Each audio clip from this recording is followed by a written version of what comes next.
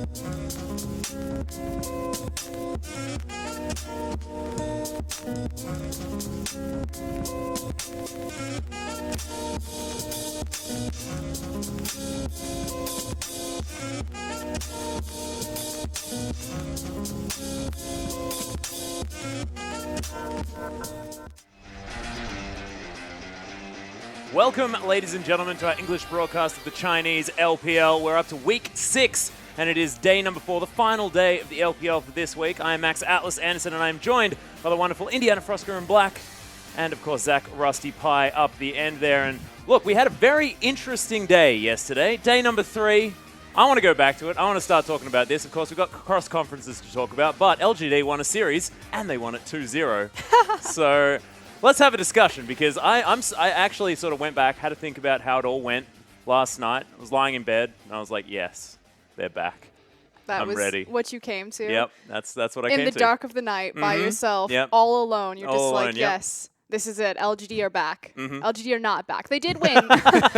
They did win 2-0 yesterday. They looked much better than they have. We talked about how over the course of LGD's kind of defeats, because they've had a very loaded schedule recently, that they've looked better, and it was the best that they looked yesterday, but they took down Vici Gaming, who are currently ranked, I believe, 5th in Group B. So it wasn't the hardest opponent, but they looked good. So congrats to LGD yesterday.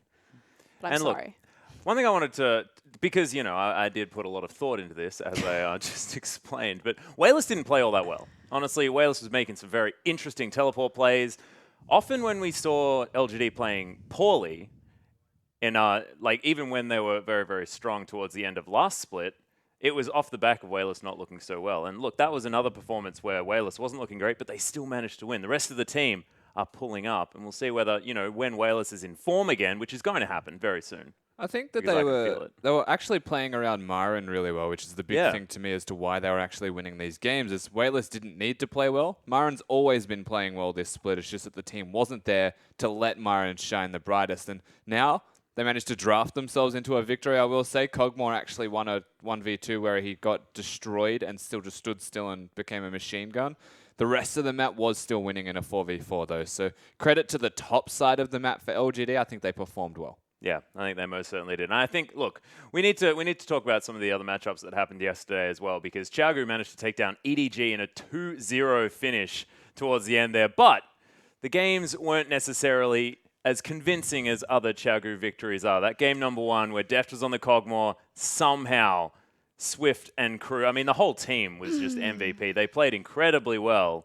But what does this mean for Xiaogu moving forward? Because this is, of course, the cross-conference. They managed to pick up the victory over EDG. Have they? Do we feel like they've definitely locked down that top spot now in their group? In terms of what? Them being the best in the LPL or them being the best in their group? Well, easily in their group. But do you think that they can challenge RNG for best in the LPL at the moment? Well, they lost to RNG, so the head-to-head says no. Yeah, but it's, as far as, the old how they're looking at the moment. Because as we can see, 9-1.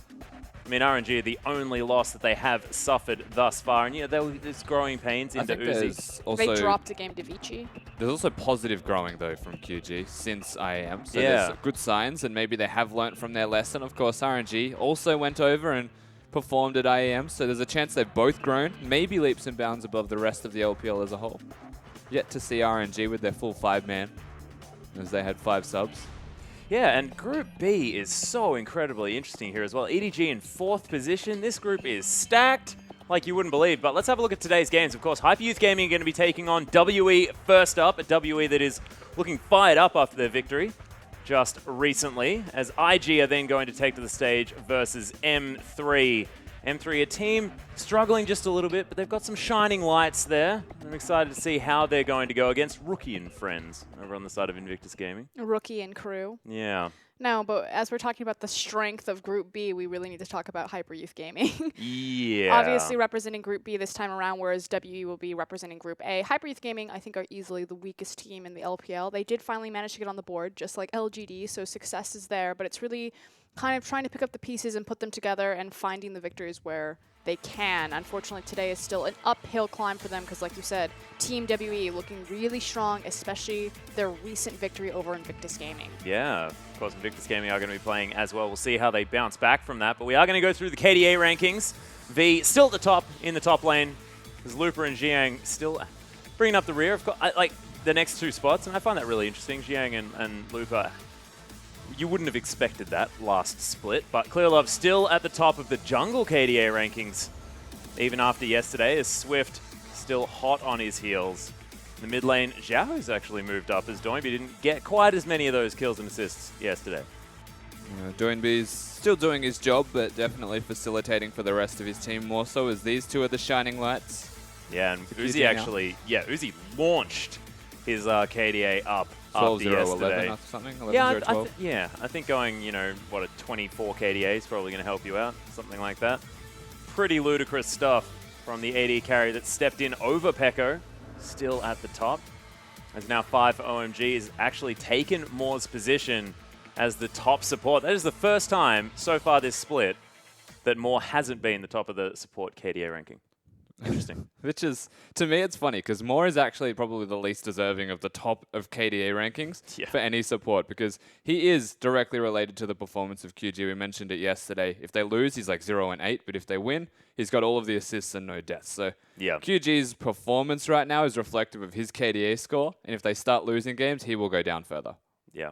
And look, we've seen that OMG are really battling hard, and I find it really, really cool that they're starting to, peek their heads into the top of these KDA rankings, because we've mentioned these teams, sort of these mid-tier teams that are starting to make a push. And I want to start talking about our first matchup of the day, because I think WE is definitely one of those teams that is really challenging towards that top end. And I know, Rusty, you're feeling a little bit outspoken about this one. I think that there is a chance by the end of this split that World Elite is the best team of Group A. I think that they can take Xiaogu out, but that is dependent on Uzi. Yeah. What do you think about that, Frosco?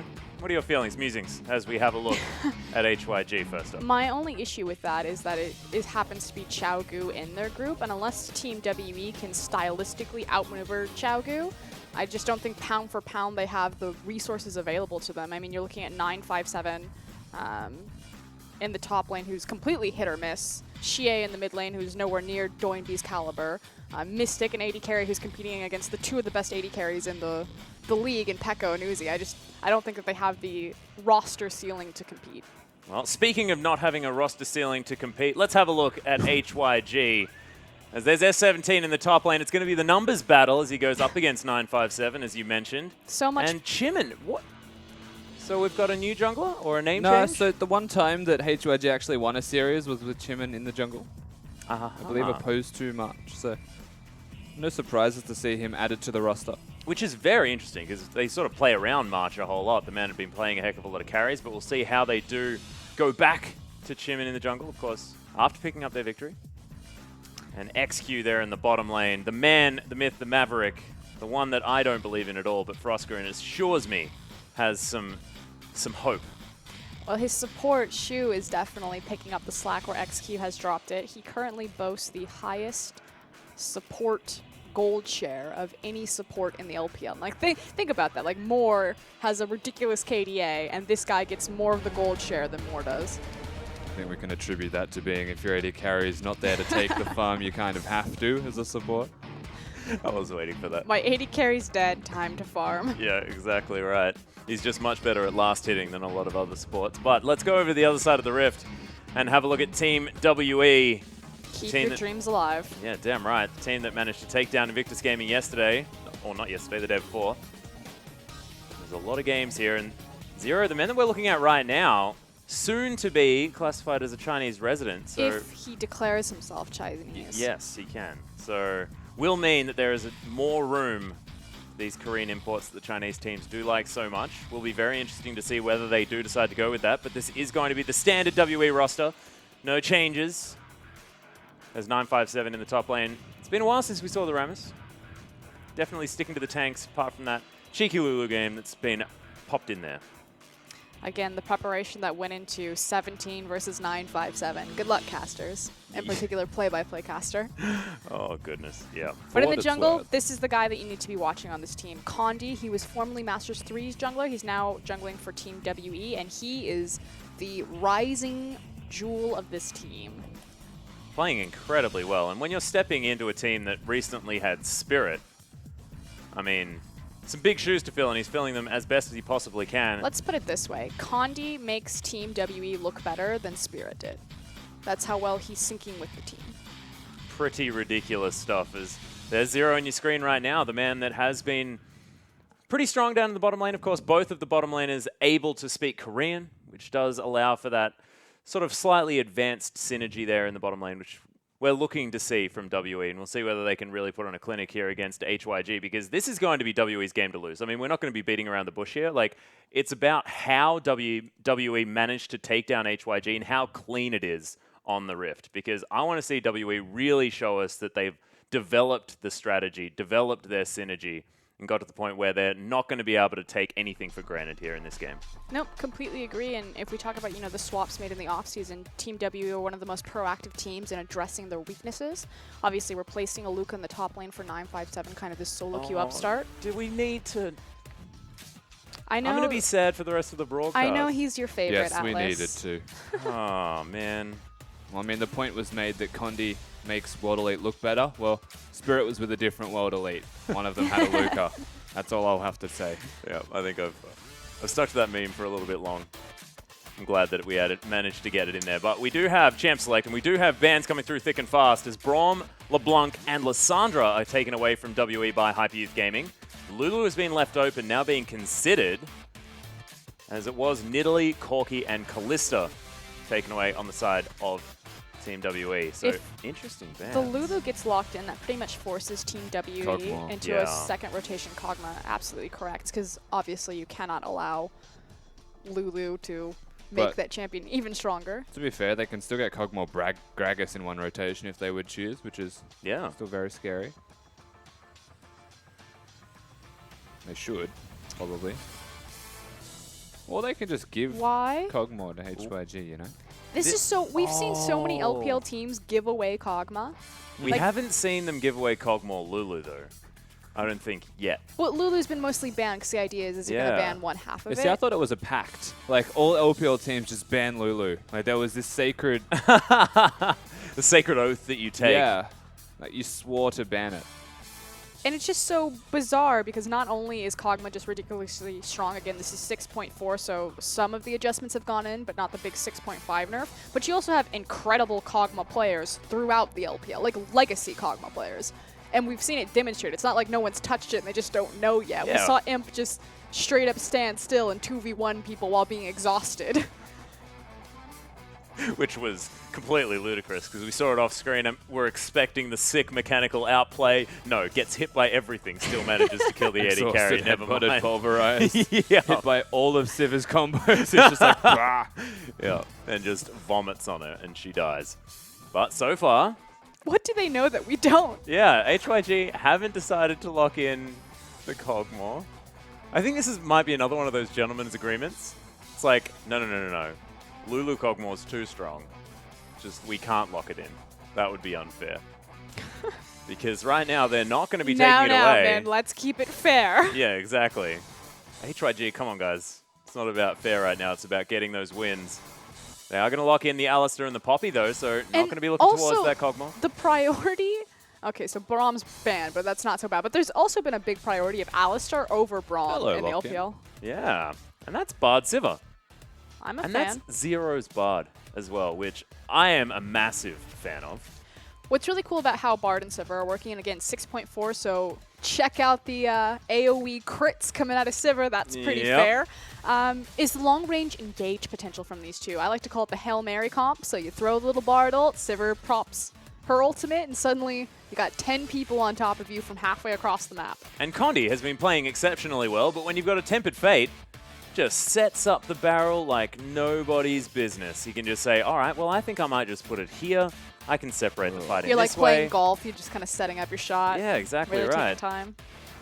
HYG, though, now considering the Kog'Maw, thank goodness, as XQ is hovering that one. Kindred as well, another LPL favorite. But we saw this out of QG yesterday as well, prioritizing Sivir over the Kog'Maw or allowing Kog'Maw to go through into Def's hands. Now, Def played phenomenally on the champion, but I almost think that there's a consensus that Sivir is the answer to Kog'Maw, simply because you can place your team pretty much directly on him and just try to run him over. Obviously, low mobility. Yeah. Gragas also a very good answer into Kog'Maw, so I'm just curious if it's, you know, it's fine to give them Lulu Kog because we have Gragas Sivir and there's at least some counterplay of catching that guy out of position. And we'll also see what they're going to do as far as this mid lane is concerned now that it's GA's turn to pick. You mentioned, you know, the playing with these protect comps and things like that, but oh my goodness, Gangplank was left up. And if you want to go scale for scale, I mean, that's a decent way to do it. Gangplank is like the Dre of this current patch. Everyone forgot about him. His Kog'Maw's up there.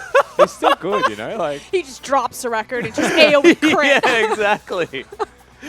Dre's records are like cannon barrage. I understand. Damn, the damage. I can feel it. That is the best analogy I think you've come up with so far, Rusty. That was phenomenal. I think we got another top Graves and another mid Nautilus. So we saw this out of Snake. Yep. Obviously, mid Nautilus really took off in the LCK, but I stand firm. Started in the LPL 2015. Thank you, Doinby. If we ever see mid Maokai, it was here first as well, because you know reasons. Oh, God. I'm watching you, Korea. Mid Maokai, it's ours. Hey, no, Sapling's moving up to 60% duration. 60-second cooldown. 60-second cooldown, yep. Okay, he's like Duration. really excited that the saplings last longer, but I'm like, at that point, it's just Shaco boxes. Like, you literally just need to prep a bush. We're suddenly like an army of saplings just rushes Did out. you even play Earth mode? That is all I did. I played Earth mode with Maokai the only time. I just like, what's the point of playing anything else when you can explode people in a brush? player because I just hate people. Yeah, so you just consta bind people. Yeah, it's cool. You're an awful human being. Constabind, that's good. Yeah, you're welcome. But we got the team comps on your screen. It's effectively two primary carries out of Hyper Youth Gaming. You've got Kindred and you have Kog'Maw, and then a protect/disengage support system. And then we have the long range, hopefully Kog'Maw counter out of Team WE. You have the the depth charge, on the hunt, long range catch with Bard. And you just kind of pray that you're able to lock him down. Yeah, massive amounts of engaged potential, making sure they can get things going on. But at Hyper Youth Gaming, they have the Lulu Kog'Maw. We'll see whether they can make it work as we hop onto the Rift.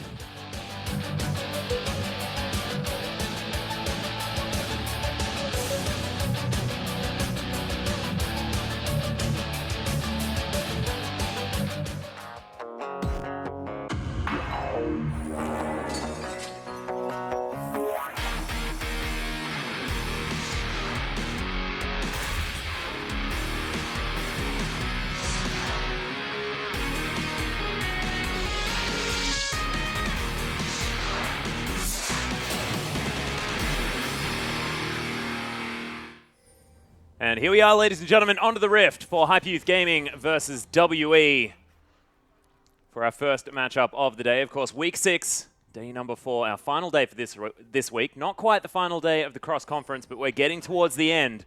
Yeah, WE looking for the points against HYG. Kindred.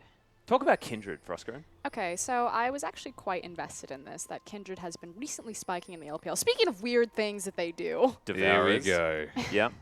They've been prioritizing Kindred. Obviously, Nidalee is incredibly potent and powerful, and I feel like the LPL views Kindred as kind of like the pseudo-Nidalee, that when Nidalee's banned or unavailable, that they'll default back to Kindred.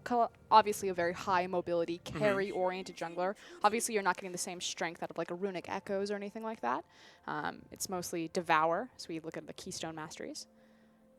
Warlord's Bloodlust Sivir seems to be the way people do it. I actually really love this. Yeah, it's just Rusty sustain. did a good explanation of this yesterday, if you want to go through it, Rusty, with the lifesteal. It's essentially just sustain over damage, and I'm still not sure if the Ricochet actually provides lifesteal on everything that it hits, but what it does still do is keep you at a relatively high amount of health, which is super important in laning phase for top tier level of play, because health value is actually the most underrated thing.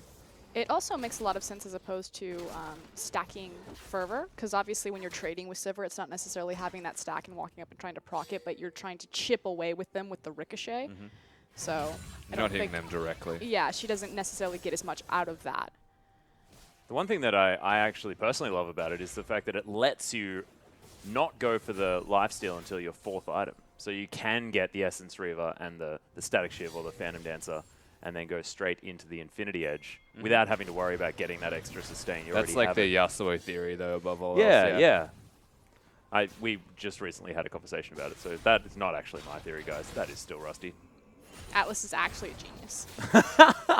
No one knows this. I will, however, Frostgreen challenge the Kindred being the Nidalee 2.0. I feel like in terms of drafting, she does the exact same thing in like a team fight, but her utility before, after, and even around sometimes are entirely different. So by picking Kindred, what the team's looking for is less of a siege, more of a dive, or a counter dive. So in this case, they've got Kindred to keep XQ alive. Yep, no, I completely agree. The fact that it's being utilized with the Kog'Maw comp. Likewise, the other time that we'll really see it is picked up in tandem with Kalista, which obviously your objective control is unreal at that point.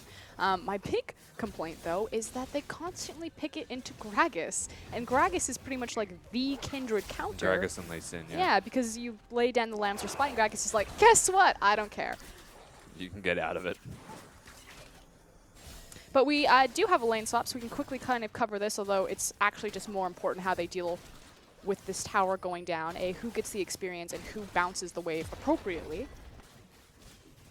Well, at the moment, everyone's here smacking on it. We'll see whether it is going to be the top laners, which does tend to be how it is, just because they don't get a whole lot in the early stages of the game, and giving them some money is going to help them out.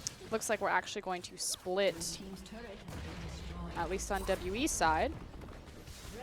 And on Hyper Youth Gaming side, and they're pushing the wave in. Not sure whether it's HYG realizing that they didn't manage to get the freeze, or whether they actually want to try and well, now they have to reset it. It's almost like a mini race in and of itself. World Elite trying to get there to stop it from hitting the turret, but that's why Chimin actually comes over the wall to hyper push it with the rest of the team to ensure it resets, and will push back towards HYG eventually. Gives them enough time to go top lane and then rotate as appropriate if they want to freeze bottom. Yeah, well, it is going to be Mystic heading back towards the top lane, as that wave is going to be shoving in. Interesting, as Graves is hanging out towards the bottom of the map. But as you mentioned, wave was reset, and he is Graves, so he's just going to be shooting all the creeps. I completely... Oh, he's on it now. That makes sense. Sorry, I was looking at Xie's items, and I saw that he had the double Doran, so he'd gotten a back in, and then I checked for his teleport. He had just used his TP now, but I was like, when did he get a sneaky back in as Nautilus? No, the double Doran's rings on the Nautilus. We saw this when not top really became popular last year, as well as in the mid lane. Really empowers his Riptide, so you can actually... What they'll do sometimes is bounce their points between the W and the E. Depending on, obviously, if they need more defensive Yeah, it depends stats. on how the lane's going. Yeah, right? or if they need more pushing power. If you're being abused by the enemy laner, then you just put more in the shield. Ooh, actually, Nautilus roaming towards the top side of the map here as WE trying to hold off a large stack of HYG players. Nice Cosmic Binding onto XQ into the wall. There's a lot of people here. Yeah, they're looking for it. Pink Ward in that brush is 17. He's going to get discovered now by Condi, but nice heroic charge. Gets rid of a lot of his health bar. Not to mention that Q and HYG can't really find their way in here. Also have to remember that Gosu did have his TP available, so I think that this is the wise choice, knowing that the Lulu could join in the fight. The other thing is that 957's freezing, so he may have teleport, but they want to give him all of this farm, so the less that they can fight, the better. GA just being up there is more of a deterrent opposed to the catalyst of going in. Well, Siva picked up the Cull. Has herself the longsword there as well. Looks to be building towards that Essence Reaver as item number 1. Also wants to make sure that in this sort of slow lane swap style that they're playing, we'll have as much money as possible. An extra 350 gold is going to go a long way. 3CS in the lead though is XQ, who's been farming up very nicely on the Kog'Maw. As we get into standard lanes, we'll see how both of these players go. As GA is going to get polymorphed here as in goes the Kindred. Massive wild growth there as well. GA not exactly the tanky Nautilus he wants to be right now. There's the flash. There's the Wolf Bite, but it's not going to be enough as Titan's Wrath comes in. Teleport's going to get cancelled. And GA's going to make it out alive. Yeah, I'm not quite sure about that chase of burning the flash over the wall to try to walk down Nautilus. Obviously, his cooldowns, especially on his W, are relatively short, and he hadn't really used it, so... I don't think the kill was possible.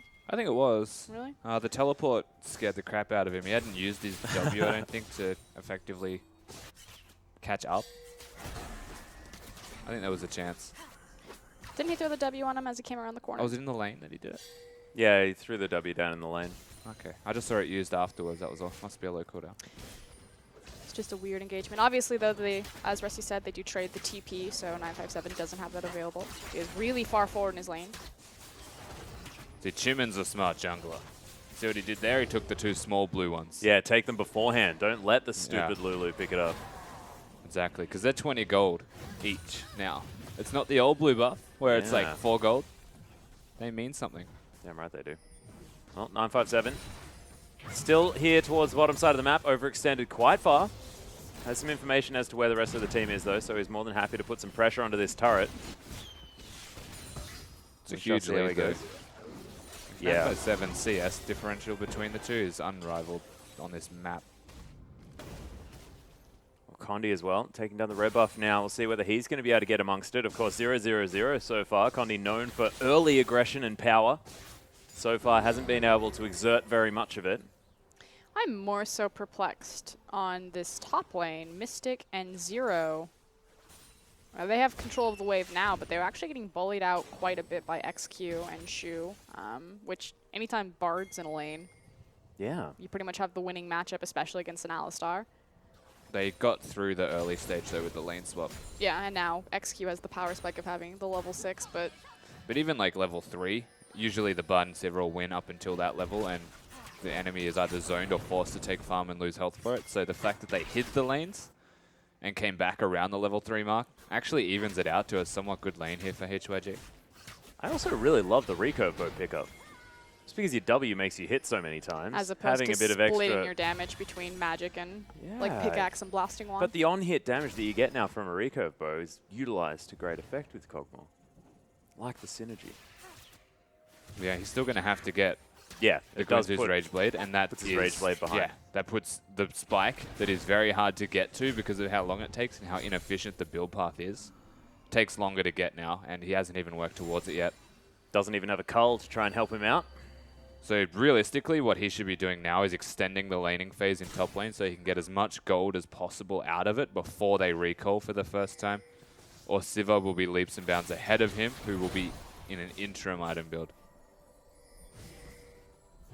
At the moment, Nautilus able to shove out this mid wave. Now Condi getting some control in this river. Of course, Rift Herald hasn't been looked at. Dragon also been a bit abandoned so far this game. 10 minutes in, so still relatively early, but often in these lane swaps we do see both of those objectives being looked at. Now HYG, at least 4 people moving towards the top side of the map. Last time HYG were in a lane swap, they actually performed quite well. Obviously, they don't really initiate them themselves. I think they do it about 30% of the time in their games, which is on the lower spectrum, even for the LPL. But they've been getting slowly better. Typically, this team enjoys an elongated lane phase. They play the early game rather well, and it's just kind of once the map opens up, and it's about more fine-tuned decision-making that HYG tend to fall apart and just aren't able to compete with the other LPL teams. I just lose the bigger picture. Like, it's so easy to lane. Everyone gets caught up in the concept of laning, but if you don't play to your win conditions as a team from the very beginning, that you'll never get there later. Well, they have a pretty binary comp this time around for them. Protect the dog. I mean, both teams don't are let super XQ binary. die, please. Yes. Because it goes both ways, though, right? Like, one's protect the puppy, one is kill the puppy. So sad. Here we go. Wow, that is aggressive. Yeah, Mistake. Chim immediately using the flash to get back over the wall. I've never seen such instantaneous regret. Severe. Very severe. 4 members of W here towards the bottom side as they're putting a lot of damage here onto this outer turret. 2/3 of its health gone. 3/4. There's the ultimate from 17. Wants to try and get rid of some of them. As there's a spell shield, but Mystic not actually going to be able to get any of the mana back. May actually be able to get some damage onto this turret though. GA taking a bit of damage. Gets sped up by Bard. Will be able to make himself to safety, and we'll see whether they can actually get this tower down. As Kog'Maw's in the top lane and Gosu is still pushing here in the mid lane on this Lulu. And this is the thing, they're trying to make take advantage of the fact that XQ has frozen in the top by trying to make proactive plays on the map. And they are. Yeah. Managed to pick that one up. Teleport still available for both. Oh, for everyone, actually. This Top laners and mid laners. Like, so good from World Elite, though, to be perfectly honest. Knowing the Kog'Maw, as we mentioned before, has to kind of prolong his laning phase to get farm for the Guinsoo's Rageblade. Means that he's stuck up there for a long time. He also built his item for laning to win the 2v2 whilst they were at equal items. And so what they do is World Elite send their bottom lane to bottom, and they actually pick up the turret and dragon. They get free objectives for no trade besides the frozen wave. Yeah. Because that's a wall, GA. Yep. It's not a Blitzcrank. Got to watch out for that. First time Nautilus is beware. Can't go through walls. I hope he goes legendary on Nautilus now. I just don't understand how hooks can go through walls, though, right? Like, what's a Blitzcrank's hook got? Yeah, I know. Don't worry. This is the more... Yeah, makes a little bit more sense on the side of Nautilus. Nautilus is realistic. Damn right he is. He's so realistic. I mean... Except for his size. Yeah, I was going to say. Fair. He's actually meant to be like 7 stories tall. Phenomenally large. But Vayne as well is about the same height. So that champion's so big. I just... bothers me. Has for quite some time. The Shu able to pick himself up a cannon creep. He got his Rageblade. Yeah, he's managed to save up for it. Managed to grab that purchase. Actually close to 20 CS in the lead as well on this Kog'Maw. Reaching the stage where I'm going to be very happy to fight. And HYG actually have about 100 gold in the lead. Oh, take that back. It's completely even. Never mind. I would like to see Team WE try to contest for this Herald, or maybe look at the Herald for their next objective.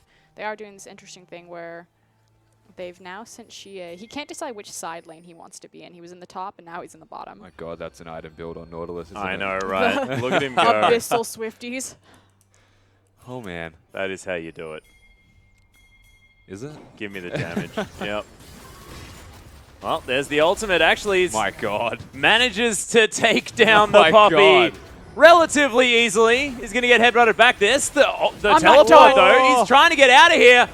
Able to flash out. Wolf's not going to be able to do it as Lamb's Respite comes down, but collateral damage not enough. The ultimate has to be used by Shu. She's just wandering around. They managed to pick up Harold in the meantime. Shimon now moving over towards the red buff. The passive going to help him stay alive for now, but 957's hunting. They've got some vision. Red buff is going to fall, and thank goodness the Kindred is going to survive for now. But yeah, that's why you build an Abyssal Side Scepter. on. Yeah, We're just going to watch this. Nope. doesn't matter. Had the W in exactly the right place. There Look you go. at that damage. Yeah, stuff happened. Stuff is still happening. We have committed to this replay, but hey, you know what? GA put in work and deserves his replay. Yeah, some stuff happened, though, in the mid lane, as you can see. Tower falls down. Lots of low members on the side of HYG as we're going to try and catch you up as best we can.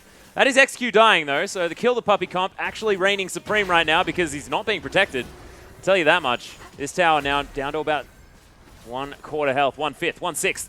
Or a very, very low amount as it's going to be taken here at the next creep wave. Mystic tanks up about 3 turret shots, but they do get it. That's massive. They just took down 2 mid-tier towers pretty much off of a skirmish in the bot lane. Well, okay, so whilst the skirmish was happening in the bottom lane, they did get the Rift Herald. And utilized the Rift Herald mid. Which is why they immediately grouped mid. Bartle did hit Kog'Maw. That's all I really did see. And then Gragas, no doubt. Flash, use his cast because it's on cooldown. I'm sure that they'll get another team fight, and then we can check out that replay. One thing I do love is Abyssal Scepter and Balmy Cinder. That synergy is beautiful. Lower their magic resistance so that they burn more. Pretty good. I mean, it's not bad. No, I just love how Rusty and I both silently made like an omission that we're not going to touch it. All right. Here it is. This is what happened in the mid lane. As it was XQ getting caught out. It's that setup time, like you said. The Kog'Maw gets nailed by the Tempered Fate from, like, you know, the Nexus Tower. And then Gragas just gets to say, okay, I'm lining up the shot. Yeah. It's like playing golf. Did XQ have his flash up, though? Because he still does. Yeah, no, he wouldn't have. It wouldn't have been able to flash. The body slam happened as soon as he was out of Tempered Fate. It's flashing the Tempered Fate. Yeah. Oh, like right. That one is very projected. That is the true. Sparkling gold circle. It's like, I'm going to get you. And then it did. To be fair, it's great by 0, because sometimes it's impossible to avoid. But probably could have used the flash. Who knows, honestly? Yeah, well, not me. Tell you that much. I just get too excited about Abyssal Scepters and, you know, Kindle Gems. Banner like of Command. Oh, man, Z0 Portal. I love this patch. HYG now pushing up the mid lane, though, as XQ has found his way back in. Yeah, I think the kill the puppy is much more effective right now. The thing is, the later the game goes, the more effective protecting the puppy works. Mm-hmm. It's the thing, and I mean, World Elite, they do have a lot of nice. Oh, 17 stalking. But there's the magical journey. Oh, almost sort of gets himself inside the wall. Looked very cute. He's in the Dragon Pit, though. 0 does make it out. Yeah. I think they do have a lot of unique tools here on World Elite to actually lock down Kog'Maw in creative ways, most importantly, because sometimes if you're a very linear engaged tool, like you have one option, then it's easy to avoid. But right now, between Bard's Q that can randomly latch on, the Sivir ultimate to actually pressure you into awkward positions, Bard's ult, Nautilus with the hook and ult, and Gragas with flash body slam. They've got so many different tools that they can use in any order to kind of throw you out. And we talked about this yesterday, but even though Sivir's technically shorter range than Kog'Maw, just by how her ricochet is working since she can crit, she can hit the tank line, and Kog'Maw's going to have the tank line standing in front of him and easily back or bounce back to where Kog'Maw's standing and still do that chip damage to him. Yeah. I like it. Sivir's the answer. She's the answer to everything. I think Gragas Nautilus are probably going to help as well. Nope, just Sivir. All right, just Sivir. Yep. Who even is Bard? Like, he doesn't have any ability to disrupt a team fight. I'm glad to have you back, baby. Oh, dear. Bard Pit's the best. Bard Pit. Ah. Good news. Right, you can see WE now positioning towards the bottom side of the map. The back comes in actually from 17, but no, going to cancel it. Going to try his best to hold them off. Backs are coming all over the map from HYG. They're just frankly out of position here, so they will take some damage on their tower. 957 actually picking up the red buff, heading towards this top lane, picks up a big wave that's heading towards him. They did manage to take the outer turret in the top lane, did HYG, so closing that gold gap just a little. But map control most certainly in the hands of WE here. It feels like HYG understand that they're under pressure. They just need to wait. We scaling, boys. We scaling. At this point, the most important thing for them to do is to place defensive vision, which they do have 2 pink wards in their bottom side jungle and then 1 on their top side. Excuse me, 2 on their top side. One's rather shallowly placed, though. And like you said, they just need to protect this Kog'Maw and find him farm avenues other than the Wolf Pit. I'm just so confused by Gosu's build. Oh, in goes Xie, looking for it one more time. Look at that wave clear. Sunfire Cape, Abyssal Scepter, and Riptide. It is a lot of wave clear. It's ridiculous. That's essentially all that he has the later the game goes, though, in the way of trading. So the Abyssal Scepter kind of prolongs his strength in a one-on-one. Yep. I think there's no way that XQ can split wherever Xie is. He wants it. 17. He's going back in. Grabs it. Nice work. Dredge lines to get out.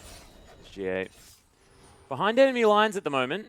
Let's see whether he's going to be in trouble. Yeah, there's the heroic charge. Xie might actually fall down here as there's the flash pulverize. The ultimate comes out though. My God, XQ takes a lot of damage. Yeah, exactly right.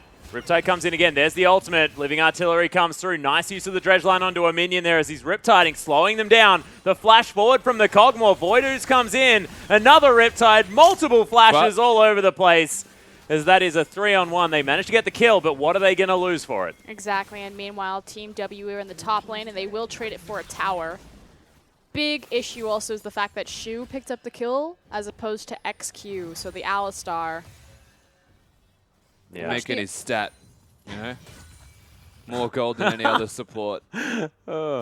Rings true with that. And yeah, definitely should not have given the kill to Alistar. XQ actually flashed to secure it with Voidooz. So he was committed to that. And the problem was they overcommitted to it, so they had to get the kill. They just had to.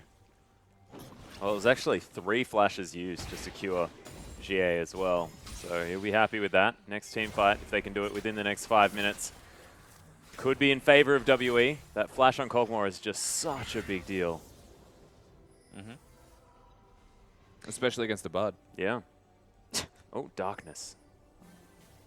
Well, all right, that was a person. Yeah, hey man. It's just black on my screen. It was glare. Yeah, I didn't quite see it, but I assumed that there was a person there. There's a pretty intense glare on our screens. It's a bit hectic. It is. Well, doesn't actually matter right now, because there's a game of League of Legends happening. 17, smacking minions on in the bottom lane. So Team WE should really be playing around the Baron. It's still relatively early in the game, so they need to respect and be careful, especially because XQ does have the QSS as well as his 2-item power spike. But they need to be moving into this area, starting to deny vision, and possibly using it as a trap at the very least. You can see HYG just trying to funnel more gold into XQ when they can. There's no vision from like there's literally none on the top side of the map. So Waddle Elite have controlled the entire area. You can see that by Zero's positioning as well, just chilling out in the enemy blue buff. Yeah, Spooky Ghosts have to be used to try and detect where WE is, but you can see, look at this wave clear out of Mystic at the same time. Massive amounts. Xie as well, able to clear out these minion waves, just meaning that they can shove forward relentlessly. 957 as well. I mean, he can do it. He's taking a Rift Scuttler right now, but Graves is no slouch. HYG are going to have to just be very reactive to what WE set up, and you can see already moving into this Baron one pit. blue trinket left on Poppy. Which is a bit weird. In the bottom lane as well, not actually in range as XQ. Oh my goodness, Shu in trouble. XQ is actually going to get Bard ulted, but nothing going to come from it as they couldn't break through the front line, and WE are just going to reset. A little bit antsy on the trigger right there. They didn't quite decide where they wanted to stand. You know, are we standing in the pit? Are we standing in the pixel brush? And they actually walk into Shu as he's checking things out. Still the right play. That's exactly where they need to be, but the execution was fumbled. Look at the damage. Yeah, there's a dredge line. Ghost is actually taking a heck of a lot from this Nautilus. Wild Growth actually comes in, and Xie just says, yep, this is going to be good enough as he gets headbutted back. This could be a problem right now for the Nautilus as XQ is going to be able to take the kill. Ultimate comes in from 17 as WE are trying to do their best here towards the bottom side. The stun comes down, 17. Oh, the Lamb's Respite's there, keeping him alive for now. There's 957's tanking up this turret. He has to get out of range because, yeah, it's almost going to kill him. He takes about 17 turret shots. They don't get the Poppy, and they lose their mid lane. A magical journey. Wonderful. Team WE getting impatient. Yeah. Starting to fumble a bit. Diving for that long through that many ultimates. Now will lose their control over the dragon. First dragon at this type of power will mean a lot for HYG. And it is going to be locked down, so Kindred using the smite, able to get that one in there. That was big, though. Wasn't near it. The teleport was just used by 17 to almost secure the dragon. He just wanted to teleport early, just in case a fight did break out, but World Elite were not going to fight that. And so now he doesn't have teleport, and World Elite still have control of the Baron area. If they can get there in time to stop HYG from pushing their way into it. Well, actually, WE have both of their teleports. Gosu's teleport was down as well, used in the bottom lane earlier on. But they need to deny this. Oh, there's the dredge line. Kindred doesn't quite have the ultimate back up just yet, is able to dance over the wall for now, but Xie is relentlessly pursuing. Oh, the ultimate comes in. There it is. Death Charge able to lock him down, but nice Q to get out of the way. Tempered Fate comes in, locks down the Kindred. Gosu there as well, but you can see XQ set up really nicely. Zero's going to fall down. The Cogmore doing so much damage. 957's going to fall. Gosu actually grabs Mystic in the backline as 957 was somehow still alive. Not for long, though, as 17's going to be able to lock down this kill. Living Artillery going to go just wide, but Gosu's going to find his way in to pick up that kill. And GA, actually, him and Condi, the only ones left alive here for WE, could mean a Baron. Team WE panic again. Their target selection is poor. Xie overcommitted, didn't assist with his team. It was a great setup for XQ, and the power of Kog'Maw is online. Yeah. Has that QSS there as well. HYG not deciding to go towards this Baron. Like, think about this. The Riptide was used on Kindred. The Cask was used as a disengage tool as opposed to an isolation. The Tempered Fate only hit one person, Kindred as well. Just keep your eyes on Shu as well in this fight, because Mystic happens to be in front of the entire team during this. So you'll see the random acts of aggression with Mystic, and his positioning comes back to bite him. There's the Flash Pulverize, and Poppy ult knocks him up, and XQ just stands still. That's the actual problem, is too much was used to get into the fight. And it is forced fights, and it's not necessarily a bad thing from World Elite because they're picking the right times to fight. They're just not doing it in the right way. As an example, last time Xie got caught, they decided to trade with bottom. They didn't get a kill. In fact, they got out-traded under the turret and they had to leave. Kindred's coming up trumps. Yeah. Really nice baiting play. So's Lulu. Like, honestly, Kindred probably would have died if Lulu didn't exist. Why do you give team a Lulu? Like, Lulu Kog'Maw on one team. Silly. Really silly. Should never happen. But did this time. WE still have the lead, but for how much longer is the question. Frozen Heart's now completed for Xie. Lots of extra cooldown reduction for this Nautilus. When Nidalee and Callista love each other and they decide to have a baby, it's Kindred. Oh, yeah. I feel like you get the same sort of objective control that Callista's going to give a team. You get the clear speed that Nidalee's going to give a team. I like it. Farming effectiveness, you know, yeah, all that sort of stuff. Dancing around a little bit similarly. Yeah. So HYG right now are the Wrecking Ball team. They actually have the makings of the 5v5. They've got a big tank in the front line. They've got Kindred to work in either direction to keep people alive, and Shu to do the same thing. Primarily front line, can actually peel if need be. And then the Lulu's going to be there. So this 5-man roster is just a very well-defined team fight right now. World Elite's answer should be to not actually team fight or have 5 members there at all times. And try and work around their teleports, get 4v4s or 3v3s where appropriate. Make picks. Exactly. And then most importantly, to set all of that up, they need vision. And as soon as they get one of these sort of fights in their favor, as far as numbers are concerned, they will be able to lock that one down. Their chase potential, their ability to engage, all this sort of stuff is definitely there for WE. It's been a lot of desperation, a lot of impatience from the side. When they're already in the lead, they may as well have just played smart. And this is what we were talking about before this game started. Strategic play. We did talk about how this was also Team WE's series to lose if you consider the standings. Yeah. And it's very important about how they win here. Well, Mystic definitely powered up at the moment. The Warlord's Bloodlust going to help out as well with the extra lifesteal as he's got the 3 main items for the Sivir crit damage. Ridiculous ricochets incoming. Dragon will be spawning in 1 minute and 10 seconds, so everyone's kind of playing this pendulum between the mid lane, swinging down towards Dragon, swinging up towards Baron. But I feel like Team WE do have an opportunity here with such an open map to make a pick with either the Bard or the Sivir, particularly Zero. You can see WE actually aggressively shoving this wave up. Shu actually thinking of backing, thinking of trying to get in there as XQ is going to be able to take down this red buff.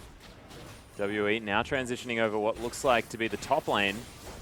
As HYG clear out mid one more time. And yeah, you're exactly right. It just feels like this very tense moment between the teams. Trying to set up vision, trying to set up wave control across this map. Feels like WE understand that they are potentially in trouble.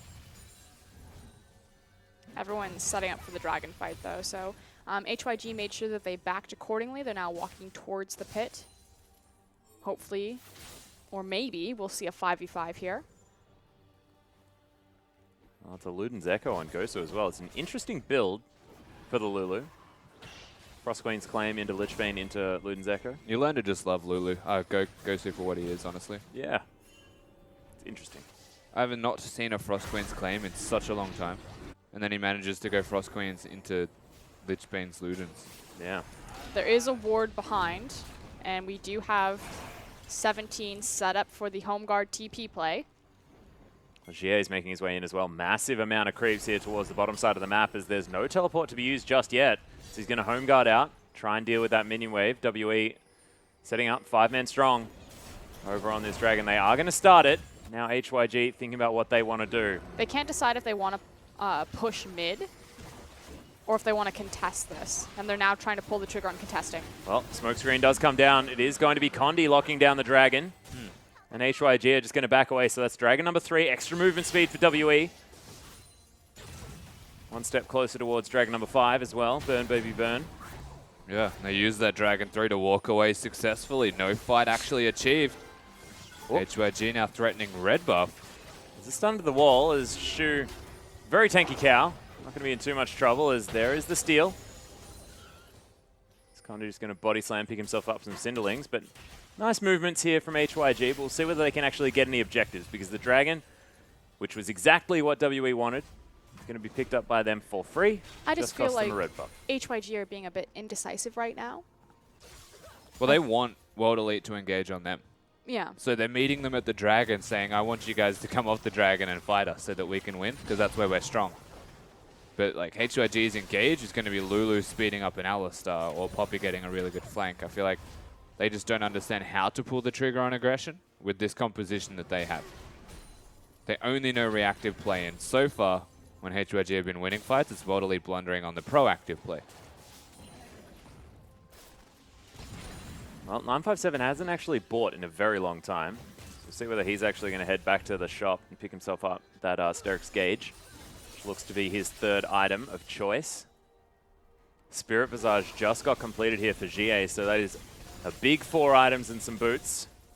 Oh, actually, what? Okay. Locket of the Iron Slayer is going to be the option instead. Man, you know what's really sad? It could have been a Banner of Command. And it would have been fantastic. Yes. But not going to be. Looking for the team firepower. Sorry. I'll stop. I am a bit confused with why it's not. I'm not going to lie to you. Yeah. You know, Banner of Command would have been fine. You should have bought Zezerot instead of... Oh, wait. No, it should have been Banner. Yeah. I just like Zezerot portals. Zerat? Zerot. We get upset when you say Zerat. Really? ZZ Rot. That's what it should be. ZZ Rot, yeah. Zerot. How do you pronounce 2Z? Zerot. Because it's like pizza, right? It should be a t sound. Just call it a rot portal, honestly. I have no Rot idea. portal. Pizza. Do you make it? I guess you do. Pizza, yeah. It's a double Z, ain't it? I'm just going to call it Pizza Portal now. Here we go. Yeah, Condi's going to get knocked up. Takes the magical journey, going to get himself to safety, but the follow comes in. The cow's in there. In goes 17 as well, trying to grab onto someone, but Cogmore can't actually close the distance. They can't start a fight. Nah. They can't do anything. They're... Wow.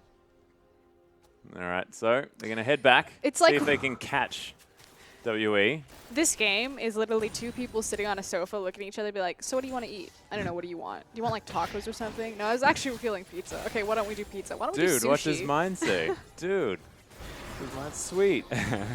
Yeah. Dude, where's your car? Yeah. Where's your car, dude? Basically this game. Dude, where's my Baron? Dude, where's your engage? Where's your engage, dude? Oh, we should watch that movie later. I haven't seen it for a while. I think it's on Netflix. Yeah, good times. Where's your banner of command? Where's this drop portal, dude? Their engagement is entirely dependent on 17 getting a flanking TP, and with that cooldown down, that's bad news bears. Just thinking of the movie now. Yeah. Nothing else. Everything else is irrelevant. As WE now setting up. Round 6. Trying to they find their car. don't. They don't actually have any of the There they go. scrying orbs, as they may have caught out the cow. Does just pop the ultimate though, as XQ in a decent position here to the side. But there's the special delivery. Able to lock down at least one of them, as there's the Tempered Fate into the back line as well. Kindred survives though. Jie does take down Shu, but that's not the priority target. 17 now trying to help XQ kite back as the Wild Growth comes in. Kindred still fighting this one around as Zero able to position himself nicely, gets himself through on the magical journey. The flash forward, they get the slow against the wall somehow. That was ridiculous. 957 locks down the kill onto Jimin. XQ's fabulous vacation. He just ejected immediately out of that fight. He's like, I don't know about this one, guys. Meanwhile, Kindred's literally juggling the entire team. Like, team, I know, hello, playing team. like a god. Team, please. To be fair, Zero played that fight He got well. zoned out really well with the Tempered Fate, locking down XQ initially and allowing Team WE to get a proper position. But Kog'Maw literally went through his own base, back up and around. I haven't seen the Kog'Maw with the Lulu either, as here's the engage again. Again, this is a 4v5, so 957 is going to TP in. Remember that 17 doesn't have the TP. This is where the Tempered Fate comes in. Bam. Yeah, it locks them up massively. Even Zero here with the Magic Journey spots the flash from Jimin and just keeps him busy. So this is like a one-on-one on the flip side, while the rest of World Elite are zoning away the Kog'Maw. And look at Kog'Maw. He's just running away. He's actually going to Raptors. Nope. Like, there's 4 of them farming Raptors whilst Jimin's running away. Let's disregard how that latch actually connected, because it still would have slowed enough for 957 to get the kill. What do you mean? He totally hit him. And they still can't find their Baron, dudes. World Elite couldn't get it. Yeah. What does mine say? I'm not even concerned with the Baron. Dude, where's my Kog'Maw? That guy was gone. Where's your cogs?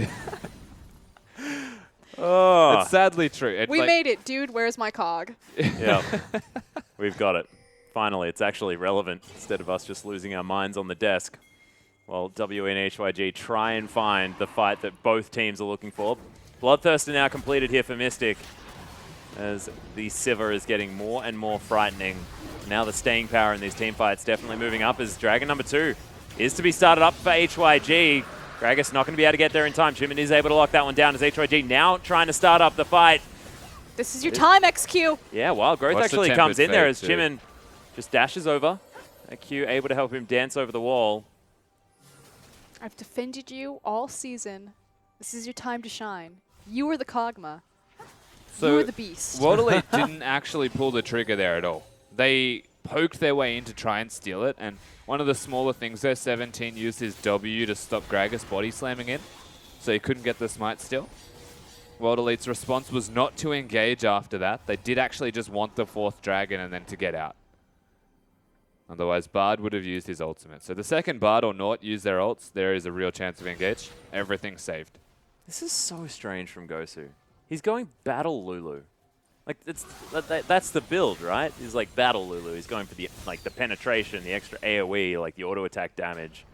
Like, give me more AP ratios, please. But doesn't he just want to be making big shields? Yeah, that's the big thing. So the question is taking the penetration stat versus the flat AP. Obviously, taking the flat AP, you're going to give more health off of Wild Growth as well as larger shields versus just hitting them harder. Speed. As far as I'm concerned, XQ is not hitting them enough, so I think Gosu needs to. I'm going to be the Kog'Maw. Well, in goes WE. They take a magical journey towards the back of the Baron pit. There is no vision available. Oh, they saw it hitting. Oh, yep, there it is. Baron's sort of getting really upset, and Jimin's like, oh, okay, let's get us in here, as there's the cast. Oh, will he actually be able to steal this Baron? Jimin not actually going to be able to, as he gets taken down. Lamb's Respite not lasting long enough, as GA now right in the backline. There's the ultimate onto Gosu in the backline, but that is not XQ, who's just decided to once again just bail. See you later, guys. I am out.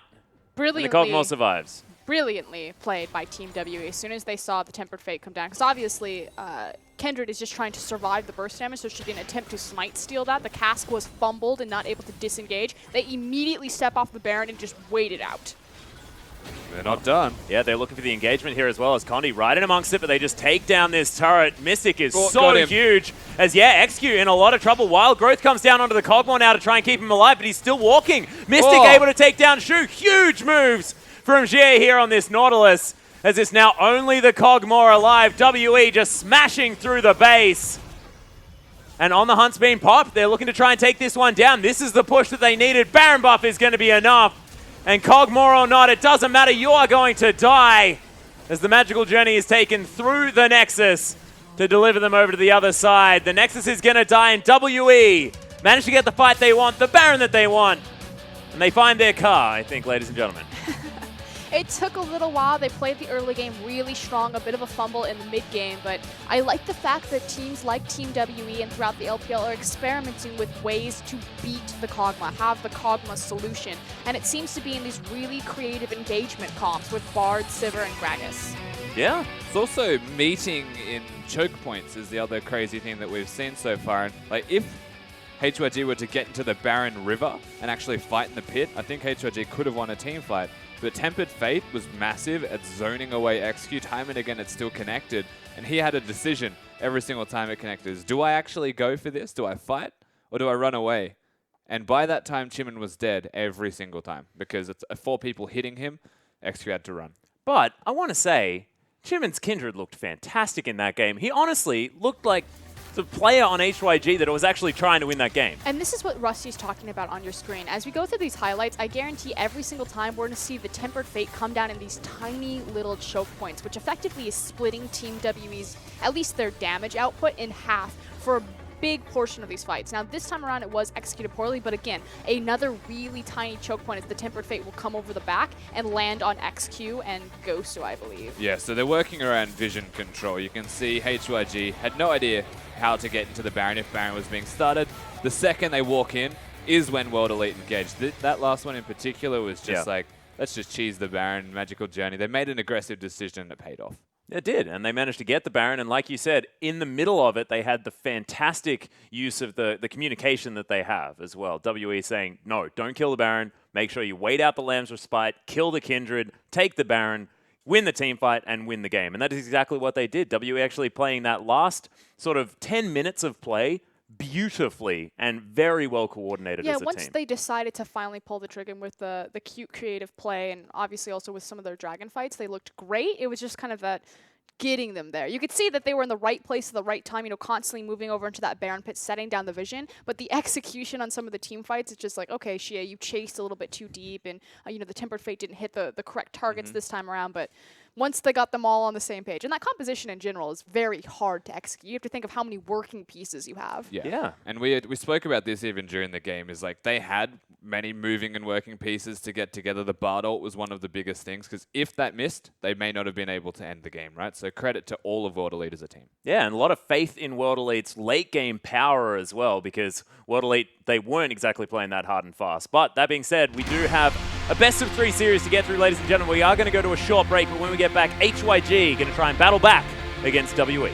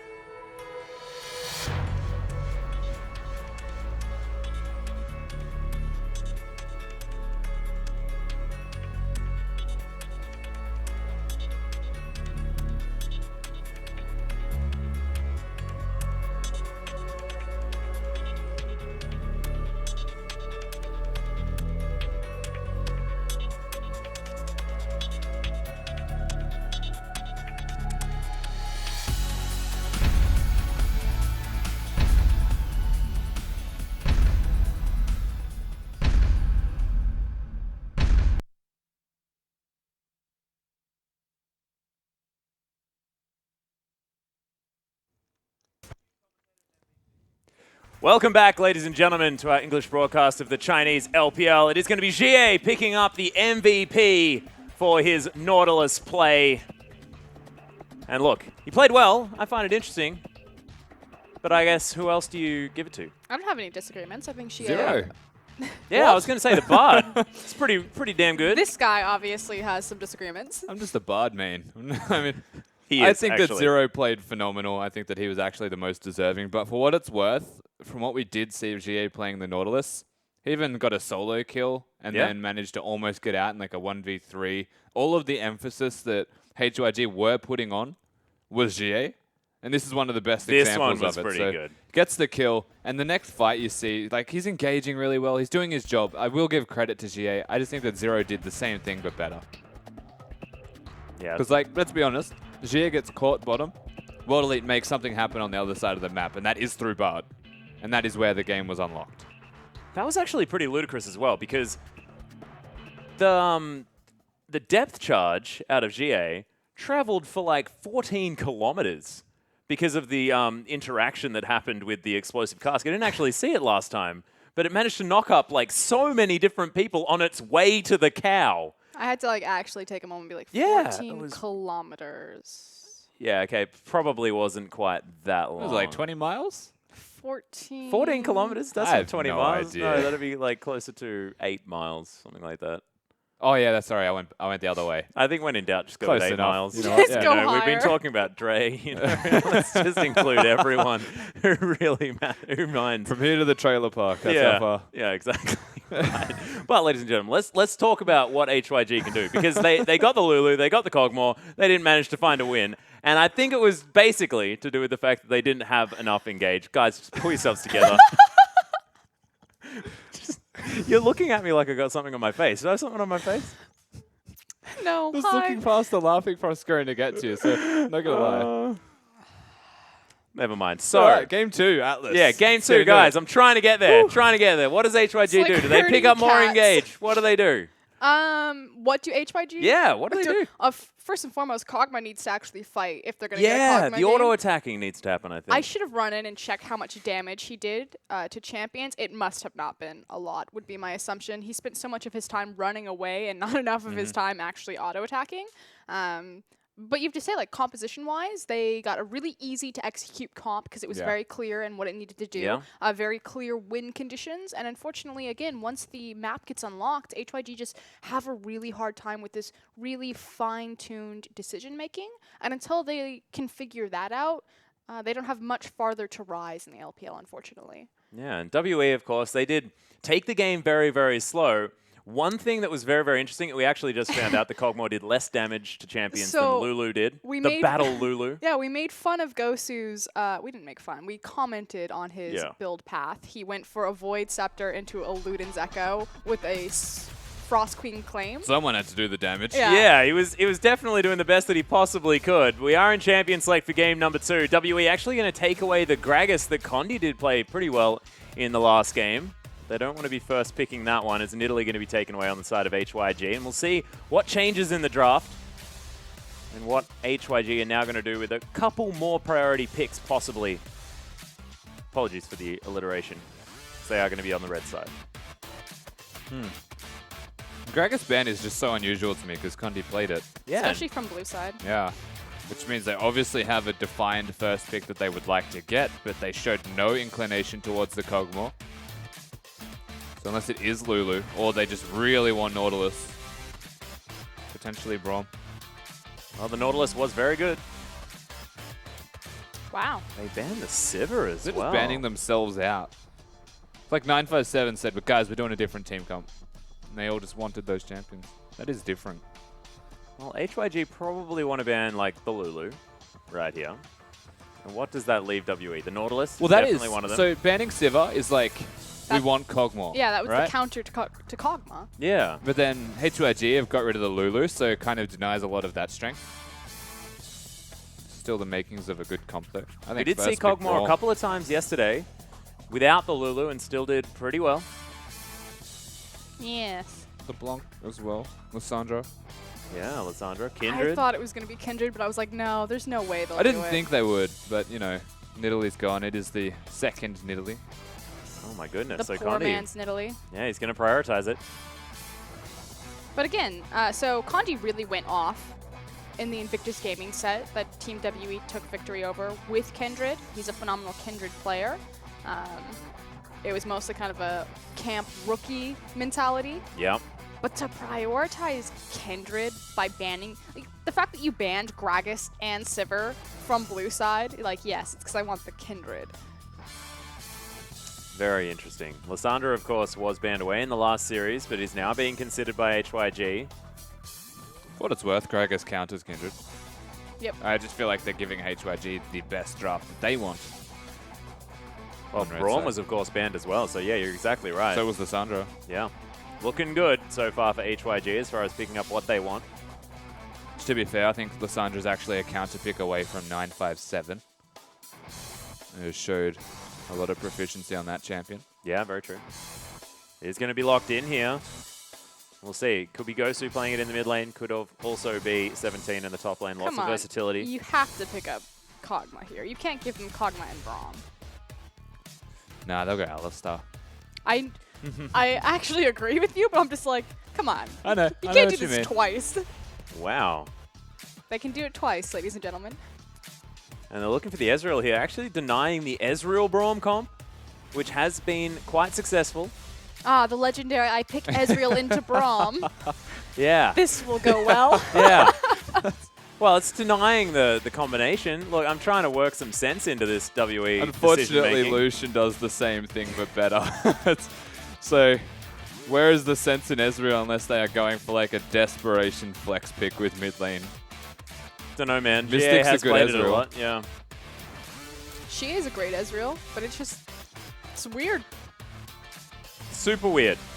We've done a 360 and walked away from this game right now. This draft is very confusing. I just got no-scoped if he locks that in. I like how you're mentioning draft and 360. I feel like we're going through I will say Aussie that hip-hop XQ right now. is like a legacy Tristana player. That was so deep, Atlas. I apologize, man. You went through both. I don't know if anyone else will get that.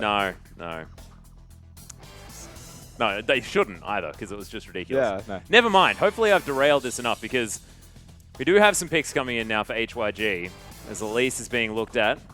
Well, Chimman, of course, played a fantastic Kindred. See whether he can get around the map, lock in some picks with that Elise. As now it is the Tristana picked up for XQ. So not wanting to go back to the Kog'Maw, opting instead for the Trist. Legacy Trist player. That's all I got. Well, he may need to rebind his auto attack in this game because wasn't doing a whole lot of it in the last one.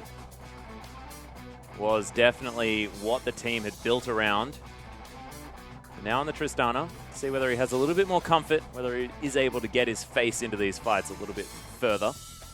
As WE now will see exactly where the Nautilus is going, where the Ezreal is going, and what they're going to be picking up on the side of WE. I like the Bud. Yeah, so definitely like the Bud. Flip side though, Tristana is a bit more mobile, harder to hit and lock down. Ooh, 957 does have the opportunity to go towards this Poppy. I do like it. Whoa. Yeah, that means it's definitely mid Nautilus again. Yeah, they do run out of damage with this. So this comp. is where Condi makes up for it though with the Kindred, because Devour Kindred is actually quite strong. Yeah, I feel like lane swapping actually hides Kindred as well and gets a lot of Devour stacks in the back pocket, so scales quicker. Yeah. And with tanks that need to get ahead early, Kindred's quite good at doing unique gank paths. They're very easy to pick up kills with when you have a lockdown. Haha, the tree. Wow. That would be exciting. Do like me some Maokai every now and again. I like the fact that Maokai punishes teams for playing in AoE areas, which obviously Kindred and Nautilus want to do. Yep. But I feel like we're almost at the point, like, what year is it? Yeah, exactly. Makes sort of the area of control combination of Lysandra Maokai pretty strong. I do like that a lot. Tristana will be relatively safe. Those two in front of him. Yeah, you have great zone control around Tristana for her to just go ham, jump around. That's if XQ decides to go ham and jump around, which we would like him to do. Legacy Triss player. Yeah. If you can't play this, I'm sorry. I will no longer Yeah, defend him. like, hopefully we will get to that stage, because so far we've seen nothing really from XQ. There's sort of like the X-EDG, 80 carry. X-LGD. LGD, sorry. LGD, that is a different story. It was STYZ, XQ, M. Well, XQ sort of doing a bit of an LGD right now. These are the comps. The Maokai has been locked in. And what do you think, Rusty? Is that sort of a team comp pickup, or is that his answer to the Poppy? These teams are just going to be doing the same thing. And that's 5-man on top of each other, just stacking up CC. And but see, they learn. They're like, we don't have any hard engage. Yo, they got all of that. It's quite easy to lock people down with Maokai. I quite like the pick, honestly. Non-committal engage potential as well from the Cocoon. Yeah. But, ladies and gentlemen, game number 2, WE versus HYG right now. Let's get on to the Rift.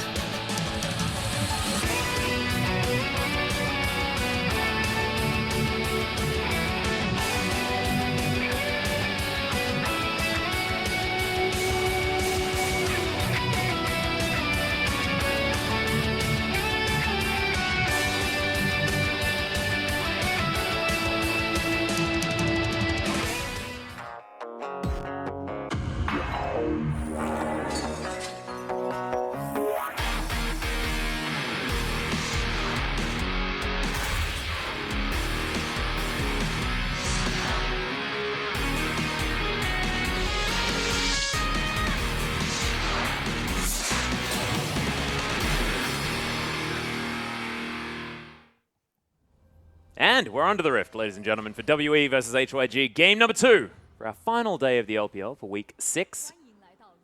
Condi is going to take the Kindred this time around. Shimon looking to answer now with the Elise. We'll see how he is going to go.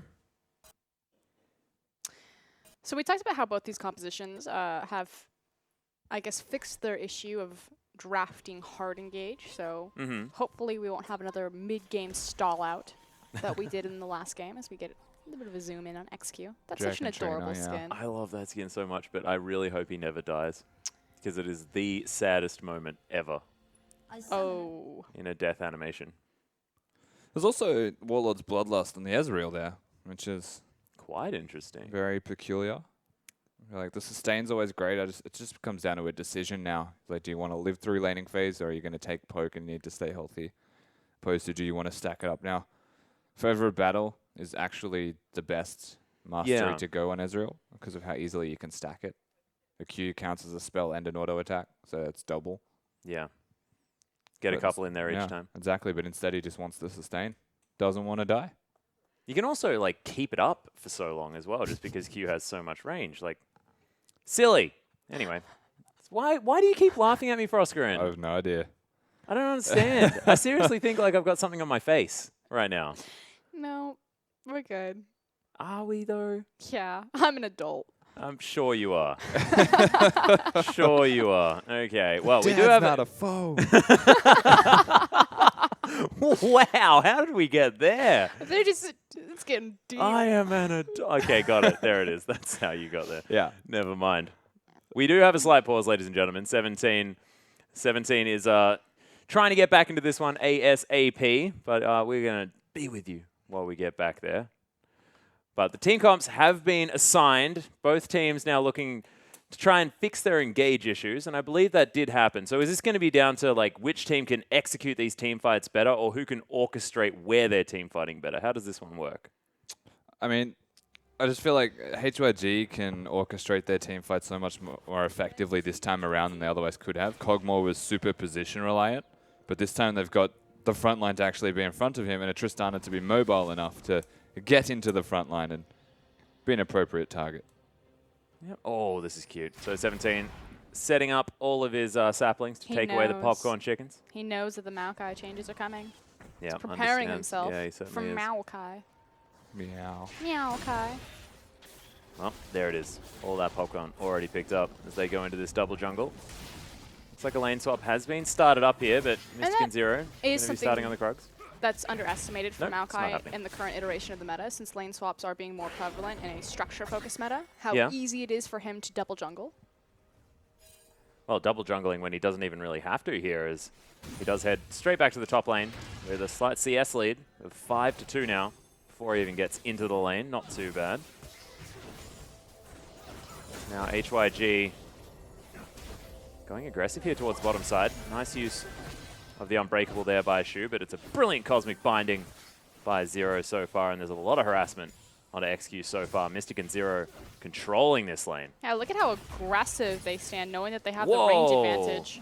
Nice use of the Arcane Shift there as well by Mystic. Super aggressive as they're completely zoned. And this is what we were missing in the last game, to be fair, Frostgreen, because we were talking about this, and what they did, HYG and World Elite, was dodge level 1 through 3 laning phase where the Bard Sivir was superior. This time around, because they started in standard lanes, it's that much easier for Ezreal and Zero on this Bard in particular to be an overbearing threat and make it hurt.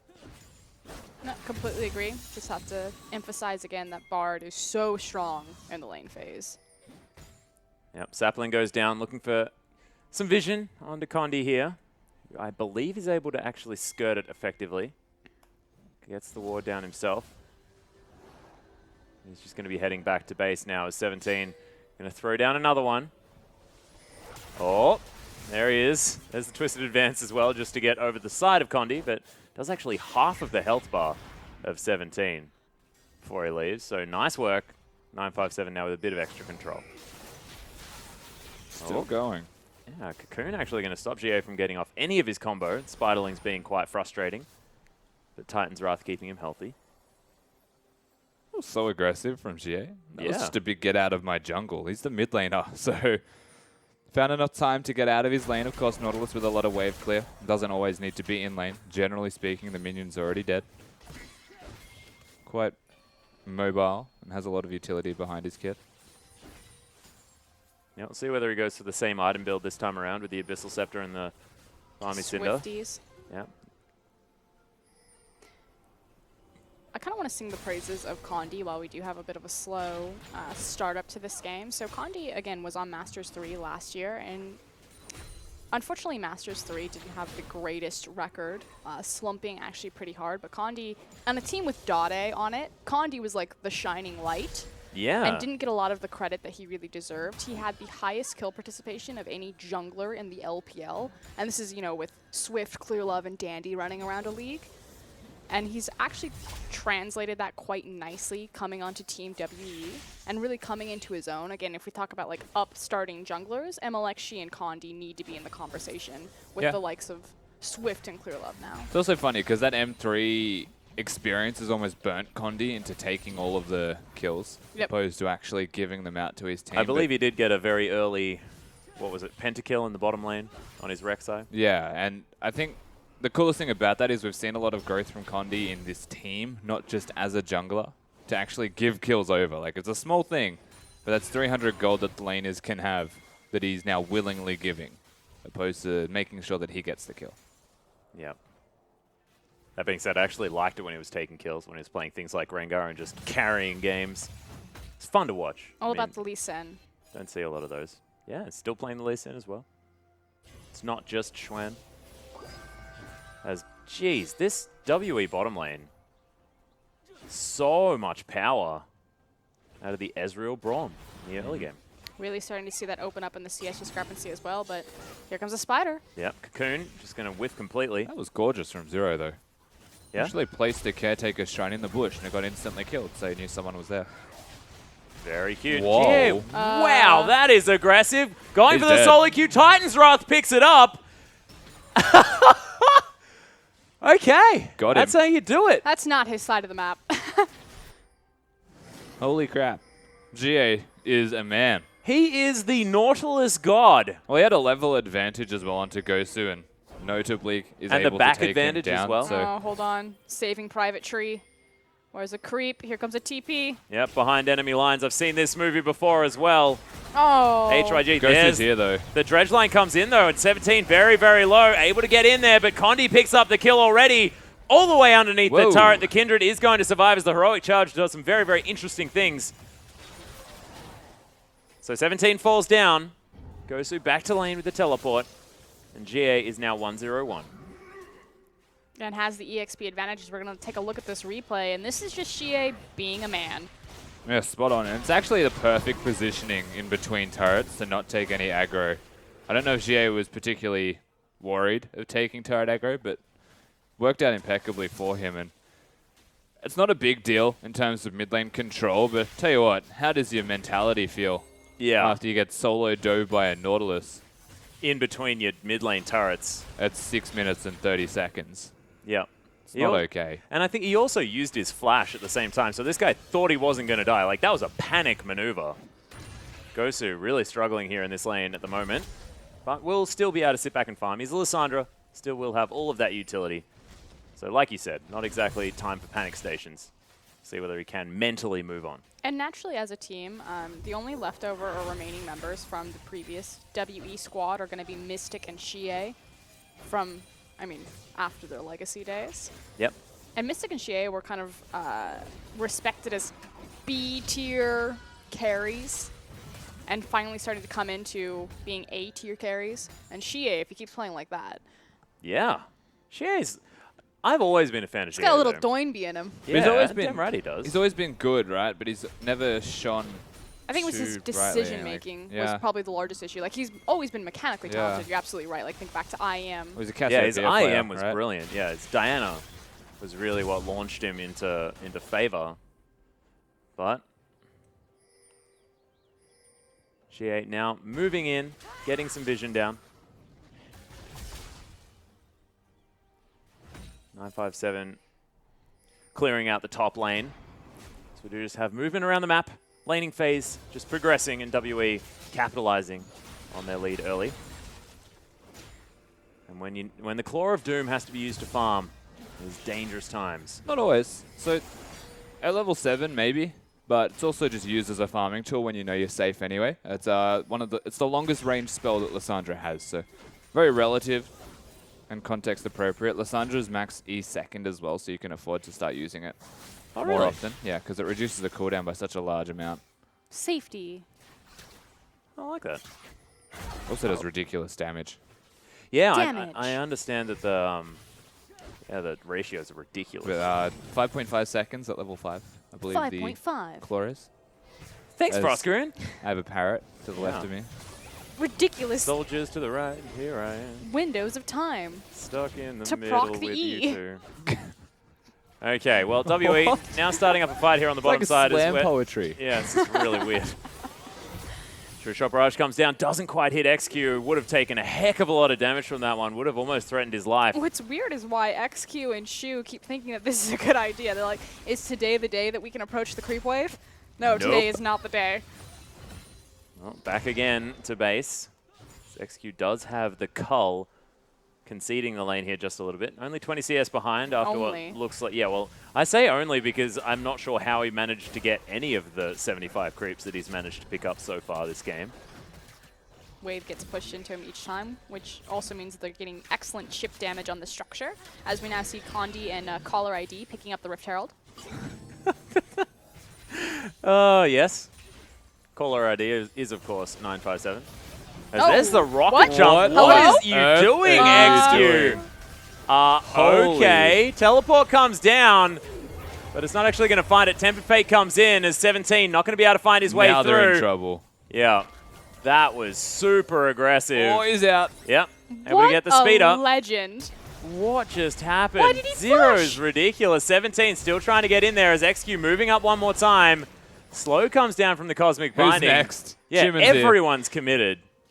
This is Meanwhile, yeah, same. he's on the wrong side again. I don't understand what is going on here, but WE are looking to put some pressure on the top side of the map with the Rift Herald. Xie is like this mob boss standing in the mid lane. He's like, I see you have a nice turret here. It'd be a shame if something were to happen to it. Oh my goodness. True Shot Barrage comes down.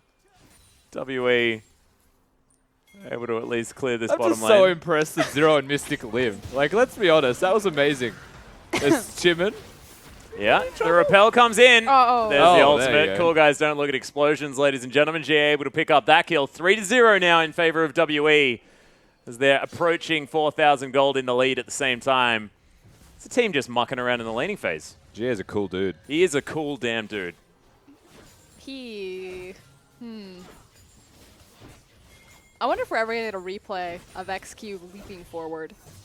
I mean, obviously the want one. communication was that the TP is there, and so he's hoping to bait, but the timing difference So weird. was like 7 seconds. Yeah.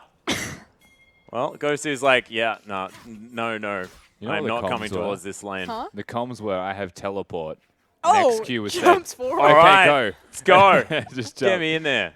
And then I could imagine 17 was like, where's a ward? Shit. And tries to get in. Yeah. Also, you know, Mystic was stacking his tier, didn't exactly have the item advantage. Maybe that's a reason why he'd go in. You've got a BF sword. You're like, yeah, I've actually got So damage. in saying that, Mystic actually skipped just the tier and had the Sheen with it, so the power that he had was in laning pretty phase strong. was still big. Yeah, I'm doing the very best that I can to find a reason why this is good, but Jimin is in the so red much buff. trouble. Gets to the red buff, smites it as well for the health, but Kondi says, see you later. Will be able to pick up the kill on the jungler, and that is an extra stack, I believe, as well for Kondi, so And nice work. Yeah, this is frankly Team WE understanding that they have control of the top lane. That top tower did go down, as well as the mid lane, because Xie is a boss. Yeah. And just slowly bleeding that in to the enemy jungle and taking every advantage that they can on the map. So, again, they played a fantastic early game in Game 1, and it seems to be the same trend in Game 2. I just love that the extra early game damage you get from an Abyssal Scepter is so beautifully utilized from GA. Because we've seen a lot of mid-Nautilus, you know, that have gone just full tank and do it that way, but GA is just utilizing this extra power he has with the base values of Nautilus's kit just so nicely. Zero's ridiculous. Yeah. I They're agree showing with off, you. aren't they, really? I agree with you with GA as well. I think that he has been playing exceptionally well, and his build reflects that he's able to do damage before going straight into the tank route. And of course, Abyssal is that half tank item. Most importantly, reducing the resistances of people he is laning against, which is what makes it so strong. Well, Zero actually going to get tamped by the Winter's Bite. Nice ultimate with the Glacial Whoa, Fissure there what? as they all go through the magical journey. Kondi just says, all right, well, let's see whether we can get any kills here. Shu is going to be the first one to fall down. Lamb's Respite is available here. Kondi is going to get ulted, but it isn't even worried about it. It's just a disengage ult there from Gosu. They lose the support. But think about the priority for Zero there, to go through the magical journey and then have his Tempered Fate waiting on the other side for him to stall long enough for Kondi to come down the river. I just, like, mechanically, Phenomenal Bard play. XQ jumped into the journey. He did. Like, yeah. you can walk into the journey.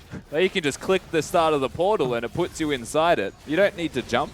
Yeah. It was almost like he didn't mean to do it, as 957 now battling two members of HYG and actually feeling like he's powerful enough to do so, which is pretty ludicrous. Completely out of mana, though, at this stage. GA. Yeah, GA's now got a Spectre's Cowl as well against magic damage entire top half of the map.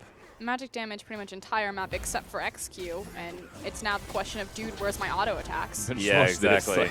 XQ's like, I'm coming to get ya. Oh, hang on, there's a journey there. You've gone through it. Better follow. Unfortunate that the Ezreal doesn't connect, but most importantly, Zero still hits that Tempered Fate, hits the Q afterwards. And the Easy communication cleanup. as well, not to use the Lamb's Respite there, where Kondi probably could have said, yes, that we may need to use that, just decides, no, we can just tank the damage and get the kill that we need to. Exactly. Zero just being like, no, I got it. I can stall out long enough. Yeah. Really well played. I'm just so amused that Trish jumped into it. Like at the max height, he came down know, into the right? journey. Yeah. So- It's like, I want to go on a cool ride here. It's like Magical Journey really changing how it's supposed to be used. even visually perplexing. To be that's fair, amazing. we're about 2 for 2 on the bad scale of these hops. Oh, yeah. We had the hop with the TP. We had the hop into the journey. Yeah, XQ is just... I've normally had questions for the guy, right? I have a theory why they put him on Kog'Maw now. Oh. Like, there's only so much trouble that you can get in on this champion. Don't put him on Vayne. Yeah, he can't actually... He doesn't have the rocket jump in order to get himself into bad situations. Like, oh, God. Okay. It's Vasily syndrome. Put your face in. At least Vasily was all about auto-attacking people, though. That's all that guy did. To a fault. Hey, to be fair, XQ is definitely auto-attacking people this game. Well, yeah. Just, you don't need to do it in melee range. But WE, able to grab the bottom lane outer turret. Keep pushing up. Here is Mystic on his Ezreal, doing very, very well right now as Shu almost gets caught. Actually gets stuck against the wall, but may not be quite enough damage. Almost is, though. True Shot Barrage! Ooh, the heal comes in from XQ. Is going to save his support's life, but they are going to lose this inner turret towards the bottom side. Excellent use of the Rift Herald one more time. They are able to grab a couple more. This is the iteration of Team WE that Rusty was talking about at the head of the show. This idea that they could ascend to being the best team in Group A if they look like this every game, which it's possible for them to play the map this clinically, but then we also have issues in Game 1. Well, 17 looking for a potential engage here as Shu just gets punted out of the fight. We've got an Elise right in there, but the Maokai's already dead. That's a big frontline member that's not going to be able to get anything else done, and WE still continuing the siege. World Elite, like a knife through hot butter. That was a tank that just died, like basically immediately. And if this continues, World Elite could perfect game. Well, so far they haven't lost. Dragon. Oh yeah, Dragon actually goes over to HYG. Sorry guys, no perfect game. Ruined.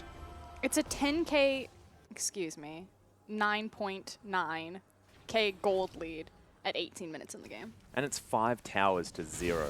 That has been like how much control WE have of the map. And they've now just moved all that vision forward. They are just taking exactly what they want. You can see Condi now taking the red buff. Devourer stacking up. I believe that's a Devourer. Can't actually quite see it from here. It is. Yep. Hex Drinker is there as well. So that's the difference between these two Kindreds as well. I believe it was a Warrior enchantment that got picked up as well by Chimin in the last game. Stacks on the Devourer. Yeah, only 5 more needed. Make that 3. This Condi is almost sated. 3 camps. Yep. We'll get there on this round of the jungle, and you can see he's taking it away pretty quickly. This is just like such a solid performance from World Elite, irrespective of the result of this game. It'll take a big mistake to actually lose it on their part.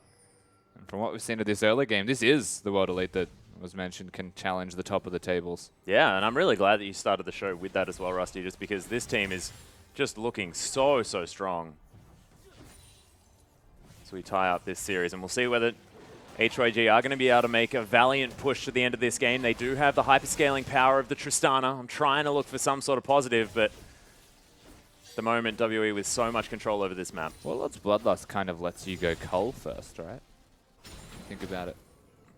Does it? Because then you get the lifesteal, and you've already got the life on hit from As Cull. opposed to taking the Dorans. Which gives lifesteal. Yep. Because Warlords gives it. I guess so. You guess. just don't get the health, which I feel like is the problem. I don't know. WE smartly posturing around this top tower simply because it's the last outer standing, so it's the easiest objective to contest. She'll probably 1v1 anyone that comes near him as well. Yep. No fear at all. Has his Balmy Cinder, got a Spirit Visage there as well for some extra CDR. You have 3 waves of pressure, likewise 957 into the bottom lane. Also has a creep wave behind him. So now it's just about, can Team WE, they tried it game 1 and they stalled out a little bit. They knew where they needed to be, executed poorly. They get another chance this time. Well, you can see GA's actually moved towards the bottom side as 17 looking to go aggressive and clear out the wave as well. Does so quite nicely. That Arcane Smash doing some work here for the Maokai. WE getting pressured off this top side of the map. So yeah, stalled just a little bit by HYG. Still Vision doing some work, and they get over the top. Shu in a whole lot of trouble. The Unbreakable not going to be able to do enough as XQ's going to get caught. Does have the rocket jump. It takes half of his health for it. The ult comes in from GA, who didn't even need to teleport. The Riptide's enough. Actually, Mystic able to pick up that kill as the Claw of Doom not going to be opted into from Gosu. Just waits underneath his turret. And WE, as I was saying that they couldn't find a way in, find the way in. And that was the execution we were looking for in game 1. So much cleaner. Again, they knew exactly where they needed to be, but they couldn't pull the trigger correctly. This time around, phenomenal play from everyone across the board. Zero's Bud, so good. Just like magical journeys are winning them these games. Yeah. Like plain and simple. Game 1 was the cute Baron entrance where they go to the back of the pit with a magical journey and take it down. Game 2, the same thing. This magical journey sets them up by catching Shu clearing a ward. Like, the positioning that Zero gets and the jump he gets just from that is phenomenal. And then the stun as well. This is Another True Shot Barrage doesn't find the target, but doesn't matter. Oh, look at that as well. Just as it times out, manages to get the slow. Yeah, it's just beautiful. Of course, the only person that can kill Xie on this map is XQ because he's stacked magic resistance. So as long as the Nautilus is using the ultimate on Tristana, he is an unkillable champion on this rip. Yeah, he's also got the Sunfire Cape now as well, so bit of armor. Oh, I'll disregard that. No one kills him. Yeah. He's definitely, irrespective of anything, just difficult to kill at the moment because of how far ahead he is. Swifty Boots now completed as well, so it's 4 items basically. The ultimate has been used. Clap of the hands for 17 as he wanders back underneath his turret. But GA's just trying to kill the support player. He's like, I'm LeBlanc. Ring around the rosy. Yeah. Able to clear out some wards here as well. He's just marching in. He's just a very happy Nautilus right now. They do have the Baron, of course, and are now looking back towards the structure in the top lane. From there, they should actually rotate down. Yeah, Flash Cocoon actually lands onto Condi here. Able to use the Lamb's Respite, though. Doesn't get ulted. Gosu going to hold on to that one while the ult wears off. Able to flash forward. Condi's actually going to get ulted up here. Oh, but there's the Tempered Fate. XQ now in the backline does just get ulted, though. The depth charge comes in from GA, and Shu's going to die. Look at WE navigating these team fights. Magical Journey going to get 0 towards the backline, but not going to worry about it. They're just going to focus on the turret, and we'll see whether they can break the base. I was going to say they should siege this and then rotate to the mid lane unless they get a big pick, because then they can just grab the top inhibitor. And that was the pick that they needed. He's just so good. He is Zero so is just good, If man. Zero doesn't get MVP, if they win this game, I am just shocked. And appalled. They've got such a massive lead as well. 16,000 gold for WE. This has been a clinical dismantlement of HYG this time around, 10-0. The things that come to mind when I just looked at Zero's squad, I was like, James Bond Private Chime. Oh, yes. I had to say it now because I'm over here giggling to myself. It's like, oh, we just now need Mystic to start playing Jhin. It would be the best Jingle Bells lane that we could possibly get. That's what it is. Jhin Bard is Jingle Bells. Yeah. yeah. Yeah, because look at it. Whenever he's on screen, it's just ding, ding, it's like just bells the whole time. I'm just failing to see where the Jhin fits in. Jingle. Jingle Bells. Jingle Yeah, Bells. his whole name fits in. Pretty good. Well done, sir. Well, Dragon is now going to be spawning. WE going to grab their second. He's listening to like death metal. He's having a headbang. Oh, dear. That's glorious. He's having a good time, is the old Condi. More of Malmortius is completed as well as the rapid fire cannon. 404, 80% kill participation. Not too bad here for the Kindred. No, Kindred did that. Now I just want to play Kindred. I'm starting to understand now. Rusty's a Like why very they simple first picked man. him. He's a bard main. He finds out that Kindred can headbang. He's like, that's my next champion. Nailing it. His name's Jin Howard at the moment as well, guys. Just so Is you know. that who it is on my friends list? Yes. Ludicrous. I opened it up. I'm like, who's Jhin Howard? Delicate champions in simple ways, Frosker, and that's how we do it. Well, GA is battling Gosu, who loses most of his health bar, and GA just says, did you actually use a button on me?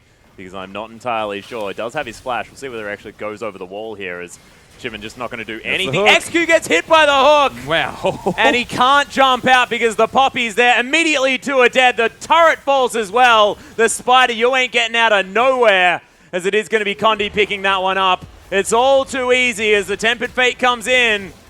17 in trouble. Gosu, though, is going to fall down. GA picks up the kill. Oh, the first death of the game. And it's actually Zero who falls. It's the ace that gets completed, though. The Nexus turrets fall down. Lamb's Respite's going to be used, sadly, after Zero's dead. But WE, it's a ridiculously convincing victory. You can see still a smile on the face of Zero, even after he had a grey screen towards the end there, but really nicely played from WE. Report Zero feeding. No way. Zero's Zero's reporting Condi. Yeah, That's report exactly Condi, what that no was. ultimate. What the heck? Condi did it so he could secure himself the MVP. Watch, he'll get it now. No shit. I'm watching. I'm watching. I want GA to get it again. Like, that guy played incredibly well, but, I mean, it should be to Zero, right? Ha, the Bard. As they are going to shake hands. Congratulations to WE, grabbing the last few points in this cross-conference. And reminder, it is so important that Zero is returning to form, especially now, because again, next split, he can declare Chinese residency, which opens up another slot if Team WE want to import another foreign player. So the fact that Zero's returning to this god tier form that we saw him initially on Starhorn Royal Club is super important. Yeah, and it also means that they can have the fully Korean bottom lane plus like a Korean jungler perhaps, something like that, have all of this control. And as far as like who needs to communicate around the map, you just have your solo laners doing what they want. You can all coordinate together. Like having the extra member here, like the 3 people for the Wombo combo could be really, really exciting. So we'll see exactly whether they do that, because at the moment, it's just the bottom lane is the sort of the Korean members of WE, and it's so far working out pretty fantastically well. And I don't know which solo lanes you'd want to replace. Is it 957 who'd be the one you'd think about? But he played really well. That's who you would look at. Is you'd say that 957 is probably the weakest member of Team WE currently, but that says something because, like you said, he is playing really well. So if they want to replace him, if they don't, it's totally fine. The other player up for Chinese residency is going to be Insec. Yeah. Insec, of course, on the R&B lineup that was coined very nicely earlier on. I'm getting some skeptical looks by my desk partners at the moment about that particular name, and we'll see whether it does fly as we move forward. But like I like Insec as a player, but I think that Zero might be the more important one to talk about residency, as he's actually on the A team of WE. Yes. We got derailed for a moment. Sorry, that was like full on, like, hold the skull up, Max. Yes, I haven't actually been able to utilize it for quite some time, so I'm really glad that we've had a good run. It's like the Frostgren handoff. Let's talk about this. Okay. But to be fair, Zero, whilst we were talking about him, was super strong. Oh no! As sad as it is that he, you know what? Everyone's got problems. You know what? I agree with the mob boss getting the mid lane MVP. After that tower dive in the mid lane. He literally just stood on Gosu's tower and was just like, so I see you like towers. I said it in game 1. I could say it again in game 2. I think that GA definitely deserves it. I still think that Zero did as well. It's a hotly contested decision between both. This is what happens though with bards, right? Is that like they do so much, but you have to pay so much attention to see all the intricacies of what they've managed to do in these team fights, like the navigation. But this was all GA. Like, gets the flash, Titan's Wrath dot, finishes him off. Man, so good. His work in the early game especially, and that was pretty much right after he picked up that first blood. Did you see? 957 was just being a helicopter and did absolutely nothing in that fight. Missed the ult completely, but there's another one. The Riptide picking up the kill there as can get cocooned and still get the Dredge line off. Riptide is... And so Dredge Line is one of the more interesting spells. It overrides a lot of things. So even when you're stunned like a Tristana jump works, you can still throw it out.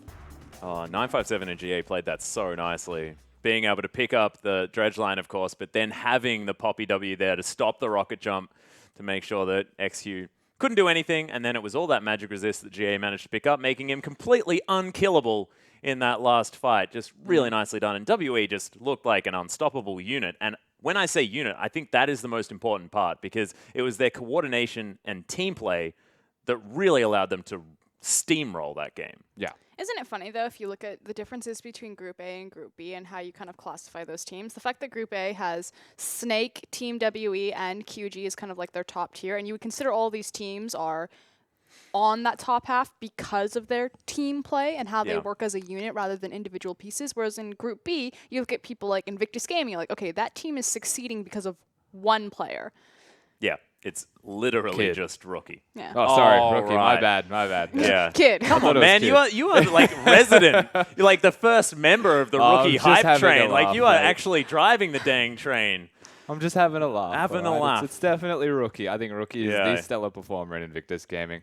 But to be fair, Kid has stepped up. He certainly has. And I think it's really cool that we're still talking about Kid playing incredibly well, even after their game against WE, where they did fall down. Condi, of course, has been playing phenomenally well, but it wasn't to do with Kid. It wasn't about him getting out-jungled as to the reason why they lost that game. It was about the fact that Rookie got shot down over and over again with a lot of extra pressure. And when you've got that kind of pressure point on the map, it does make it hard because you've created a target for yourself, right?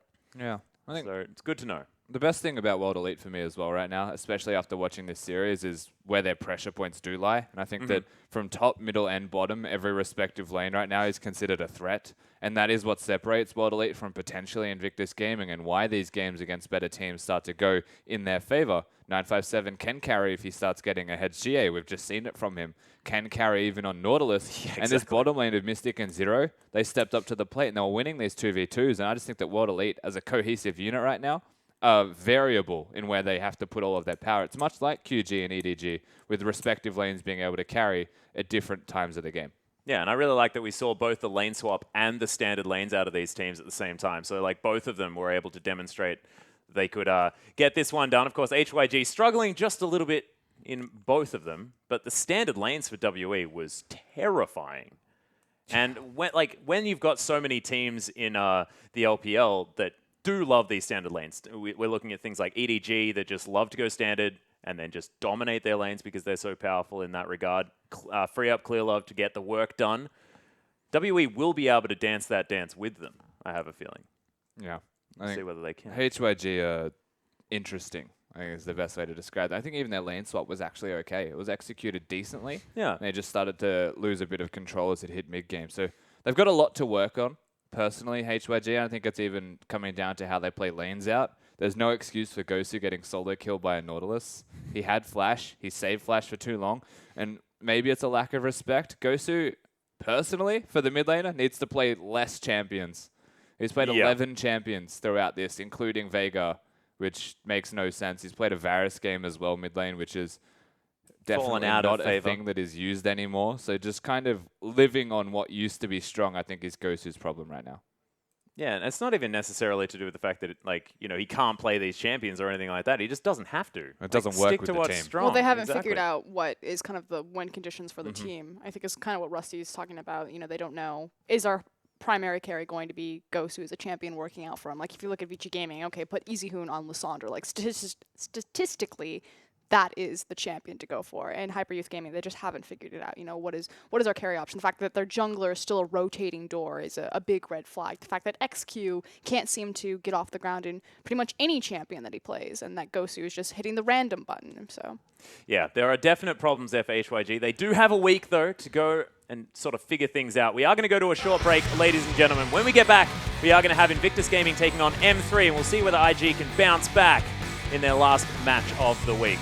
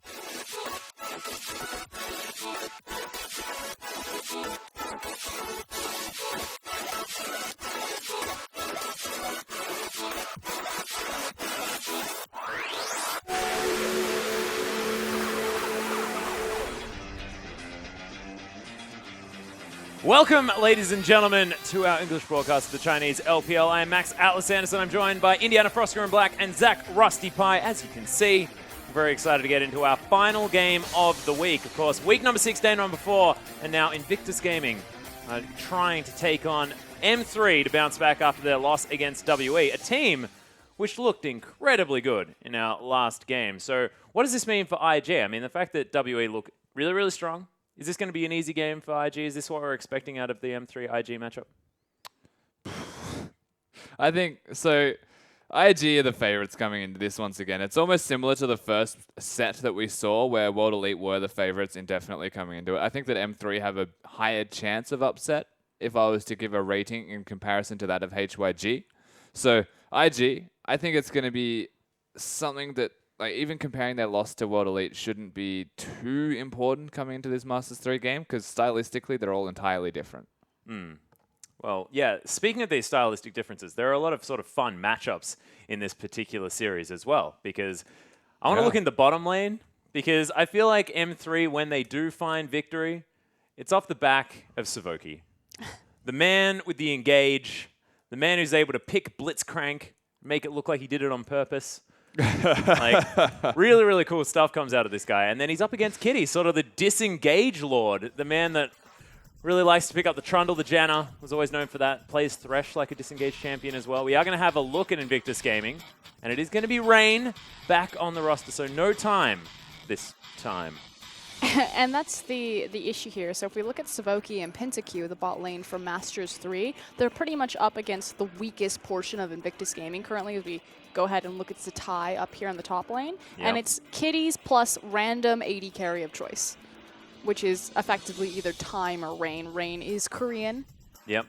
And I definitely think he has appeared stronger than Time, but we haven't seen really a lot out of both of them. And this is the guy that you need to watch, and this is the reason Invictus Gaming have been so surprising this year, because again, people saw the departure of Kakao, completely wrote IG off. But Rookie and Kid, as Rusty has mentioned, have been playing like gods. Yeah, like complete beasts. And Rain back onto the roster. Of course, he did play a cheeky Misfortune game. Of course, we haven't been seeing as much of good, her. Yeah, it was really good. It actually got a victory there as Kitty's been, that looks a little bit similar to a more match history, to be honest. Yeah, Cow Braum, yeah. It's pretty standard meta support now for the LPL. Of course, it wasn't when they still played those champions anyway. So my favorite thing about Masters 3's logo is if you turn the M upside down and the 3... World Elite. Yep. Yeah. Spin it. Just immediately becomes WE.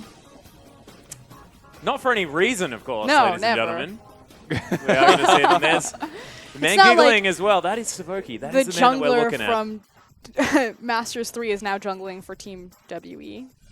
Oh, really? Weird. Yeah. Wow, they must have paid a lot. Oh my god! Well, they've done it again. Speaking of rotating rosters, okay, so the surprise comes from the fact that YOLO is back in the jungle as opposed to the top lane, that they've brought XY back, and that Scenery, formerly known as Shui Shui, is nowhere to be found because he was having a phenomenal performance. But we can go ahead and start in the top lane. It's XY. Yeah, XY, the man that likes to pick up some tanks. Of course, been playing the tree as well, which is interesting. But YOLO, you can see, look at that Masters 3. Top lane champions. That is top lane champions, and of course the Rammus, a top lane champion. He feels like a top laner as well with a 40% success rate on ganks. It about sums up what a top laner wants to do. So he probably just goes to the lane, farms a bit. Yep, surprise. Raphael, the man that brought Victor into the LPL, still playing the champion. To relative effect as well, so not too bad. And then here's what really matters for Masters 3, because again, this is probably the one strong point that they have in this matchup stylistically against Invictus Gaming. It's their bot lane, PentaQ and Savoki. Savoki especially, but you have to understand that over 70% of First Bloods, and Masters 3 have a very early average for First Blood, happen in this bottom lane, either PentaQ dying or Savoki getting it.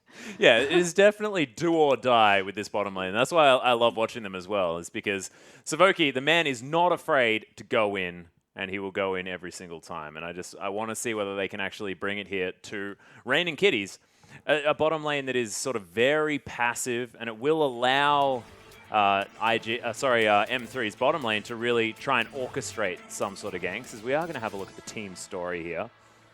If you want to have some fun stats for Invictus Gaming, as we have some on our screen, they actually have the shortest average game time in the LPL. The average LPL game time is around 35 minutes. Theirs averages at 32 minutes, so kind of significant there. But the big thing, though, is especially their solo laners. So Zatai and Rookie have the highest CS discrepancy at 10 minutes, so they have more CS than their opponents at 10 minutes than anyone in the league. And that just kind of speaks to how Invictus Gaming have been winning. It's Zatai and Rookie just outperforming their individual lanes.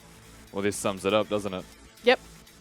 Jungle and mid duo, they are the first rated for dealing damage to in their team and for kills at 20 minutes. And they are top 3 for every stat that you could bring up there. Kill share and damage share, though, as Kid and Rookie, that is just ridiculous. But what's really important is the fact that Kid gets to be with Rookie. And the reason why is because Invictus Gaming have the lowest chance to lane swap of any team in the LPL. They only lane swap 17% of the time. And again, what that means is that you no longer have an isolated, just a 1v1 against Rookie, which who wants that anyway? That's terrifying. But it frees up Kid not to be responding to side lanes and helping pushes, but to babysit and assist with Rookie.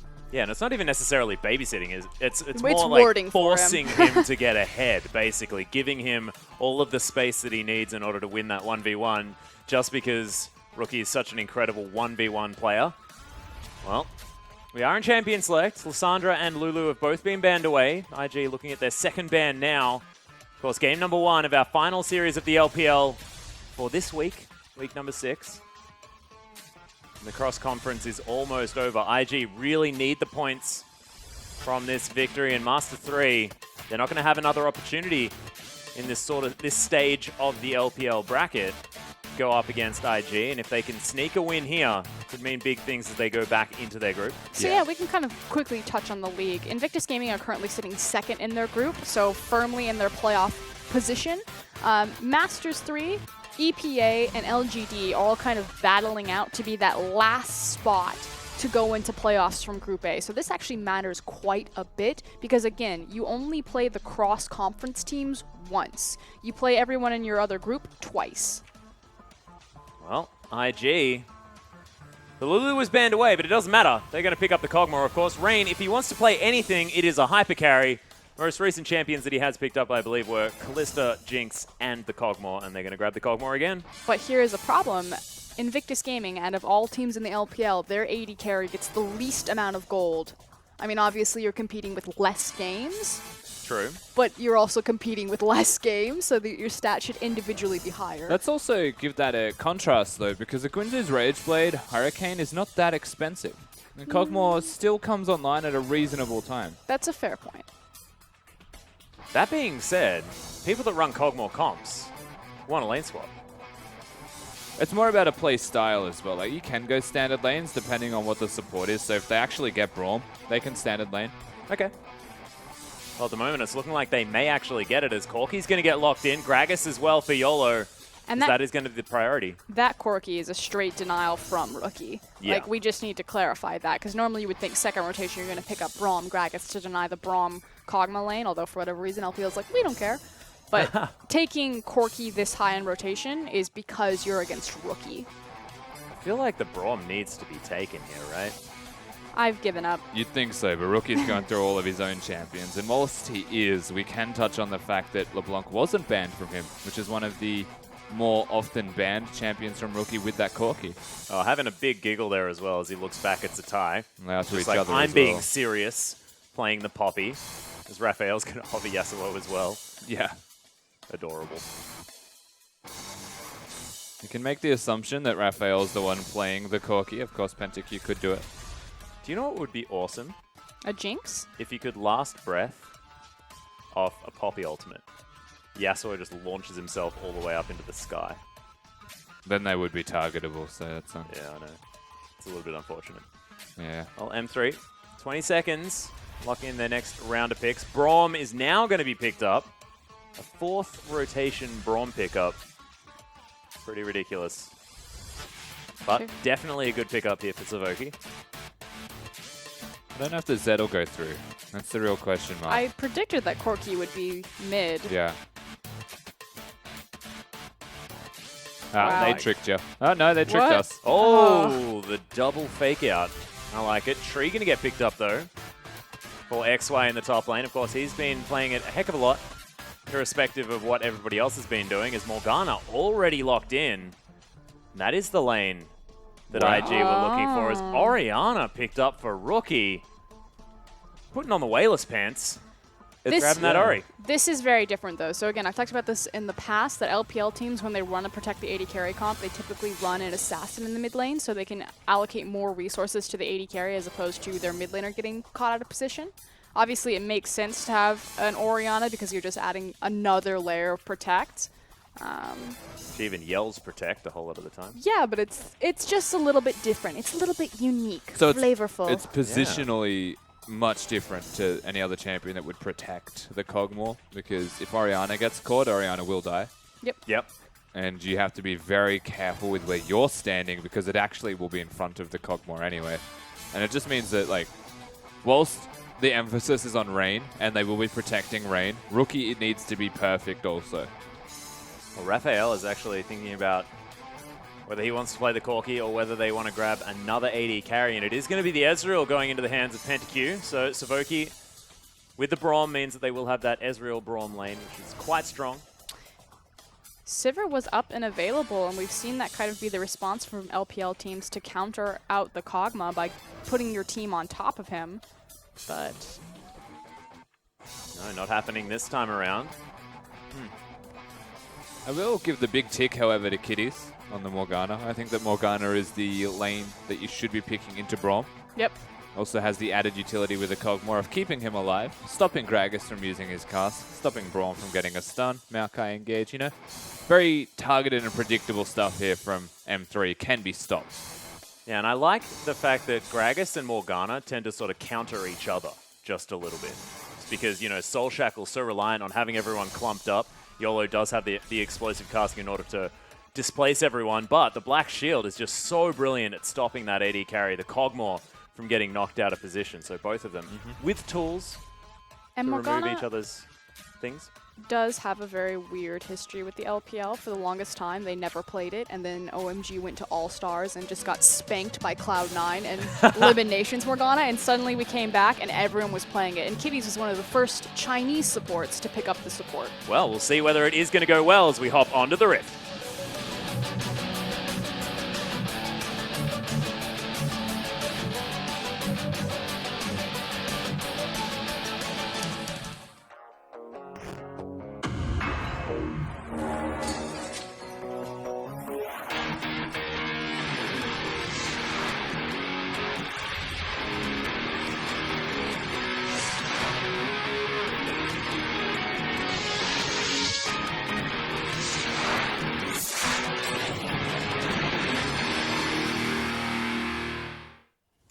And here we are onto the Rift for game number 1 between Invictus Gaming and M3. IG will be starting on the blue side this time around for our final game of week 6 of the LPL. Pretty standard stuff, though. I don't suspect that we'll see a lane swap simply because both these teams don't lane swap. M3 have the 3rd worst lane swap average, I believe, so I would be surprised if we don't have standard lanes. But again, what's scary is that allows Kid to just hide underneath Rookie. And the thing that you should watch is how much Kid will ward for Rookie. Not necessarily just counter gank for him, although he's been getting more proactive at that, but just laying down vision. Guardian Angel. Yep, and that's basically what he is. Kid is pretty much an item. You should just play Eve and just stand in the brush. No, Kid's been playing well.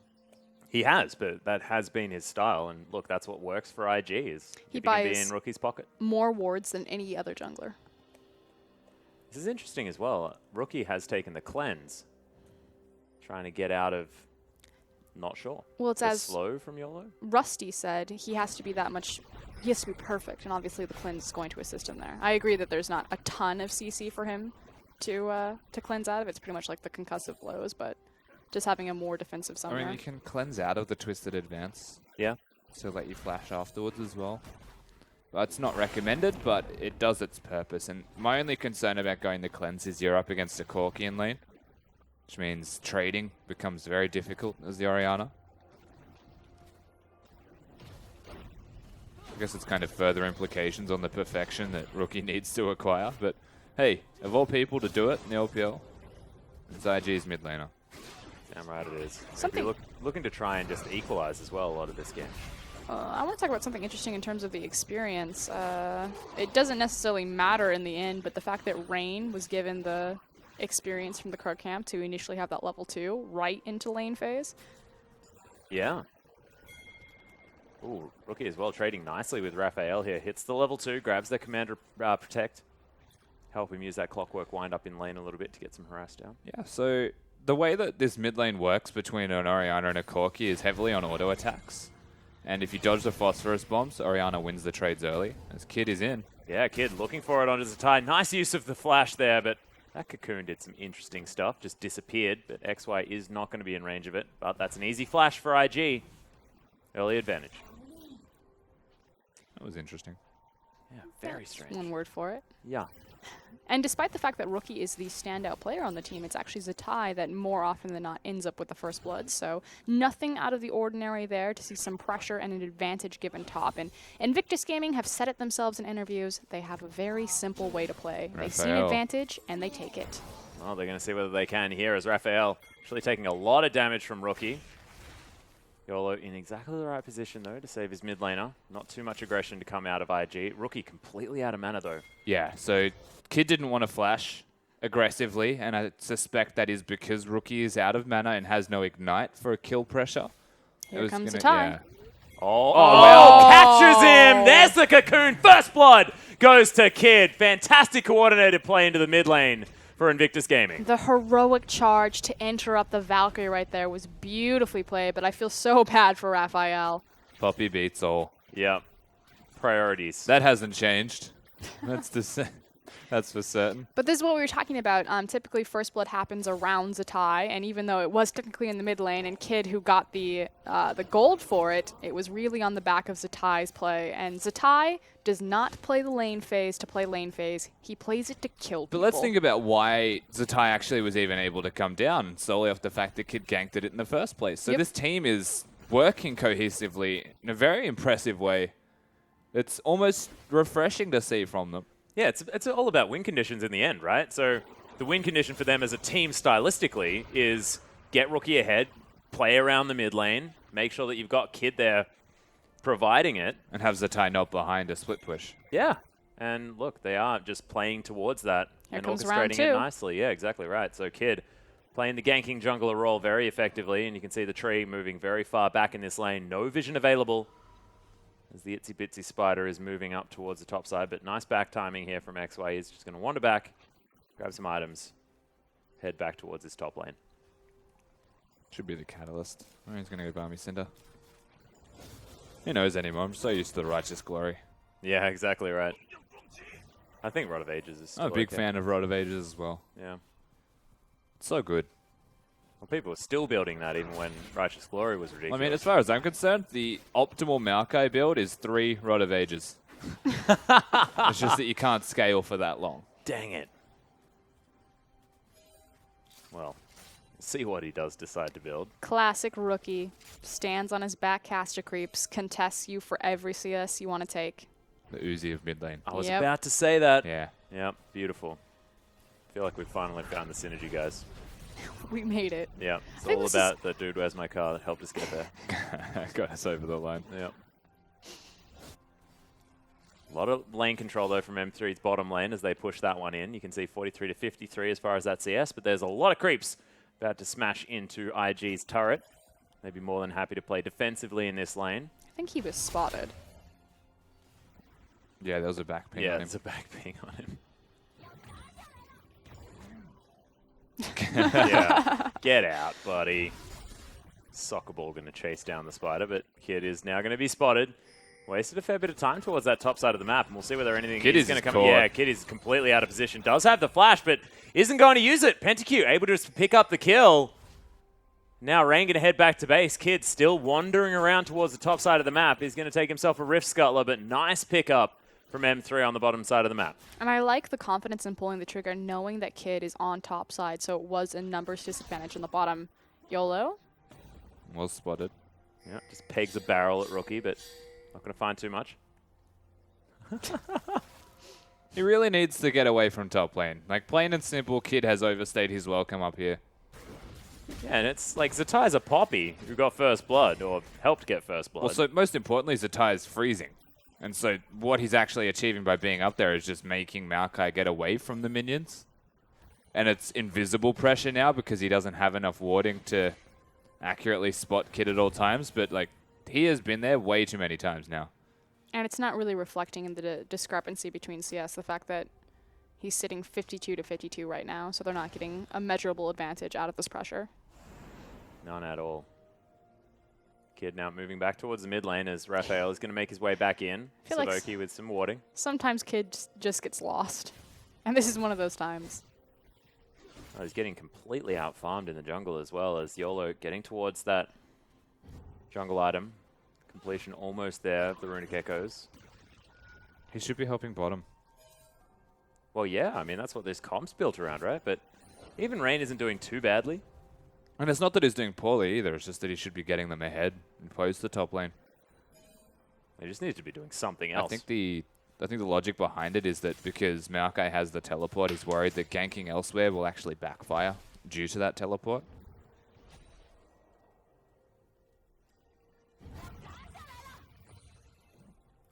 Well, at the moment, Zatai still has control. And it is IG just taking down some Rain Krugs. and Kitty's relegated to taking down Krugs as opposed to attempting to farm in a frozen wave by PentaQ and Savoki. And we talked about this in Champion Select. This is where the primary difference is between these two teams is in the bottom lane. So Masters 3 definitely have a window of opportunity to try to swing this game. I'm going to call it a hinge, actually. Yeah. But big advantage here for Rookie in the mid lane. Look, all of those 85 wards CS. around the mid lane. Yep, surprise, surprise. Rookie's never felt so safe. I like the deep ward on mid, though. Yeah. Spots Kid cheating through middle lane. Yeah, But they've got wards everywhere there. We'll spot him here as well. Immediately, wanders into the brush, able to clear that one out. But is seen. M3 with all of the knowledge of the Elise. And now PentaQ very far ahead on this Ezreal. Does have the Sheen as well as the Tier. So pretty strong is the Ezreal at the moment. For the Cull pickaxe that was picked up by Rain. Yeah, this is also the relative weak point of a Kog'Maw. Once you get the pickaxe and it's against the Tier, that's fair, but he wants to sit here and farm through to the Guinzu's Rageblade, so the Braum Ezreal will actually be in a commanding position. That's why they're zoning themselves, going back to Krugs where they can. They're just trying to bridge that gap. Rookie. YOLO, yeah. This is really smart of Rookie, though, the fact that he's standing towards the top side of his lane, knowing that YOLO was spotted out in the Dragon Pit by IG's ward. This is maybe not so much. Yeah, YOLO is going to be able to find his way in here. Kid, of course, is ready to help out. Oh, there's the Shockwave as well. Immediately taken down with that Venomous Bite. And Kid, always there for the counter gang. I thought that it was going to be scary for Rookie for a second, overextending onto Raphael, but cheats his way back to Kid and a beautiful cocoon. Well, it's dangerous to go alone, Frostgoon.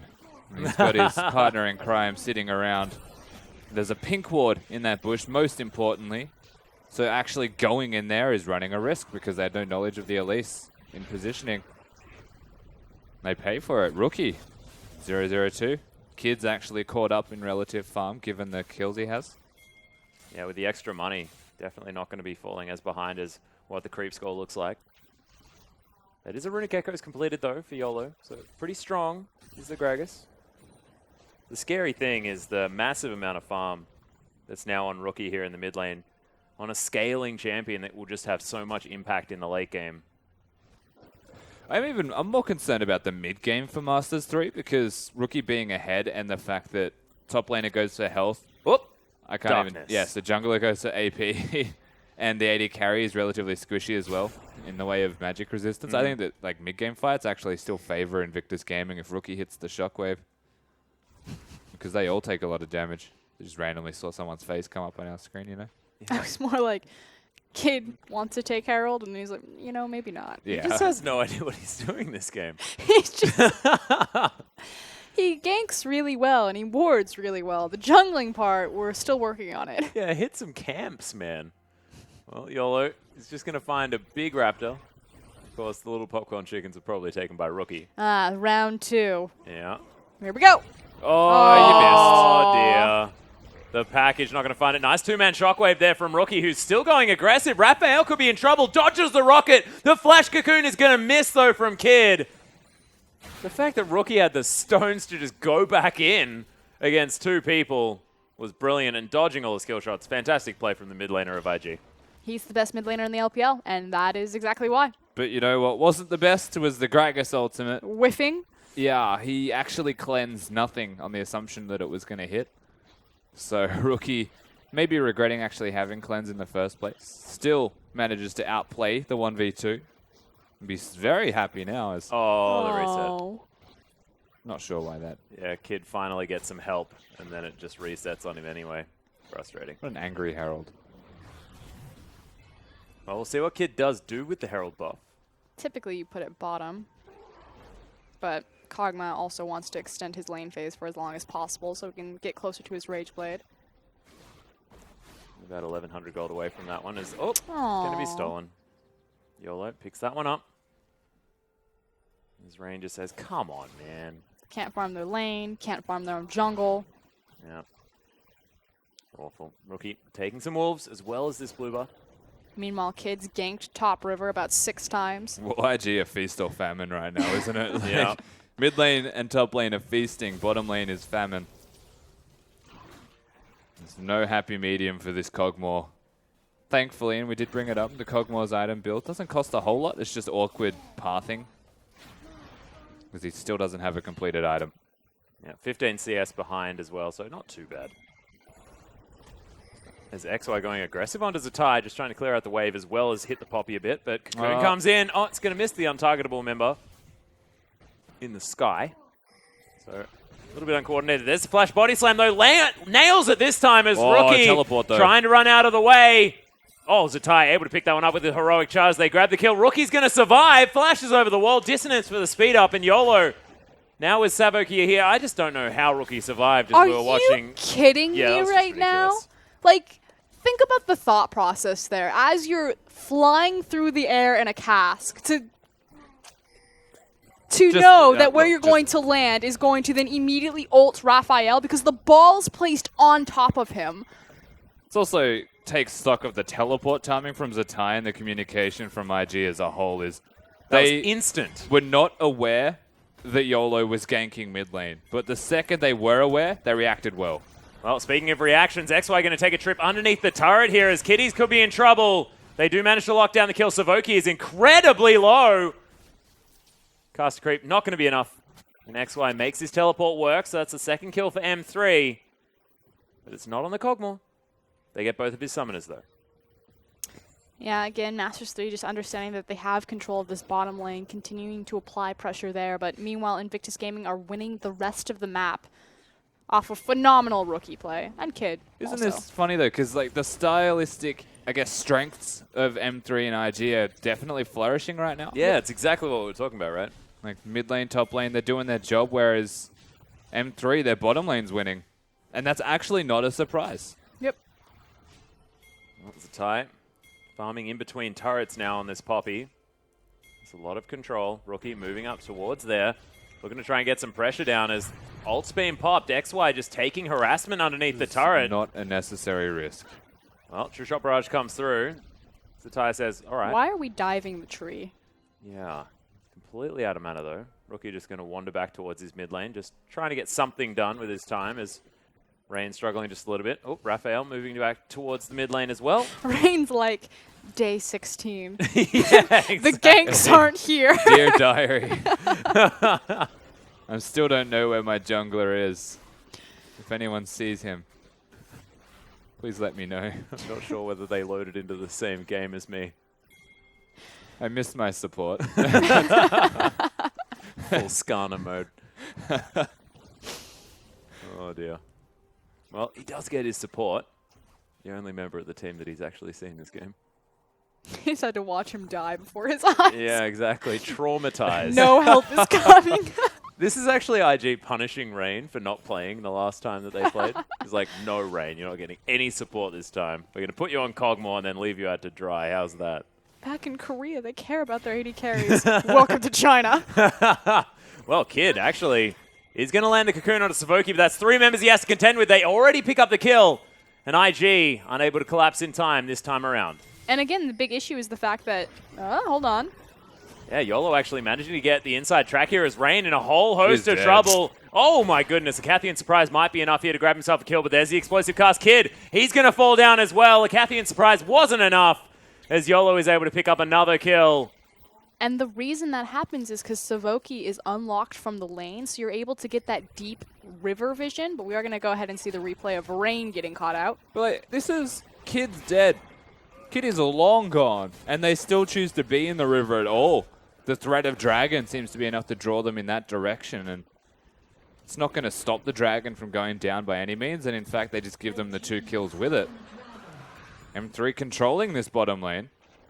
Yeah, and Raphael actually makes it towards the top lane as well to stop that turret from falling down, so M3 will be able to grab the first turret of the game, claim themselves the gold lead as the package just gets used, avoids the heroic charge. He's like, yeah, you can't get me out of that one, jerk. He's going to be able to do so nicely. That was cute. Yeah. These poor guys. Oh, man. He didn't use an ult Oh, see you, Rain. But he's still, like... Creeps. Oh, just grab I'm not going to lie, as unfortunate as it is, and as cheesy as it was from M3, he still had no reason to be there. No, His support was agree. disappeared warding. He didn't have a creep wave. He got greedy and pushed up by himself, and he won't make that mistake again. I hope. Unless he wants to die. Yeah. Because they just taught him the hard way twice in a row. Do you think Kid is secretly like, if I just make all of the 80 carries look bad, I can ascend back to my throne? I think he likes his current throne. Yeah. He's not the one that's 0-2. What's the Kid number? What's the Kid number? 634. Yep. I thought it was 443 or something. 443, yeah. Was it lower? Yeah. I may be confusing Skarner's damage on the 447. world stage. Yeah, 447. 447. Yeah. So, there it is. He'll never be able to escape Never that number. forget He's it. never playing 80 carry again. Just flat out. Never forget him, man. Yep. The day he went spaghetti. Never forget the day he went spaghetti. Falling out of his pockets everywhere. He was trying to do damage. He just couldn't auto attack. Ward now! Oh, well, yeah, Savoki actually going to get caught out. Nice unbreakable. Kitty's trying to get around the side of it. Pentacu's here, though, looking to try and save his support, but they're not going to be able to. In goes the tree. Can they get something back? Nice blind. Yeah, Rookie's actually trying to zone away Raphael. In goes Zatai. Pentacu trying to get out as Rookie flashes over, picks it up with the dissonance. Now Command protecting his team. Oh, actually, he didn't even use the dissonance. Now speeding up everybody else as it's another heroic charge. XY is going to die, and IG, they managed to find a few more kills back in. And the top side of the map's looking like their strong point. Great rotation from pretty much all of Invictus Gaming, except for poor little Rain, who's finally like, day 20. Everyone has left me, but I get to farm. Yeah, exactly. This all starts from catching out Savoki. They've got all of the wards in the right places. Zatai comes in, manages to lock them down. Poppy ultimate, surprisingly long range. And this is all on the back of a good binding from Kitties to actually force the re-engage. Gives Zatai so much time to get the flank. And Rookie's realization that Pentacu was out, actually changing the direction he was walking into the Baron pit. Super smart play from IG's mid laner. It's no surprise at this stage, but smart. And it was cool, too, because at the beginning of that fight, Rookie actually walked into Fog of War, and he sat in the brush that Savoki just walked through, and he was waiting for Gragas and Corki to try to come by, and he forced a very early The Valkyrie. long route as well. Yep. Oh, wow. Rookie's already picked up Eluden's Echo as well as that Athene's Unholy Grail. Has himself the blasting one in the back pocket as well. We'll see what he decides to build that into. He's been playing pretty close range. Could, in fact, be an Abyssal Scepter. But I highly expect that one to be either a Void Staff or the Rabbidan's Death Cap. I'd actually like the Void Stuff given what the enemy team has got in the way of magic resistance, which is a lot of it. Yep. He's already got his 2 big items, Luden's Echo, to make up for the lack of damage he has with Athenes. I like it. A lot of wave clear there as well.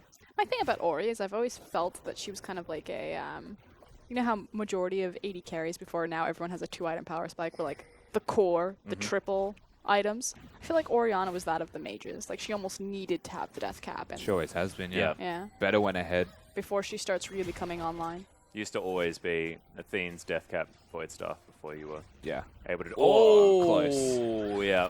Goes for it. That's going to spell go here for Savoki, who just throws down the ultimate teleport immediately. But IG, the cavalry's arrived. In goes Kid, just turns on Spider Form. They are going to be able to take down Savoki here first up. And IG say, yep, you want to try that again? Kitties. Comes in with the black shield. That was big. Keeps no stun for Rookie. And of course, he did have cleanse, so surprisingly safe at all times during that fight, even though the ultimate did not connect. You have to remember that Rookie's damage is still ridiculous. That was really cute, though. Just like, let's just throw out the ultimate and see whether we can tag him.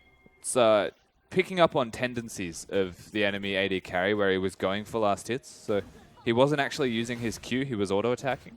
Thought that he was going to get in range, but mixed it up, PentaQ, and took him by surprise. Still worked out.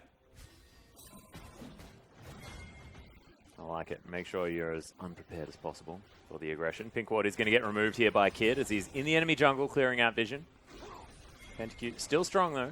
Man has his mirror mana. Now with the Vampiric Scepter there as well, I believe he took Warlord's Bloodlust, so it's going to be a pretty durable Ezreal if he continues auto-attacking in fights, especially if he can stack up that passive. Get his attack speed up there. Yeah. Land an ultimate, attack really fast. I like it a lot. All the side lanes have been pushed down. It's now about this mid-tier tower. See how Invictus Gaming will actually group up to try to take this one down if they're going to move the fight into the jungle. Dragon will be spawning in 10 seconds. Seems like a perfect battle arena for them to really make the most of this Kog'Maw, who has his 2 items online. Yeah, and I find it really, really strange, right? It's like they're using the Kog'Maw like purely as an insurance policy. Like they're like, well, we don't really care, Rain. Oh. Yeah, see? It's all about this guy's damage. It's too real. Real silly stuff. I need a windshield. I'm glad you picked up on it. Canopy on 2 wheels. 800 cash, that's a hell of a deal. Going downtown. Dragon Pit, let's go. Yeah, that's not an alley. Goes into the track. Let's go, Rusty. Yeah, you guys have got this. Well, Invictus Gaming are starting the dance of the Dragon, but M3 with positional advantage at the moment. All 5 members of IG now trying to get a look in. Barrel down here. We'll see whether they actually go for this fight as Kid over the top, trying to steal the Dragon. It is going to be the Gragas that locks it down. Repel is going to get the Elise out of here, but M3 still able to start this fight where they want it. Oh, PentaQ actually going to try and Arcane Shift away. Has to flash over the wall as now Zatai looking for the AD carry. Yeah, they're looking to try and lock this one down. The Soul Shackles is here for Kid. Kitty, sorry, he's actually put the Dark Binding on himself. What the heck? PentaQ somehow falls down to the Orianna as Command Protect comes in. Zatai over the top is going to be able to lock down the kill onto YOLO as he throws out the ultimate. And there's the ult from Zatai. Rookie's flank as well. Look at this. Yep, going for it. Oh my goodness. Raphael just getting 1v1'd right now as Rain grabs his first kill of the game. Command Protect comes in. Rookie tries to do the work. Heroic charge onto XY, who just goes into the backline, says, if I'm going to die, I'm going to try and take someone with me, but he can't do it. As Rain's able to pick up his second kill as well. That team fight working out for the Kog'Maw, and IG fighting pretty well. What? It's only Raphael alive. What a chaotic fight, though. That was pretty much fought on 2 different fronts. You had Zatai 2? That's 7. You had Zatai and Rookie, who were deep behind enemy lines with the flank. And the fact that they won that fight by utilizing the Shockwave only on 1 person, they used it on the Ezreal. Like, they didn't even need the massive 5-man Shockwave to win. Yeah, so it was a blessing and a curse, and the reason it was is Ezreal, you can just see, is throwing Qs from the top left, just trying to poke out Rain. Rookie recognizes this and knows the Kog'Maw needs to stay alive in these fights, so he just goes on a 1-man mission to kill PentaQ. So this is the thing, right? So they've got a flank from Zatai onto PentaQ, he gets over the wall. Rookie's like, nah, mate, like, what are you doing? That's a Q that takes a quarter of his health. Yeah, with the Luden's Echo proc. And from that moment, when Ezreal's dead, IG have recognized that they can win this team fight. So they actually group up more aggressively and start taking people down. It was a mistake from Pentakill to be on the flank at all. It's also a mistake to hold onto the cask for so long, but they didn't have the damage. Like, the fact that Pentakill, like you said, was a mistake to be on the side, he should have been behind his team. Like, there's no reason for Gragas to try to isolate anyone if his damage isn't in the correct spot. Yeah, and you can't utilize the Maokai protecting you if you're on the flank. And, like, sure, Rookie, maybe an Orianna and a Cogmore, they're not exactly the most mobile people, so the flank was good in theory, because you actually can successfully do that. You're an Iceborne, like, Gauntlet Ezreal with red buff, sure. But you just flashed and did half of your health. Yep. With a Q. Real silly amounts of damage. Has picked up the Void Staff here as well. Alacrity enchantment on the Swiftness boots. Yeah, Pentakill is just going to die. Didn't even really catch that as YOLO's going to follow him. Rain with a heck of a lot of consistent damage. And IG, looks like they're like, all right, well, we've hit our power spike. Let's just kill everyone. And the thing is IG ramp the game very quickly as soon as the map starts opening up because they group up and Rookie has already gotten his advantage from lane phase and starts to explode over everything. Again, they average 32 minutes as their average game time. 12 out of 13 kill participation for the Orianna as well. Like, this guy, he's the central point of the team. Very true. And, yep, that's another one dead. Savoki's going to fall down as they grab the Baron buff. IG smashing towards the mid lane now as XY is going to try and survive. He just gets ulted by Zatai, though, gets slowed down by the Q, and in comes Rookie. Lots of damage, twisted advance to get him closer to death by the looks of things. And IG, all right, Zatai just going to tank up this turret while the minions make their way through. Baroned up minions, now going to take down the inner turret. Whoa, okay, yeah, it's a fair bit of damage. True Shot Barrage. Rookie? Only finds Rain. He wants to stay. I think he wanted a bit of extra gold, but Invictus Gaming, they do work around their timings on this map. Item spikes, most importantly for Cogmore, who was the least impactful member of the team, was a very big feature as to why they tried to fight, especially around that dragon earlier. And once they won that fight, the advantages they accrued, just phenomenal. And then the aggression that comes afterwards. Rookie casually killed the Ezreal. Yeah. In the middle of a siege. And the sad part is it was casual, because they was like, oh, look, he's dead. I barely even saw it. Turns out he instantly killed him. Just insane. Well, Rain has managed to find himself a little bit more farm here. A Blade of the Ruined King as well as a pickaxe. I wonder what that's going towards. Could be a Last Whisper-based item, but I'm not entirely sure why. Because it is just there. It should be Mercurials, right? Oh, that's true. That's true. Just going to be starting with that portion of it. Well, it's accelerating the map, so if he has enough gold for just a pickaxe, rightly so does go for it.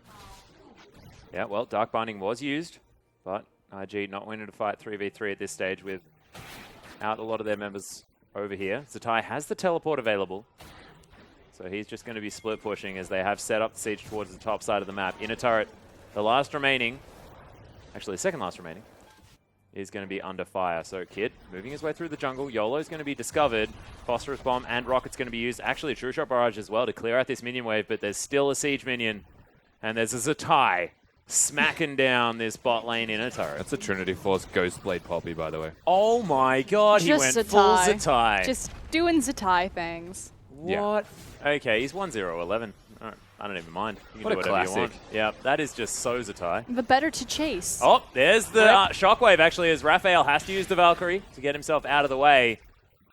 Just poke. He's using shockwave as poke. So the problem with that is he's now out of mana. The Athene's Unholy Grail is only useful if he picks up kills with that. And so IG do need to back away and disengage. Although Athene's Unholy Grail also most useful when you're very, very low on mana. He's currently making bank on it. If you're using spells whilst you're low on mana, you generally stay at that point. So it's effective for the regeneration, but not for the pull. Yeah, true. Which means he's like a 2-spell wonder, essentially. Does look like that anyway with how he's been using it. He's like, my first spell is going to be Shockwave. Well, yeah. That's true. Sadly true. Okay, they've adjusted their positioning here. We now have YOLO standing off to the side, although he's about to be caught out. Yep, slowed down by the barrel, though, so not going to get aggressed on here is YOLO, but the Dragon is going to be going down. IG grabbing their first of the game. M3 actually grabbed the first two. Yeah, they're completely out of position. Not able to contest, and immediately the pings now go down mid lane. Yeah, no more Baron, though. So we'll see whether M3 can withstand this push. Does feel a little bit like a matter of time, though. That is over 10,000 gold the lead. In fact, closer to 13. It's IG just waiting. They need to attend to their side lanes and start applying pressure in multiple lanes and opening up either skirmishes or 1v1 duels. Again, trying to siege into Raphael's Corki is just going to be a waste of time at this point. Yeah, and IG, they've definitely accelerated the map. Even Elixir's purchased for Rookie in this mid lane. Yeah. All they want now is to try and end with the lead that they have. They're not mucking around anymore. The Shockwave might hit more than one person. Apart from Zatai. He's been mucking around the whole game. Oh, he's having a laugh with his build, but mechanically he's been quite sound. Oh, definitely. Oh, Dark Binding does force out the Arcane Shift.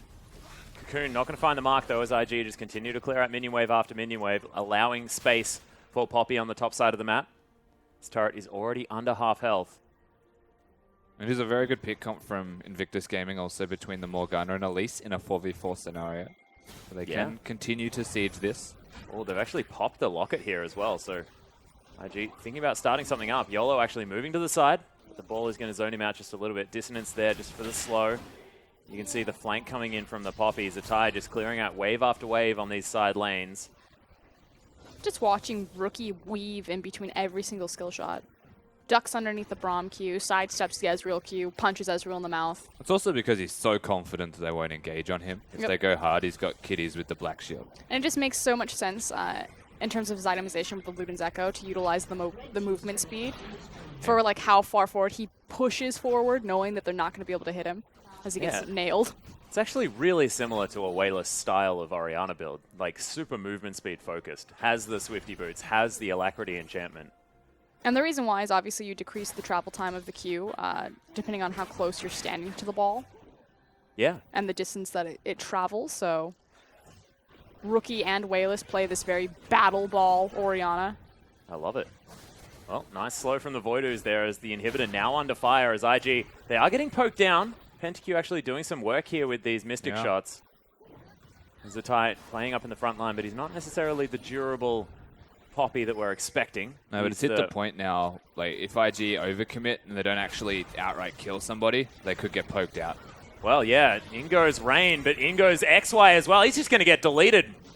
Rain with so much damage now. The inhibitor is going to follow. And they went for the desperation play to M3, but I don't think everyone was on the same page. They lose the Baron inhibitor, as Baron is going to be up in another 30 seconds. And IG will just be able to skip over there, grab another one. All these super creeps are heading in. I have an issue with YOLO's casks. I mean, obviously people are just getting deleted off the map, so I'm not going to be too harsh on him, but I feel like it's really up to him. He's the primary playmaker for his team in that type of situation to isolate someone or to reset a map, especially when Maokai goes in like that. Just continuously holding on to it. Right at that inhibitor fight, held on to it for 2 dragon fights. Mm-hmm. I think he's lost confidence. Yeah. Because he missed 2 of them in laning phase on Rookie. Gets another try. Yeah.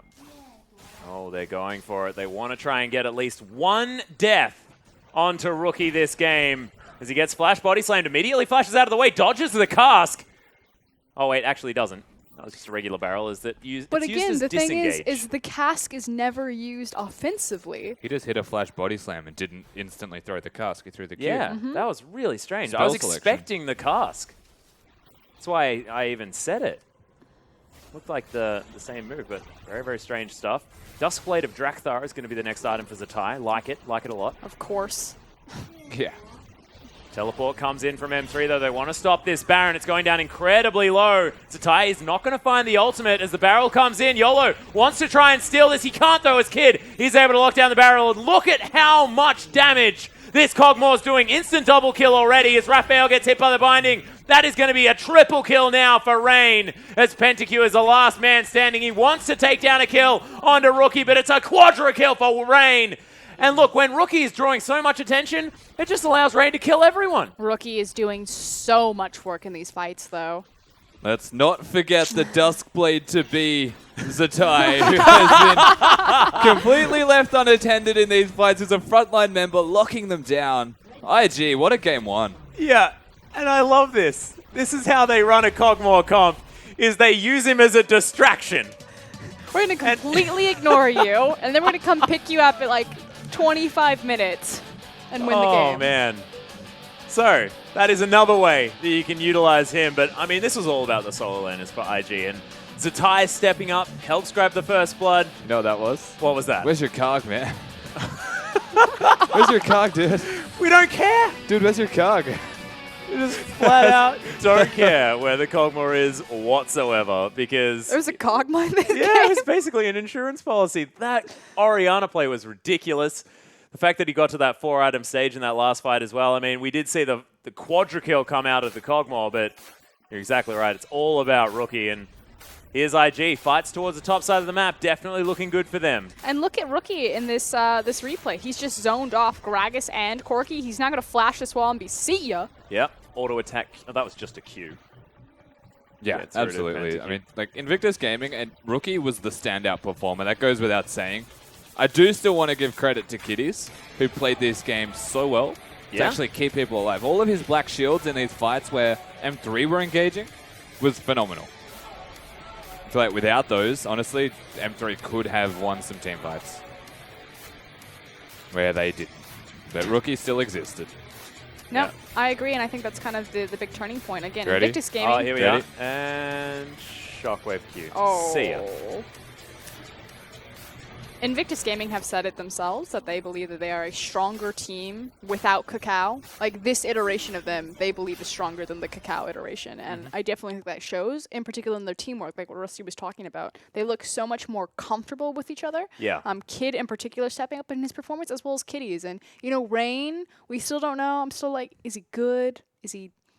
Oh, I thought it was pretty good to get him, like, to stay relevant in that game when he was given literally zero room to move. You were talking about it as if he was, like, in the desert that game. That was exactly what happened. The bottom lane was just a barren wasteland. No one was coming down there on the side of Invictus Gaming, and the Kog'Maw was still powerful.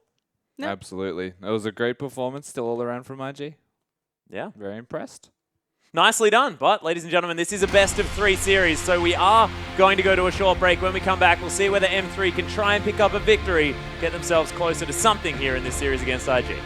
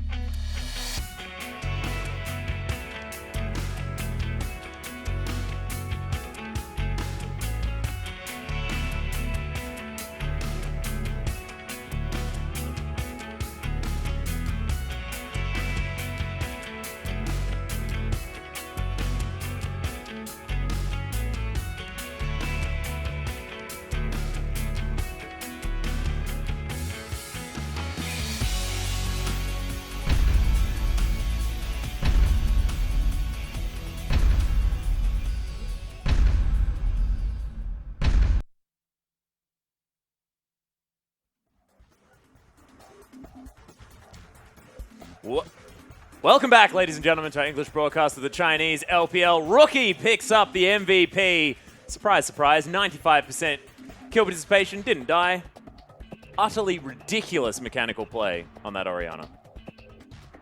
He flew through the air, landed, and hit the shockwave. Yeah, it's like basically he alley-ooped himself with the ball. Yeah. Yeah. Yeah. It's just stupid, ridiculous stuff. Like, I don't know. What I want to see, though, is consistency back for IG. They need to do that again in game number 2. Yeah. Yeah, because right. I was just like, guys, we've got another 2 more games because this is IG. This is a team not necessarily known for consistent play. My favorite quote about Invictus Gaming is the most... yeah, here we go. He's flying through the air! It's just like, guess what? Thanks, mate, for putting me here. No, the most consistent thing about Invictus Gaming is their inconsistency. Yeah. You have no idea which team is going to show up. It's gotten a little bit better this split. Again, this seems to be the strongest iteration of Invictus Gaming if we think to comparing them to 2015 to 2016, despite being cacaoless. Cacaoless. I like it. Kid stepping up, of course, as he did in this game, but we never know. Sometimes they just come into game 2 and they're just like, no idea. We no don't idea really, what's we happening. don't really feel like winning this one. Don't really mind about it. But we'll see whether they can actually bring it back because they did get a pretty interesting team composition. And I want to talk about like what their aims were with this Kog'Maw comp because it was a little bit more different, right? It's almost have the Kog'Maw there as a distraction while Rookie and Zatai just take over the game. And they've got so many threats that you just basically cannot do anything. And if Kog'Maw's behind, he's still a Kog'Maw. So it's ridiculous how powerful he is in the late game, regardless of how many resources you give him in the early game. So it was interestingly put together, and I like how it worked out in the end. It's different. So that's not their game plan when they came into this. They weren't actually like level 1 saying, we'll make sure the Kog'Maw dies a lot, gets all of the attention, and then we'll win elsewhere. But what they did, and it was very smart, was reactive play around that. They recognized that bottom had 4 people there at all times, but all of the ganking was actually coming mid originally, and Rookie was already ahead. So they played to that strength. Rookie rotated topside to actually further increase that. Zatai rotated mid to do the exact same thing, and they exacerbated their own strengths between the 2 lanes, whilst bottom lane was left alone because Kog'Maw will still scale. It doesn't matter how long it takes, but once he has 2 items, he's going to outdamage most other AD carries with 3. And that's actually really important. Again, Invictus Gaming have said what their game plan is in interviews, and it's really basic. It's wherever they have an advantage, they pressure that advantage. You can say like, okay, well, any team does that. The difference is that teams can assist lanes that are falling behind. Like we said, Kid should be bottom. He can help counter gank or something. Invictus Gaming will never do that. If a lane falls behind, they'll just leave it, and it's just every man for himself. But what they'll do is, okay, Rookie's ahead, Zatai's ahead. I'm going to continuously snowball what's working for us. I'm never going to play the lane that's behind. Yeah, and we also saw that to a fault, didn't we? Because, like, the top lane was where Kid was basically living. He, like, put a tent up in there, and, there wasn't anything else to gain. I mean, he was standing on wards. He was wandering through vision.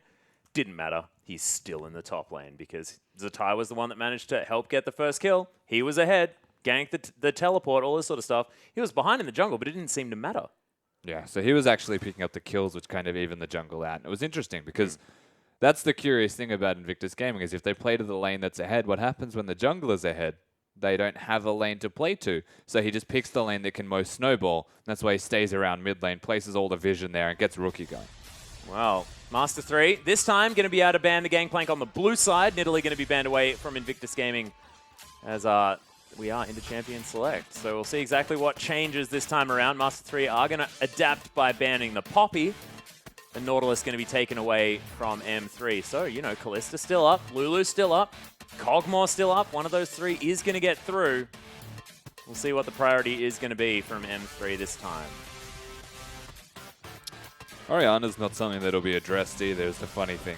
Yeah, you can't really afford to ban it, right? Doesn't even matter if you do ban it. He'll just play something else and be a god. Exactly. We saw a high priority of Corki last game, though, from Masters 3 as a denial against Rookie. I'm curious if they're going to go that route again. Ooh, Lissandra actually going to be banned away here. So it's all of our bans in. A lot left up. Kog'Maw and Lulu and Kalista. Now IG will have to take Kog'Maw. Or Kalista. They insta-lock Gragas Sivir. Yeah. Everyone's got plans. Gragas, unfortunately, won't be a part of it. This is a pretty crazy draft phase already. Though, yeah. Like, what do they do? Kalista is arguably higher priority than Kog'Maw for most teams in the LPL, but the flip side is that they already have Lulu, so... I mean, giving someone a Lulu Kog'Maw comp, it's dangerous, but we've seen it work against them. Yep. Just LPL things, I guess. It was a really specific comp, though. Well, yeah, it was like a Sivir Bard. And I feel like you're not going to get that same thing out of the Kalista. IG have also banned Nautilus, so Kalista has a lot more merit to it as a champion. Yep. Braum is, of course, there. He's going to get locked in. IG still thinking about the Kalista with 3 seconds to go. But looks like it will be the bottom lane locked in already here for IG. So Kalista for Rain. Kitty's back on his Braum. Definitely a comfort pick. There's M3 now considering what they want to lock in. Could be the Kog'Maw. So they don't need to lock in the Kog'Maw yet either? They can do it at any time since Kalista's already there. Yeah. Concern is red side rookie. I like it though. Poppy's been banned as well. So no Nautilus, no Poppy. Rain will have a lot more freedom this game. The dance around the team fight. It's actually the most picked for both top laners. I feel like Zatai is going to play Fiora. Yeah.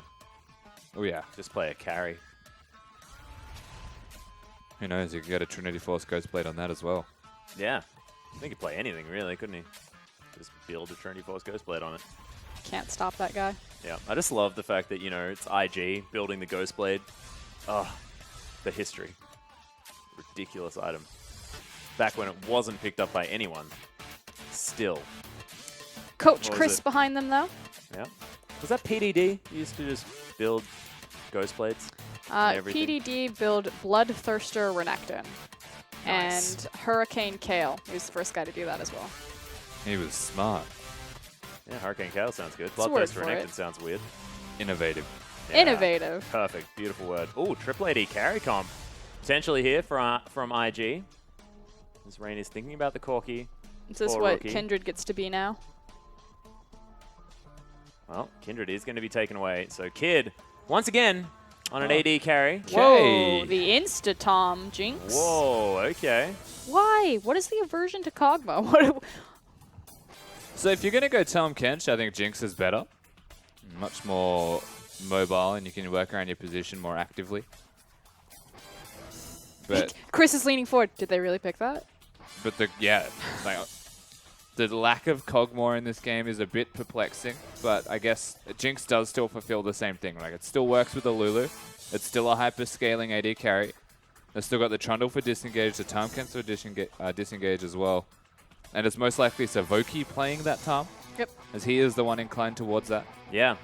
But with no PentaQ alive, you would be looking at M3's team comp and saying they have no damage. So it's most likely going to be like the Jugger Jinx. Yep. Look at how much range Invictus Gaming's comp has, though. That's range on every single champion but Braum and Meganar. So they got range on 3.5 of their champions. 4.5. 3.5. 3.5. Something like that. Well, I'm going to say 4. Yeah, probably closer to that. But Zatai back on the Gnar. It's been a while since we've seen it. Of course, up against the Trundle here as XY is going to be taking that into the top lane. And Master 3 have a very clear plan. It is make sure PentaQ can hard carry this game. Well, Invictus Gaming have a very clear plan, and it's Rookie got Corki. Yeah. But you know what I like about Invictus Gaming's comp is Braum and how it interacts with every single range champion. Yeah, true. The stun is just that much easier to connect, and this is why I question Savoki being Tahm Kench all over again.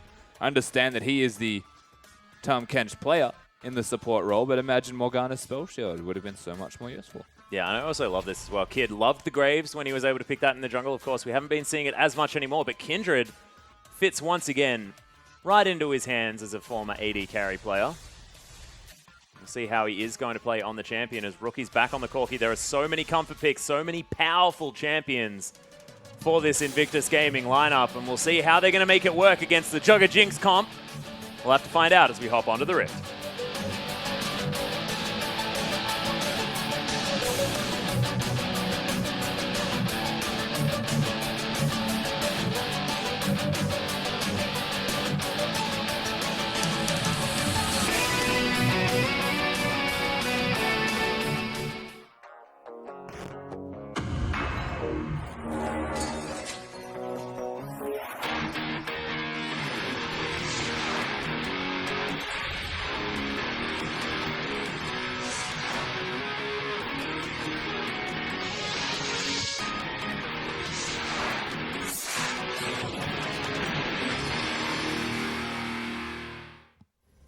And here we are. Welcome to the Summoner's Rift for possibly our final game of the night, unless M3 can make this Jinx composition work out. Of course, they've got the Lulu, they've got the Jinx, they have the recipe. We'll see whether it's going to be enough against this Invictus Gaming comp with 3 AD carries. One of them being a very terrifying one in the Callista, and then there's also Rookie being on his Corki, which is just pretty crazy. Keystones, though, available at the bottom of your screen. Strange one for Kid there with the Furor of Battle. Yeah, not getting the health from Strength of the Ages. The other curious one is Zatai going for Thunderlords. Yeah. Opposed to basically every other Keystone Mastery. Grasp of the Undying, Bond of Stone. Yeah, look, I don't think it needs justification. Thunderlords does damage, but... It's Zatai. You know, exactly. Let's just deep dive on Zatai real quick. This guy used to be a mid laner for Invictus Gaming, particularly Assassins, although he's played everything from Renekton mid to... Yeah. Renekton, everything from Renekton to Xerath, I think, is what you'd say. Yeah, it was a... Oh, look at how cute the little skin is. I've never seen that one. You haven't seen Snow Day Gnar? No one plays Gnar so anymore. Mega Gnar in Snow Day is the best. Yeah, you'll love it. I'm actually excited now. The point of the story is that excited before? Zatai is crazy, and he does random things that just kind of work for him. But the most important thing to remember is that he's not here to play League of Legends. He's here to kill people. Yeah. And if he doesn't get to kill people, he's not satisfied. Yeah. To Zatai, it's basically a fighting game. It's a 1v1. This is actually Street Fighter. Yeah, pretty much. He built a Duskblade of Drakthar on Poppy, man. Yeah, no, I think that's all it needs Is to that be said, Tekken really. or Mortal Kombat? That is just, yeah. That is just silly, I think is what it is. But IG, with some power in this lane this time around, relishing in the fact that they do have a very strong combination. As Rookie shoving in Raphael, wanders out of the way of that Phosphorus Bomb, though. One thing that Corkis will always do. Hard push level 1, try and deny as much farm as they can for the Lulu in this case. Raphael does well to keep up, though. Yeah, YOLO actually looking to try and take down this Rift Scuttler before Kid can grab a stack from it. Does do so successfully. Nicely done there, denying stacks from Kindred. Pretty good thing to do. Typically. Zatai is going to grab the Mega Gnar, though, and XY taking a lot of damage, but answering back. Look at his little hat. Oh, that's super cute. I'm going to start playing Gnar. It's weird when a Mega Gnar is super cute. Oh, Kid. Just battling over this Raptor, who just doesn't know who he wants to kill right now. They didn't get to see the anticipation on my face as I saw him start to glow. Wow, he smited that? Yep. This is mine. And now red buff. Yeah, he's not going to be able to win the battle for the smite on the red, though. What he will do is clear the ward, though. With the smite Yeah. on the Raptor. Oh, this is cute. Kitties is going to come in and help clear out the ward. And YOLO's struggling to get hold of his own jungle. There is, of course, a smite, though, for YOLO, so that is good news. Yeah, it's going to reset, though. Raphael can't assist him as well because Rookie has him locked down. Okay, now he's got space to rotate. Yeah, Cocoon comes in. Kitty's actually just protecting. Hit the dragon. Oh, that's very, very cute. Oopsies. Jumps over the wall. Yep, hitting the dragon. Not so great. But they disengage quite nicely with the hop over plus the stand behind me. Dragon, just chill out, bro. Calm down. Zero chill. Yeah, none at all. Oh my god. What? Go to your base, man. Get out of here. Calm down. Jeez. All right. Well, people getting very keen. Have we not fed dragon lately? I don't think so.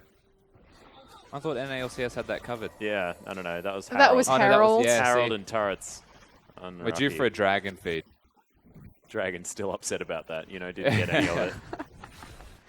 Don't take it personally, man. There's always EU. The Shannon Knoll of... I had to. I didn't want to. Oh, man. Very topical Australian joke. Yeah, I could feel your apprehension there, but you're like, oh, sorry, we're going to have to do it. National pride. Wait, you're Australian?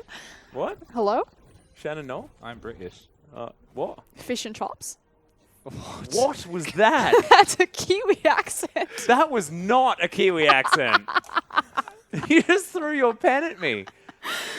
Oh my god, that was nowhere near anything like. Yeah, that was very, very strange. I'm very, getting very subbed strange. out. Yeah, I think we're gonna need to. It was fish and chops. Like that was like. That's how they say it. Fair enough. Okay, yeah. we're calling in the audio guy. I think. Gonna need him in there.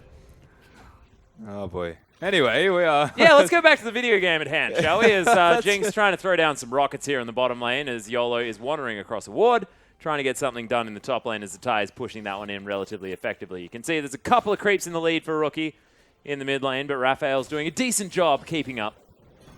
And I think that basically gets us back up to speed. We're effectively in standard lanes. Yes. And we're going to elongate the lane phase until someone has a clear advantage. And it looks like Kid thinks the clear advantage is in top lane. Yeah. Who has the most fush or chops? I just wanted to bring it back there because I thought it was so stupid. Well, M3 are focusing a little bit more towards this top side as Kid is going to wander across this wall, clear that one out. Yeah, it's level 6 Nara as well, but this lane to me is the most volatile. Yeah. It's where the kills could actually happen. Yeah, I agree. I think there's tons of kill pressure, but Kid doesn't seem to think that bot lane exists. No. Despite spending the majority of his career in it. No, he's done with the bottom lane now. He goes down there and he just gets flashbacks. He knows how hard it is to do damage from the bottom lane. Well, Rookie clearing out the mid lane still. Let's see whether it's his next package play. It's going to be able to get IG ahead. Yeah. Speaking of course, IG are very unique in their use of the package. They play with complete confidence whenever the package is available. Generally speaking, they force the dragon with it, as it's the least risky objective to take, and the pressure that the package provides and zone control is near unrivaled. IG are inclined to use that. Wow, YOLO waiting here for a long time to try and get a gank onto Rookie. Oh, gets turned into a cute little critter. But Little Ant's not going to find the mark. Raphael just going to go back to farming. Yeah, exactly. YOLO, what are you... Oh, okay, no, he moved. He's like AFK? Oh, wanders in now. There's the Valkyrie quite easily used there as Kid. Now waiting in the wings. As you can see, there's the Fate's Call in the bottom lane. PentaQ might be in trouble, but he just gets eaten up by Savoki. Will have to be spat out. But that is going to be a decent engage there for IG. Yeah, that was level 6 for Kalista, but not for Braum. So, unfortunately, not enough. Oh, Raphael getting very, very low here in the mid lane as well. There's a mentality in China that anytime you know where the enemy jungler is, you automatically... Everyone burns all of their cooldowns at once. Just go in. Yeah. That's pretty much what that was. They thought that they had some kill pressure, knowing that YOLO wouldn't be there. Well, Raphael going to get himself a back here as well. Still only down by a couple of CS, and he's kept his life as well. So not too bad for this Lulu. He's able to neutralize this lane quite nicely. In fact, the gold entirely even in this early game at about 8 minutes in. Yeah. What does this mean? When are these teams power spikes? I mean, I look at M3 and I think late game, but is IG happy to get there too? Yeah, I'd say so. They get the Trinity Force and the Devourer as well for kids. Yeah, and you have a 2-item, so you have Bork and Hurricane for Kalista on top of Trinity, which should spike around the same time. That's should be initially when IG pull the trigger. Oh, I wasn't even paying attention to Kid's jungle item.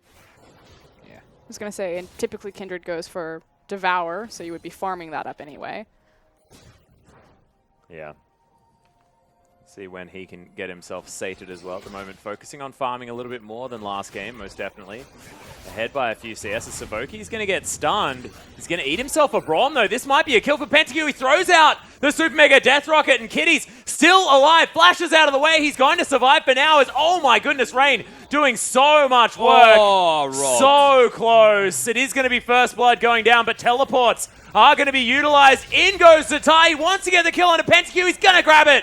As the Mega Gnar comes in, smacks everyone against the wall. Oh, the double kill! A triple, actually, is somehow Rookie's going to grab a kill off the back end. What a teleport play from Zatai. You wanted action, Atlas, and suddenly everything explodes. Teleports were really delayed, though, and obviously Kitty should not have given over the first blood, but he walked back in. Good counter gank from YOLO initially, but again, both supports just kind of fed themselves to the wolves in the back half of that engagement. I think it was exceptional play from that Mega Gnar as well, throwing the boulder at exactly the right position, getting Pentakill at the right time. Oh man, crazy stuff. The Kitties actually does very well to live at all. No mana available for Pentakill, which is why we're not seeing any crazy spell usage. And honestly, I feel like Rain, he did so well to set them up. But the top laners are also fighting, and they were close enough to deny this as where Zatai goes ham, and Rookie shows off his skills. I'm guessing hits a rocket. Oh, wow. Flash. Yeah, bends the bullet. Really nice. I think it was actually Invictus Gaming didn't know that YOLO was there. And so I'm assuming through comms, IG are saying, we have this. And then as soon as Elise showed, then the immediate teleport came down. Because Zatai actually walked into the river and was like waiting for like 7 seconds. Yeah. So I'm going to assume it was just a loss. Losing track of YOLO. Still feel like given where the ward was for Invictus Gaming, it was better safe than sorry to even just teleport in though. Yeah. Like, no doubt Zatai wants involvement. That was close. Yeah. Try to steal it, but Dragon is going to go over to Invictus Gaming. Important to note that Kid didn't have his Devourer yet, as they picked up the Dragon. So not going to grab the free 5 stacks, which would have been pretty cool. He's been close to it for a while as well. Just hasn't bought it. Yeah. Just understands that he's pretty able to skip around the jungle relatively effectively as this Kindred, so isn't actually forced back very much. YOLO now taking a trip into the enemy jungle, looking for a gank onto Rookie. Cocoon, though, once again just going to get Valkyried. Rookie more than happy just to keep farming out his lane. Has opened up a larger CS discrepancy this time around, as well as picking up that kill for himself. So this is one of the scary things against Invictus Gaming, is that if Rookie does get an isolated lane in the 1v1, at some point he just becomes a monster no matter what. Well, Subjugate actually going to be used here from XY as Zatai trying to turn this one back around. Doesn't know that YOLO is right here. Actually crushes his way in. There's the nod. You're going to try and get YOLO back. Can he actually get the kill? Yes. Oh, there it is, the Hyper Proc. And they go 1 for 1. YOLO is able to pick up the kill, but Zatai equalizes the trade. YOLO doing work on this map, though. 3-0 as this Elise in a similar position that Kid was in last time. Oh, Kid actually dancing around this one, able to get a lot of work on. Repel is going to be used, so YOLO is going to survive, most definitely, but Kid just flexing his muscles towards the top side of the map. Yeah, of course, Kid has the Devourer and Boots of Swiftness, so still quite strong, even though YOLO indefinitely stronger, just hasn't spent the money you would have to imagine. Yeah, unless that's a Runic Echoes that he's actually got there in his back pocket. Does. Ah, there it is. So we'll see. Elise very, very sufficient in the jungle as far as that sustain is concerned, so not going to need to go back at any time soon. Yeah. Delivers a red buff, blue buff over. I'm just going to go back to laning. As far as dust settling, IG are ahead by about 1,000 gold. No turrets have been hit yet. Winter's Bite just goes wide here on the bottom side of the map. You can see it's mainly that mid lane and the top lane. Solo lanes once again for IG are ahead. Zatai will get baited here. I just feel like he wants to fight at all times. He's got the inclination to go. Yep, able to grab himself a Thunderlord's proc there as well, so Zatai just tends to put this target on his own head. He wards River. Oh, YOLO. A smart Zatai would clear the pink ward and delay this gank by another 5 seconds, but he's about to tick Mega. And so this is where Zatai will probably just go in. Waste the W, it's a go button for YOLO. Oh, there it is. W is down. The Cocoon isn't going to find it. Nice crush to get over the top of the pillar. Didn't actually block him out of it. I actually would have thought that he would have bounced back, but not going to happen. And that seemed like a little bit of a weird interaction. Yeah. So unfortunate. Not going to be able to find it, but, you know, IG, Zatai playing with a little bit of reserve, which is good to see. Yeah, I guess if we call that reserve. Yeah, it's about as reserved as he gets, right? It's more than normal Zatai. Yeah. He didn't flash on top of him, so. That's what we were partially expecting. His kid is going to pay a visit towards the top side of the map. You can see YOLO moving down bottom now. So navigating away from the IG counter gank, which is good news. Rift Herald, though, is going to be taken. Remember, this is in fact the patch where you get 5 stacks on your Devourer from taking that Rift Herald. So very good news here for Kid. I will be curious on 6.5 as if they continue going Devourer as well. Yeah, I was wondering about that because it seems that, you know, you can either take the Dragon or the Rift Herald and you get to that but level then you're back to only Dragon. Kind of interesting that they gave over Herald to Zatai, though, as opposed to keeping it on the jungler. Typically, you give it to the jungler, increase movement speed, increase back time, so it helps them clear a little bit faster. Again, maybe this mentality that, okay, this is the lane ahead. We're going to give them all of the resources that they need to stay ahead. Well, Zatai's got the teleport as well, so theoretically tries to push down this turret, teleport somewhere else. Not sure, but he's going to use his Empowered Recall to get back to base. Picks himself up the Sunfire Cape as well as the components of that Black Cleaver. She looks to be building up. The Phage, a fantastic item for Nah, just to be that very, very frustrating little thing.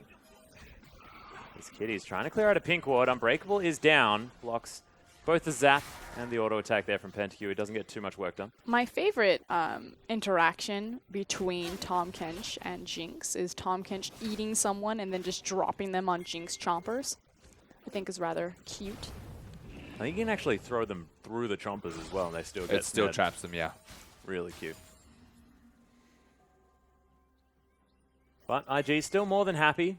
Just chilling here on the bottom side of the map. CS very even, although Pentakill does have a slight advantage. It is generally how this works, though. You know, the solo lanes get ahead. IG leave their bottom lane to just function as best it can. Yeah, still Rain performing better this time around on the Kalista than the Kog'Maw. Is this a lane that probably should win in favor of IG? As, oh my goodness, Zatai going very aggressive. Hyper gonna proc. Gets himself the Mega Nah. That's going to spell retreat here for XY. Okay, so interestingly enough, going Nah into Trundle is quite funny because Nah as mini form has the least base armor of any champion at level 1 through 18, I believe. Wow. And scales the least. So if Trundle uses the ult whilst in mini form, he gets a lot less from it than Mega Nah, who has the most at level 1 through 18 at a base level. YOLO spotted here on the bottom side of the map. IG not going to go aggressive or anything. His kid's going for a gank onto Raphael. Lots of damage comes out, but doesn't actually have his mid laner. As Abyssal Voyage comes in, Pentakill going to get delivered to the mid lane to try and protect the mid laner. But again, Masters 3 trying to use this advantage that they've created with their bottom lane as they did in Game 1 to impact the mid lane. So very similar style. See if it works out this time for them as IG starts up the dragon. Yeah, YOLO is here. Throws out a Volatile Spiderling. Not going to go for the steal, though, as the Rend is there. Rain going to lock that one down for his side. Extra neutral security, a big deal. So that's 10 stacks on that Devourer. Of course, I've been looking at this for quite a lot. The old Kid Devourer stacks counter. But it's really cool to note the fact that he managed to pick up both of those neutral objectives. He wants to give the stack to Kid. There you go. Yeah. Adorable. I like it. Teamwork. Something that's really concerning as we kind of back up and look at these comps again. Oh, hold on. Yep, package delivered to Raphael in the mid lane, but okay. You just had to use it. A little bit awkward because YOLO is We're fine. here, This is waiting in fine. the wings. Yep. Everything's fine. Rocket comes down once again. Cocoon and the Valkyrie used at exactly the same time. Seems to be the abilities that they trade as Kitty's just tanking things up while Rain deals with this minion wave. And Zatai forced to run away. Kid finally here at exactly the right time, but XY has reached a point where he's very powerful here in this lane. The Subjugate really doing some work here for him. This Rookie just clears out the minions one more time. We'll see where he goes next. Looks like he's building that rapid-fire cannon, his item number 2. This is great. Every time you cast Invictus Gaming, what's the buzzword? What? Time. Oh, God. Yeah, every single... Yeah. Damn it. Every instance of an IG game. Super Mega Death Rocket! Oh! Him. That's the kill for PentaQ. Gets excited as well. Even Rookie laughed in his camera about it. Yeah, he did. Oh, dear. Oh, TP bot. Yeah, TP comes in. M3 seeing whether they can find something here as Savoki actually flashes out of the way as there's the ultimate. XY gets knocked up into the air. He doesn't have Subjugate yet. As now IG trying to kite this one around. Savoki in trouble. Rend is going to come down, but it's not going to be enough. In fact, Rain is running out of mana. Yeah, Zatai trying to get forward is now tanking up the turret. Flashes forward to Rain. They really want this as PentaQ falls down. XY is going to be the next casualty. Rain picks up that kill as now once again the battle in the jungle, but Kid is not as powerful as Rookie. Rain spends most of this time tanking up turrets, but picks up another kill. And that is, in the end, I guess, a 2 for 1? 2 for 3? It was a great reactive play from Zatai. Unfortunately, yes, Kid did go down in the jungle to Raphael, which was utilized mostly by a great polymorph to deny a lot of Kindred's damage while he just kind of walked in front of Lulu in polymorph form. Yeah. But with that great TP gank, it does give them the tower on bottom lane and puts Rain and Kitties back in control. Unlocks it as well. May actually give IG's bottom lane that 2-item spike that they're looking for. Rain probably will have it. There it is. Well, Hurricane picked up. Hold on. Yeah, so IG, this is on the back of Zatai naturally, and the funny thing about this is how confidently Zatai dies, but he actually misses the execution by flashing randomly and not actually doing anything with it.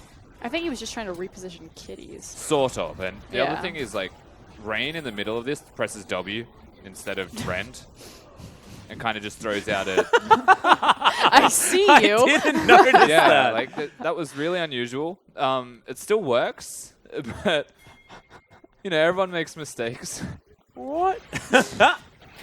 Oh, it's adorable. Well, what I was gonna say. I just like that everyone fat fingers it, I just saw him press W. I was like, I'll wait for the replay to announce that and see if he was throwing it in the jungle because, you know, Raphael just killed Kid. I was like, that was really good awareness, but was it? No, it went nowhere. That's not E. It went on the spot. Oh, adorable. The Baron control. So obviously Kindred and Callista, when Kindred was first released, were picked up in unison or in tandem together a lot, simply because they have incredible objective control, their ability to burn through monster objectives. Something important as this bot lane is now opened and freed up is Baron becomes a very easy play to make. Oh my goodness. Thanks, Invictus Gaming. And helping Froscar out. Rain. Oh, Rain. Oh, Rain. Oh, Rain. He can't actually get over there. They need him to take down this Baron. The pink ward goes in. Kitties, stand behind someone. Oh, Fate's Call is going to get him to safety. Rain, you just blew it for your whole team. Super Mega Death Rocket can't find Kitties, but he's split off from the team. M3, 5 men strong. They're not going to get cheese this time, but... Oh, Rain. Rain, you had one job, mate. Get into the Baron pit, dude. Well, outer turret is going to go down here for M3, capitalizing on the whiffed Baron cheese. Able to take themselves down that objective. Nicely done, evening out that gold even further. But further pushing this Baron conversation, I checked Baron control rates because it's something that we keep in our stats. Masters 3 have the second lowest Baron control rate in the LPL. We do it by percent. And it's based on A, do they get the Baron, and B, do they know when the Baron is being taken? Theirs is 26% that they actually have Baron control. The only team that's worse than them is at LGD, who have 16%. Yep. No surprises there. Well, I'm surprised because LGD are back. I would have thought that stat would have improved. Well, they need a jungler first. Well, we'll see whether they get one. Turret is going to fall down as the Zatai split pushing. In goes Rookie, though. YOLO might be in trouble as Kid. Going to jump forward. W running. Zatai is the saving grace, though. Look at the work he's doing top lane. And it's huge. So the thing is, like, this is still a Lulu Jinx composition, so there's still a lot of threat when they group up as 5. Really, what we're doing with all these ranged members that IG have is trying to clear waves and keep themselves in it whilst poking. And then once they're low enough, they get Zatai to teleport in, and he's the monolithic, like, beast to just take them all out. It's kind of just a poke comp against the siege comp now. But the thing is, their split pusher for IG is definitely winning. Well, Kid, once again, going to be able to take himself down to Dragon. So that is the third one for Invictus Gaming now, 24 minutes into this game. Dragon number 5 is going to be a very real threat. Know what was used as well when they went for the Dragon, timed with the package, which means next Dragon I'll still have another package ready. I like it. Times quite well. It's just the Invictus Gaming special. XY now trying to get to that point where this Trundle won't be able to be split pushed against. It's a tie, though, very, very strong now at 5, 2, and 1. Cocoon just trying to get rid of this Rift Scuttler. I love it when Tom Kench just spits it out. Amusing stuff. PentaQ now with his Lulu in his back pocket. There's Jugger Jinx. Yeah, going for what looks like the Runon's Hurricane as item number 2. I find it really interesting that he didn't grab, item number 3. Yep. Don't know why he didn't grab that one first. Yeah, I share that feeling as well. I think that the Hurricane's actually really strong on Jinx, but the Rapid Fire allows you to be in the front line more effectively. Mm-hmm. So you're still going to get the Hurricane eventually, you would think, unless he's going to go Phantom Dancer. And the Rapid Fire, I guess, because you got Lulu to speed you up, you can hit the backline members with it. Yep. I just think there's definitely merit to it. It's just that interesting conversation about legacy items being picked up a lot by these Chinese players. It's also, as Rusty likes to talk about, the tendencies of players. Yeah, exactly. And a lot of their item choices, like Takes a Tie, for example, building Ghostblade last game. Yep. You know, it just kind of fits with their identity of who they are and what they want to do. Well, speaking of which, Rookie still picking up the Rapid Fire Cannon second item. Has now a BF sword as well. We'll see what he decides to go for. Zap not going to find kitties. As PentaQ very far forward. Oh, here comes the tie, though. TP. Yeah, TP very, very deep. Yeah, in fact, the ultimate has already been used here as well as he flashes forward, gets the Gnar into the wall. Massive knockups here as Rookie's going to make his way in. Yeah, exactly. PentaQ kiting around this fight. Rocket's doing so much work. Rain is going to fall. Super Mega Death Rocket not going to find it as now M3 launching themselves forward. Kid with the ultimate down, but he's not going to save himself for too long as IG do successfully disengage. But the Jinx, like you said, still alive. Oh, Rookie trying to do what he can to try and deny that as he's very far forward. They keep it. Yeah, actually, aggressive Valkyrie forward here as well from Rookie. Yeah, flashes! Oh my god. Oh, Wild Growth comes down on Savoki as Rookie is eventually going to fall. The hop over the top here for Zatai, but it's not going to be enough. Shutdown comes in as Savoki somehow gets it. And IG still want to fight. You have no idea there. Obviously, just way too overconfident, flashing forward like that. Does open up a Baron opportunity for Masters 3. Kid is in position, though, so the Smite steal is available. Level 13 on both junglers. Low health, low mana as well on these M3 members. Yeah, this could be very dangerous. Yeah, Kitty's, putting his face right in it. You can see the Baron very, very low. There There it is! The steal comes in from Kid! He is going to fall. Raphael picks up the kill, but the Baron goes over to Invictus Gaming. Best case scenario for IG right there. Otherwise, it could have been disaster pretty easily. Ooh, clutch. Yep. So that was way too clutch. But why go for a 50-50? I don't know. I guess they probably felt numbers advantage. Should be able to do it. But it's just really the decision-making of turning on Invictus Gaming and killing Kid, because he dies right after he gets the smite on the Baron, and communicating that properly to your team. Yeah, it wasn't communicated to YOLO, who smoted down to 300 health. Smoted. Smoted to 300. Well, PentaQ now has the Hurricane, also with the Vampiric Scepter as well. He's just become a whole lot stronger. Like, look at the rocket crits in an AoE. So stupid. And that's why you get the Hurricane as well. The rocket crits are insane. I am still curious about target selection from Invictus Gaming when they teleported in before, and the sad reality of that dropping was everything on Tom Kench? So, yes, and the reason it happened is because Zatai was about to run out of Mega Gnar. He needed to use the ult, and he just hit the people that were closest to his team. And it doesn't work like that against the Jinx comp like this, as you can see. Yeah, Rain actually gets ulted here as the Super Mega Death Rocket flies through. PentaQ can't actually find the kill, though, as Rookie. Oh, dodges out of the way. Zap is going to get blocked there by the Unbreakable, but M3 know that they're strong in a group. That's the turret. And the turret is going to fall down exactly like you said. So M3 now transition over. Of course, Baron not available for too many members of IG. as Abyssal Voyage is going to take PentaQ towards the top side. He's going to be able to pick up all of these creeps. Look at that wave clear. It's so silly. Man, I really love Hurricane Jinx. It's great. Does so much damage as well. AoE is obnoxious. Win condition left open for Invictus Gaming, though, is the fact that M3 have yet to solidify their first dragon. Package and Dragon are back up, so it's only going to be 4th this time around, but that is one step closer to IG having the 5th Dragon as kind of that foot back into this game.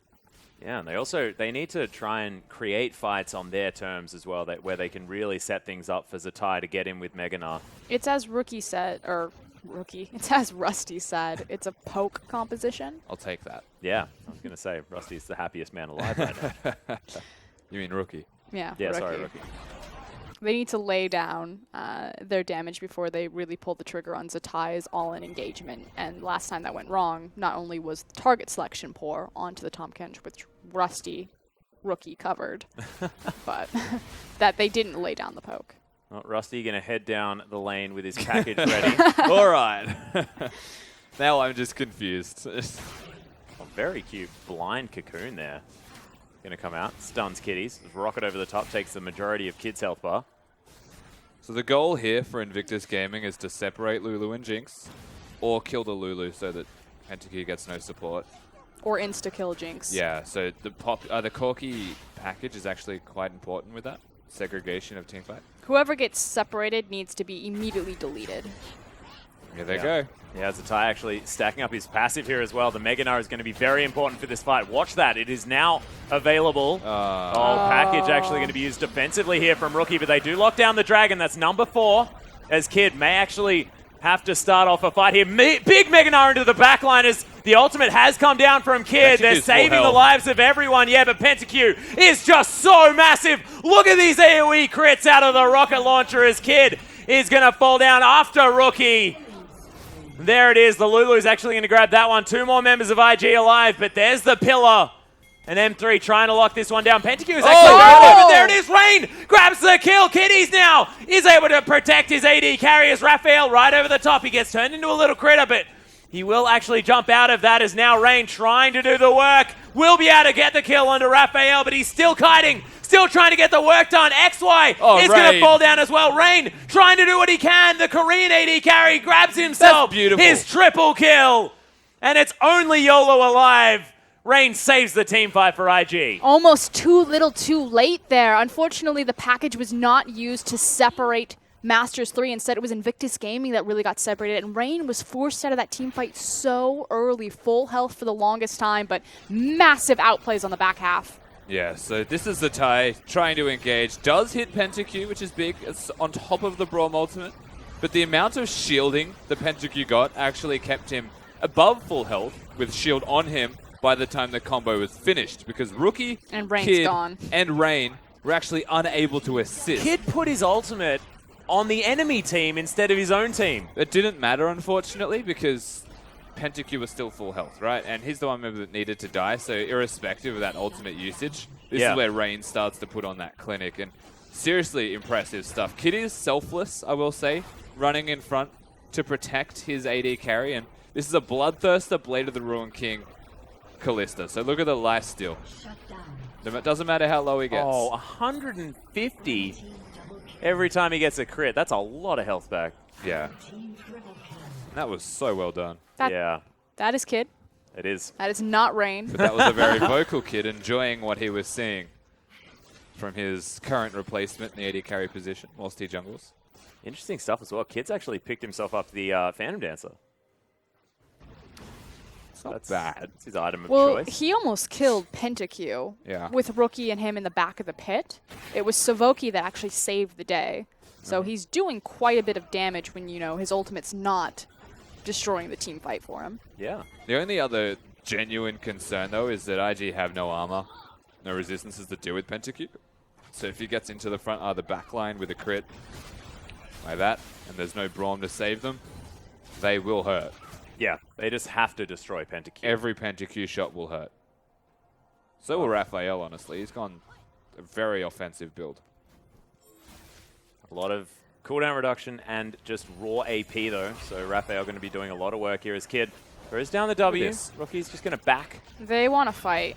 Okay, so what just happened is Zatai in the bottom stacked Meganar, primed and ready. He's now procced it, and then he stood in the bush to back to look for a TP. But the thing is Rookie also backed, which then canceled Zatai. He went ahead and he procced his Meganar. But they want to fight right now. And it was just Rookie saying, no, I'm not ready. Well, Rain moving forward now has his QSS. He's also building towards that Sterix gauge as well, so extra survivability from this Kalista. We'll see whether it's going to be enough here because the M3 game plan looking like it's working. PentaQ not afraid to auto attack at the front of these fights. It's exactly what he needs to be doing. Now has a Bloodthirster. It's just so 4 hard. item Jinx. It's so huge. Invictus Gaming's comp can't get past PentaQ. And to get past him to actually deal with Raphael is a near impossible thing. When that is what they have to do. Not to mention XY is getting gigantic. Oh. PentaQ going to get eaten by Savoki. Just saying, oh, you calm down, buddy. That's good. Oh, yeah, there's the exhaust. Wild Growth actually used onto Raphael. That is a big deal even if they don't kill him. Teleport comes in from Zatai. He needs to get over the top. Raphael may actually need to get out of this fight as YOLO moving forward. It's really good that Masters 3 didn't lose Raphael here and they retained their teleport, but they need to be able to stop this Baron. Here's the TP response. Yeah, teleport is going to come in as IG will need to be able to play this one out very, very, very well because they're very low. Kid. Watch PentaQ. Yeah, Kiddies is extraordinarily low here as well as they are just going to transition onto the Baron. See what M3 decide to do with this as the Baron is going to reset. IG are going to back away. Man, you can feel how close this is.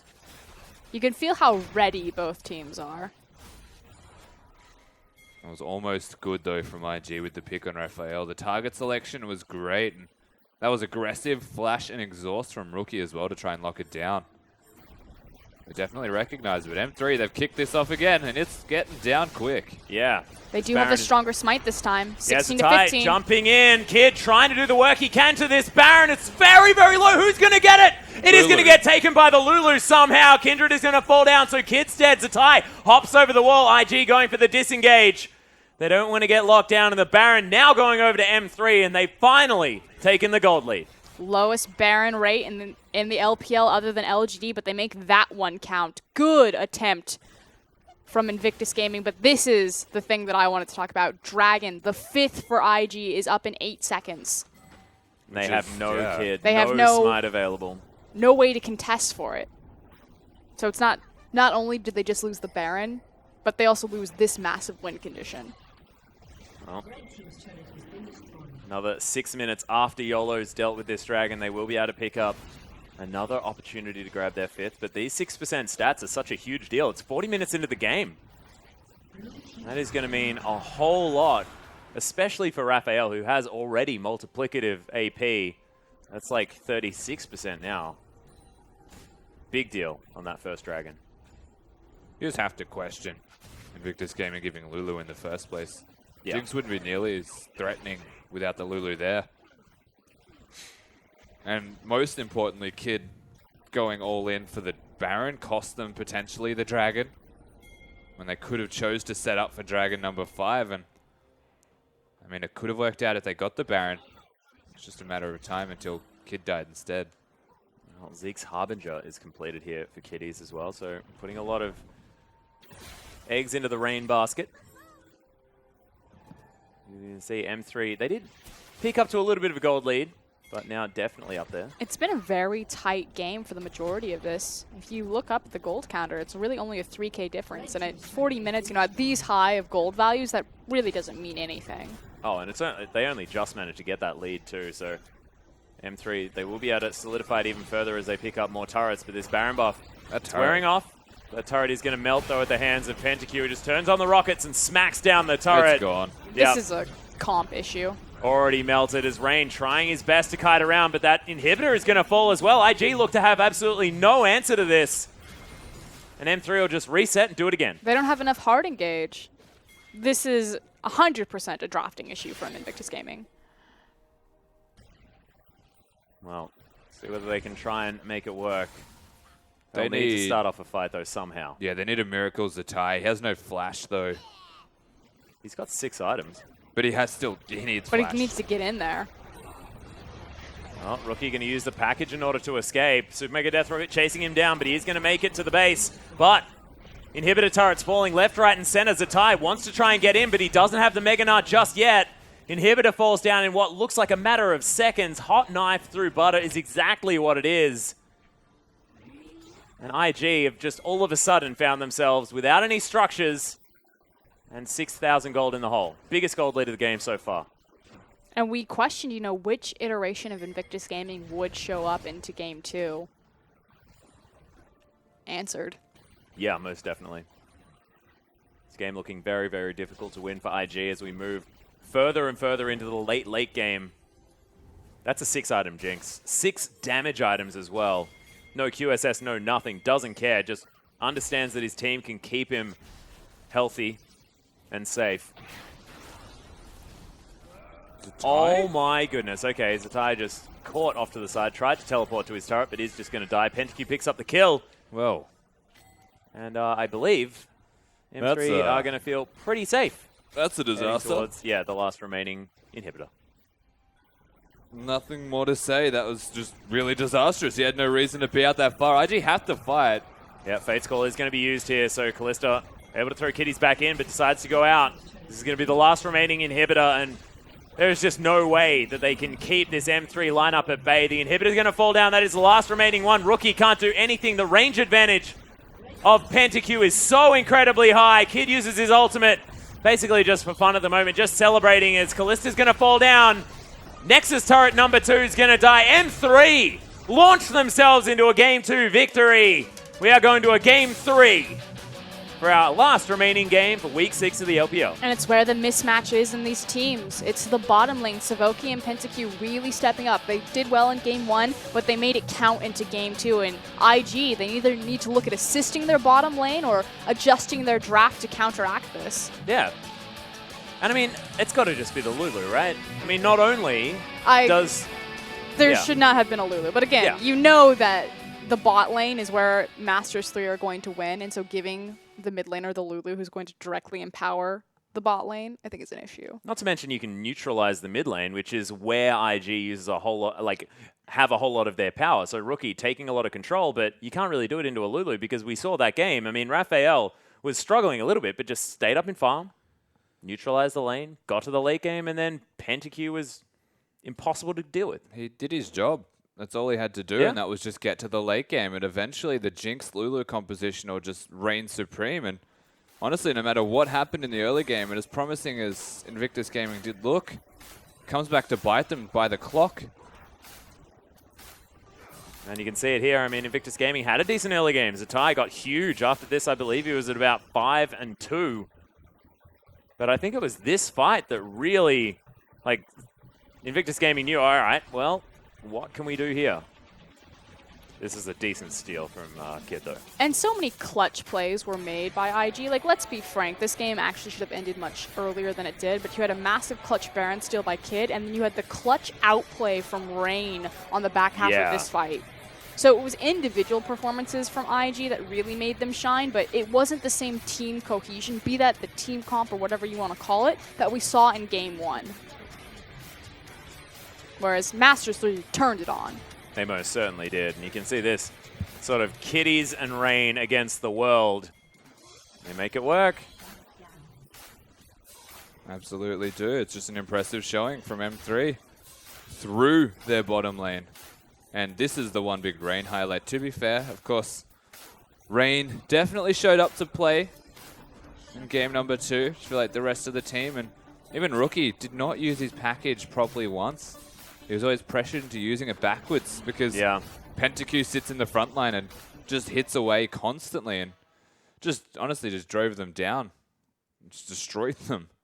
Yeah, and it was a little bit weird, right? Because once again, Rookie goes back to the Corki, but I honestly felt like his Orianna looked far and away better as far as just his general play. Maybe just get Rookie away from this Corki. Maybe stop this emphasis. If Rookie was Orianna, he still would have lost that game. Yeah, probably. I think that's the safe way to say this because Jinx is such a high range champion and running at your face, it's too hard to kill her.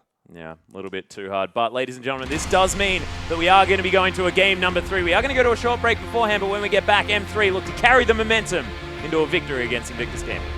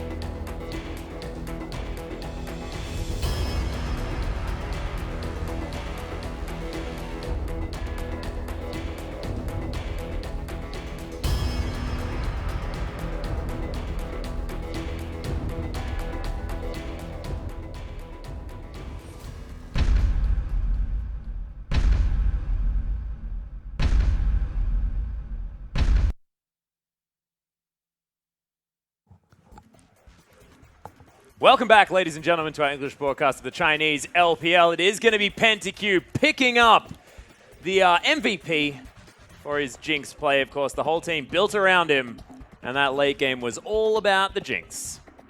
Yeah, I agree with this one. I think Pentaky played the late game really well. Obviously, he had so many support options to assist him there, but... I think it's safe to say he is every sense of the word MVP. He was the most valuable person on the team, so they had to keep him alive, and that's exactly what they did. And you can see it here as like Zatai engaging onto Pentaky doesn't actually lose a single tick of health throughout the entirety of that. And it just comes back in and just makes everyone's life miserable. Fortunately for Invictus Gaming, this is the one fight that they do win somehow, but Pentaky is performing so exceptionally well. Yeah, thank goodness they faded that one out, as this is just the systematic destruction of the base of Invictus Gaming. Finds Zatai out as well. Just launches himself over the edge. Really nicely done by Pentaky. So, look, we'll see whether he can go off again in game number 2. This is what we were talking about. It's sort of the top of the map versus the bottom of the map. And that was a team built all around the bottom of the map. And look, IG, ban the Lulu. Yep. I think that's, we're going to see that initially, or IG, they are going to be on blue side this time around, so they could possibly look to priority pick it themselves, although I think it's better that Rookie's on something with a bit more kill pressure as opposed to giving power to Rain, although he did step up massively that game. Yeah, but I think definitely. Just ban it.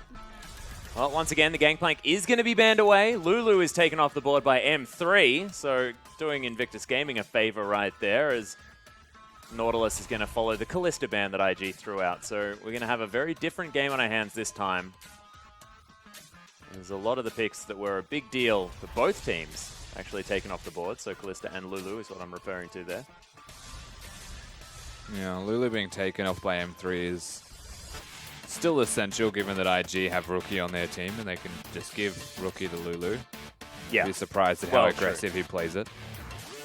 That is a very, very good point. Well, the Nidalee got through, and it's going to be lapped up immediately by Kid, as the Lysandra was the final ban. Poppy as well, taken away from Zatai. Nidalee. I think it's one of the few times we'll ever see Nidalee for quite a while, to say the least. The issue is just how, obviously everything that Nidalee offers her team, but if you follow jungle pathing, and just how many actions per minute Nidalee can get done in terms of like camps that she takes, ganks that she sets up, it's astronomically higher than pretty much any champion. Yeah, it's the fact that you can pounce through walls as well, making your jungle pathing so much easier. My god, everything about it is just pretty crazy. Kelsey Moser and Emily Rand are doing an experiment where they picked different junglers from LPL, LCK, and EU LCS, and they've been tracking their pathing and how many actions that they try. Oh, okay. It's literally like 10 times higher anytime anyone gets Nidalee. Well, we'll see whether Kid is going to be able to utilize that, because we saw his actions in the jungle weren't exactly all that high in his game number 1 performance on the Elise.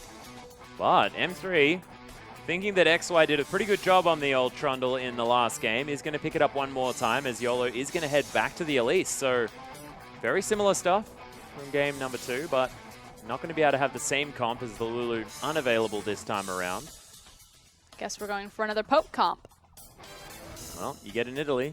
Does seem to make sense. Picking up the Braum here is a very good idea from IG. Yeah, Braum is just so good at the moment.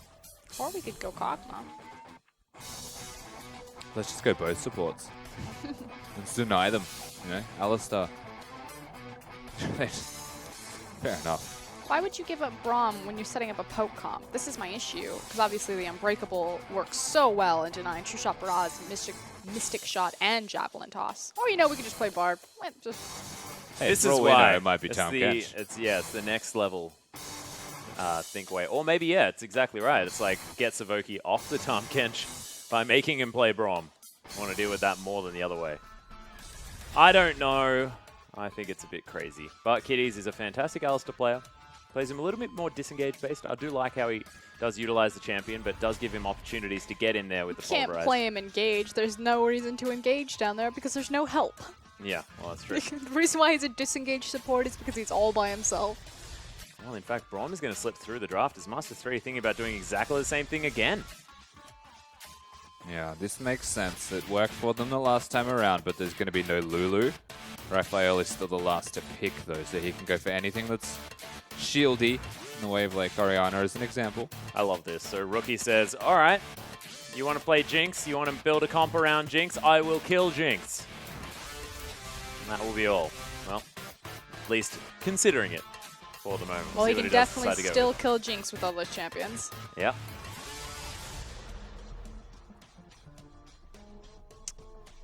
So Ty thinking about going back to that split push with the Fiora, and it's the Corki one more time.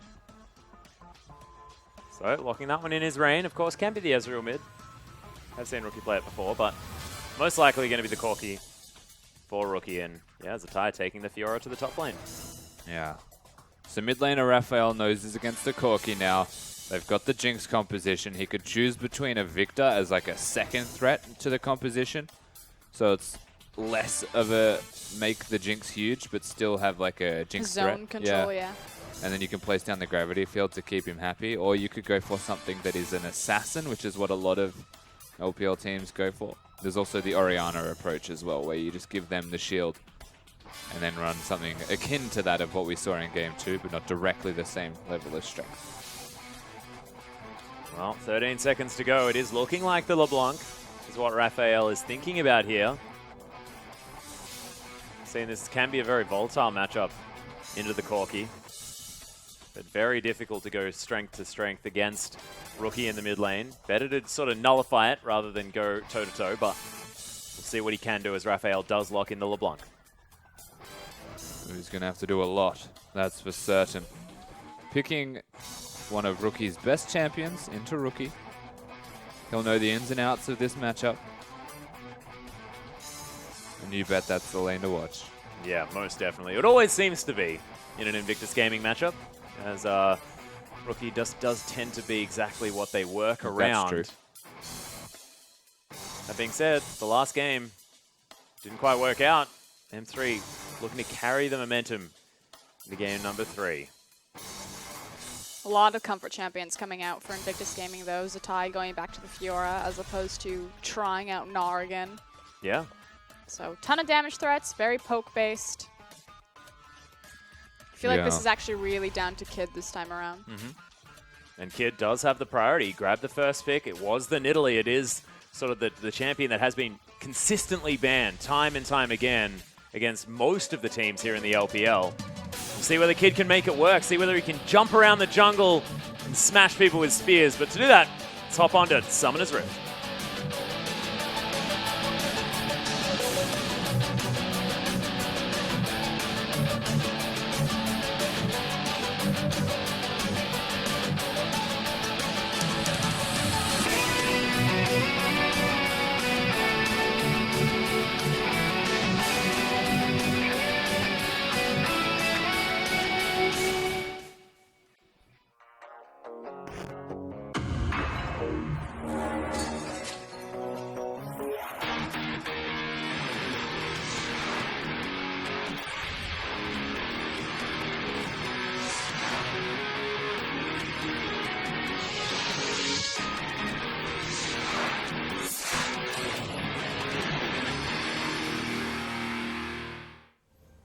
And here we are, ladies and gentlemen, onto the Rift for game number 3 between Invictus Gaming and M3. IG looking to bounce back from their most recent loss against M3. Game number 2. Momentum now resting in the hands of what we would have considered sort of the lower tier team. You also have to take a look at the teams, as we see the Keystone Masters on the bottom of your screen, that M3 have bested. It's only 2 of them. They've beaten LGD, which you can take that as you will, but they've also bested Snake. Yeah. Whereas IG have taken down pretty much all of the top teams except for QG they've yet to face. But they've taken down RNG and EDG. Yeah. We'll see whether they can continue. But they will need to get through M3. And look, I think it sort of works very well into the MO, which is just inconsistency. As Savoki is going to find kitties. Oh dear, what a kitty. Distortion going to find the damage, but Phosphorus Bomb going to be dodged. So we're also running 2 different types of compositions that will very quickly start butting heads as we hit towards the mid game. Right now they have a Siege composition from Masters 3 LeBlanc, the catalyst of poking them down with Jinx whilst they try and take down turrets. But they're going to be up against a poke composition that has the utility of sieging as well. So basically, structures are the name of the game for Invictus Gaming and M3 alike, except that we are starting standard, so it's decelerated in that respect. Yeah, I find it interesting that you are talking about teams that do have a lot of structural focus, but not lane swapping, because, of course, these are the two teams with the lowest percentage of lane swap. They're probably not going to want to do it. But the thing is, the structural focus in regards to the compositions are from about 25 minutes onwards. Well, Heba Pulverize comes in as Kitties force the Jinx to be eaten. Thankfully, Savoki hits level 2. He's able to spit him back out. Everything's going to be okay, but this was a disaster for the bottom lane. Game number 2. We'll see whether M3 are going to do the same things despite the lack of Lulu.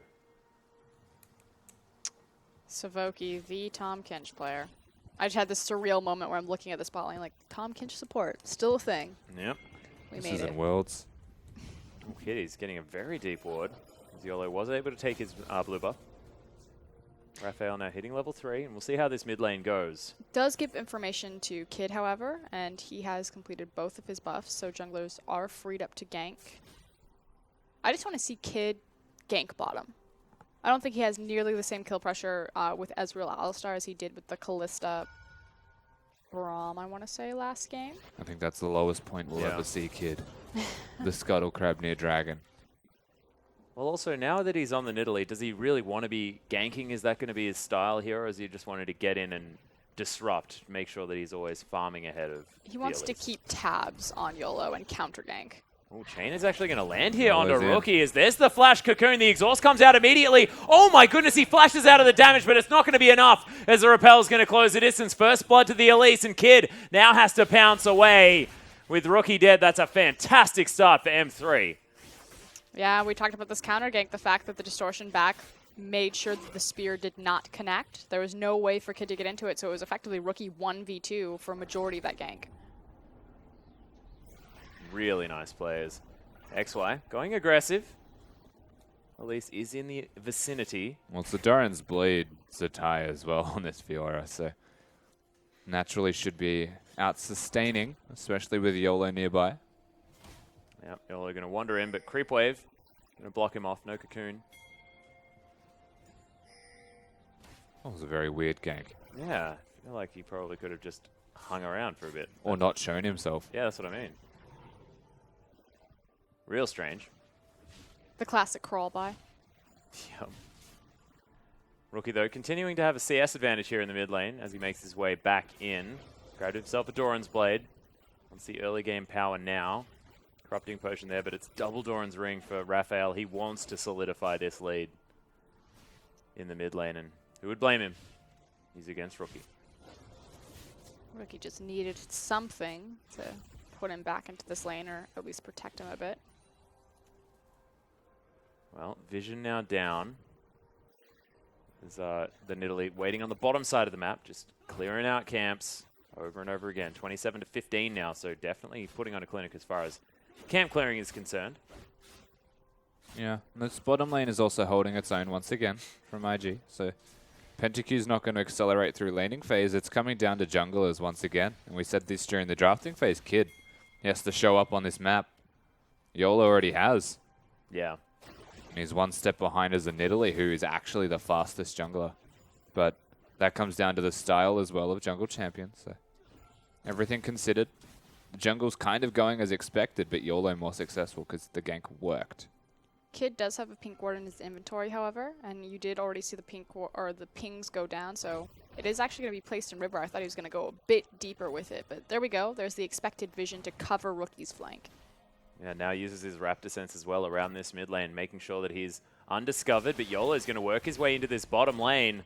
Rain will have the Arcane Shift. He uses it, though, early. The flash out of the way of the Cocoon as they were going for the easy kill onto Kitties. But gets the flash. It's what he wanted.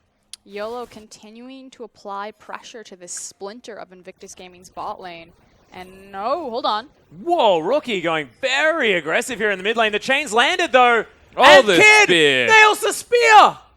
Wow. I thought that was definitely going to be a kill, but Raphael dies. So much trust and communication from Rookie and Kid there. I thought it was the fake that he hit. I'm not going to lie. That was so well done from Kid. And Rookie... I thought Rookie was dead. Rookie had nothing left. He was dead if Kid didn't hit that. Not even sure if it was trust. Just happened upon the best case scenario. That was unbelievable. Just ridiculous. But Kitties might be in trouble here. Doesn't have the flash. He's just going to wander away. It's not a lot of damage. Gets out of the way of the Flame Choppers. Nice use of the Pulverize. But there's a flash. Oh, one more auto attack. That's going to do it. Pentakill grabs himself the kill. It's not where we want this Jinx to be. Obviously starting to roll. But YOLO, like we said, they know where the weak point is for Invictus Gaming. They know that Kid is never coming. And all they're trading for it is really their jungle pressure. But Pentakill was able to be the MVP last time around, putting himself in the very same scenario. It's a very obvious streamlined strategy for Invictus Gaming. Kid, ward mid, protect mid, let mid carry. With no diversification of his strategy whatsoever, he becomes predictable to a fault. At the moment, Zatai, he did teleport back in and then lose a trade very, very quickly. XY yet to back. 10 CS behind. With just that pickaxe after his first departure. Whoop, Rocket trying to steal stuff away from YOLO, but Rookie not going to be able to get too much. He just picks up the Luba. We shall see. The game's calmed down just a little bit. The gold is entirely even, though. As Rookie moves back into lane. Man, I just have a feeling this game could be very, very different had Raphael picked up that kill instead of that spear landing. We're going to be looking back at that a lot as this game goes on. Savoki, Abyssal Voyage here towards the bottom side. Kitties is going to get locked down. Level 5 only, so Pentakill is able to pick up the kill. This is a 3v2. I can't believe that, Cocoon. That was MLG curve the bullet. That was ridiculous. YOLO is putting on a clinic. Yeah, well, this is his job, you know. He wants to be ganking lanes. Look at the farm, though, for junglers. 50 to 28. Oh, so my this goodness. is the contrasting difference. The unfortunate thing for IG and the very successful thing for M3 is the ganks are working. If the kills weren't there, IG would be leaps and bounds ahead through the jungle. And so the strategy that Kid's putting in place is by no means bad. In fact, it works more often than not. But with the success rate of these ganks in the bottom lane from YOLO, M3 are skyrocketing through bot lane. This is also an issue about where the gold is being placed on the teams. The fact that Pentakill, with those successful ganks, is going to be the benefactor of the extra gold, whereas Kid is the benefactor of the gold, not only with his single kill, but also with the jungle farm. And how these comps work, I'd much rather have my Jinx get ahead than my Nidalee. Unless Kid can get to the point where he kills Jinx with one spear. Which should really never happen if he's got a Trundle and a Tahm Kench in front of him. You don't know that. Yeah. It's going to happen. Deathcap's second item. Damn right. The dream. And we're going top. Yeah. This is good, though. It's with the package. It's a 4-man rotation. Yep, package going to get delivered. Knocks XY back in. Grand Challenge goes down. Flash immediately there by XY as the Phosphorus Bomb comes in. Kid able to lock it down. They juggle the aggro, successfully grab the kill.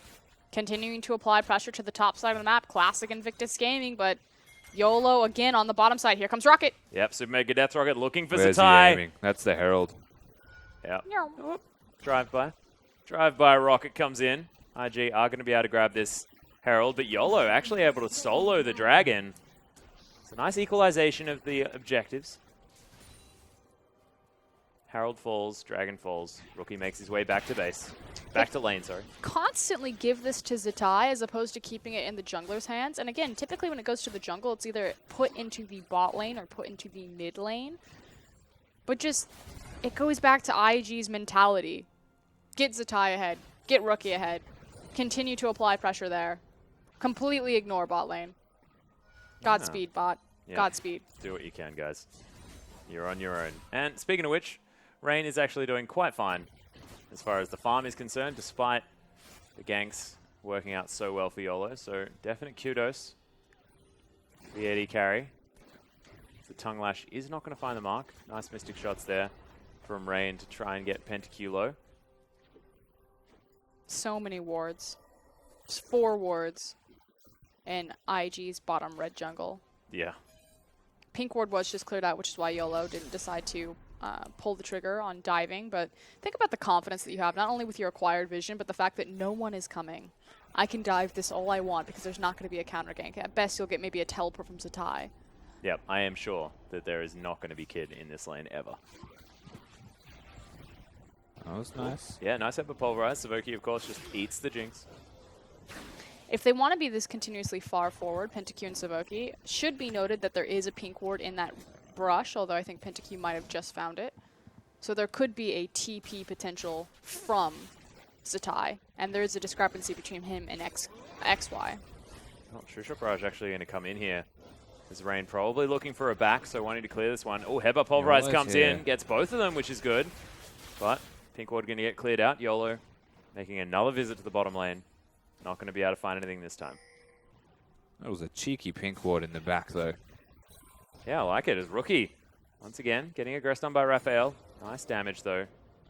He's got a Hex Drinker, so not going to be feeling too bad as... Ooh, always aggressive on these Valkyries, as the chain does miss.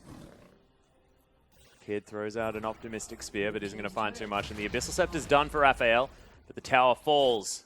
As M3 grab it on the bottom side of the map. Yeah, Savoki and PentaQ now unlocked as Kid. Oh my goodness, has to flash, pounces out of the way as well as the chains did land. Big Summoner Spell down for Kid. Yeah, credit to Kid with his reactions as well, flashing before Raphael did. So the LeBlanc flashed forward once the chains connected to ensure that they stayed on him, even if he were to flash away, to give enough time for YOLO to catch up.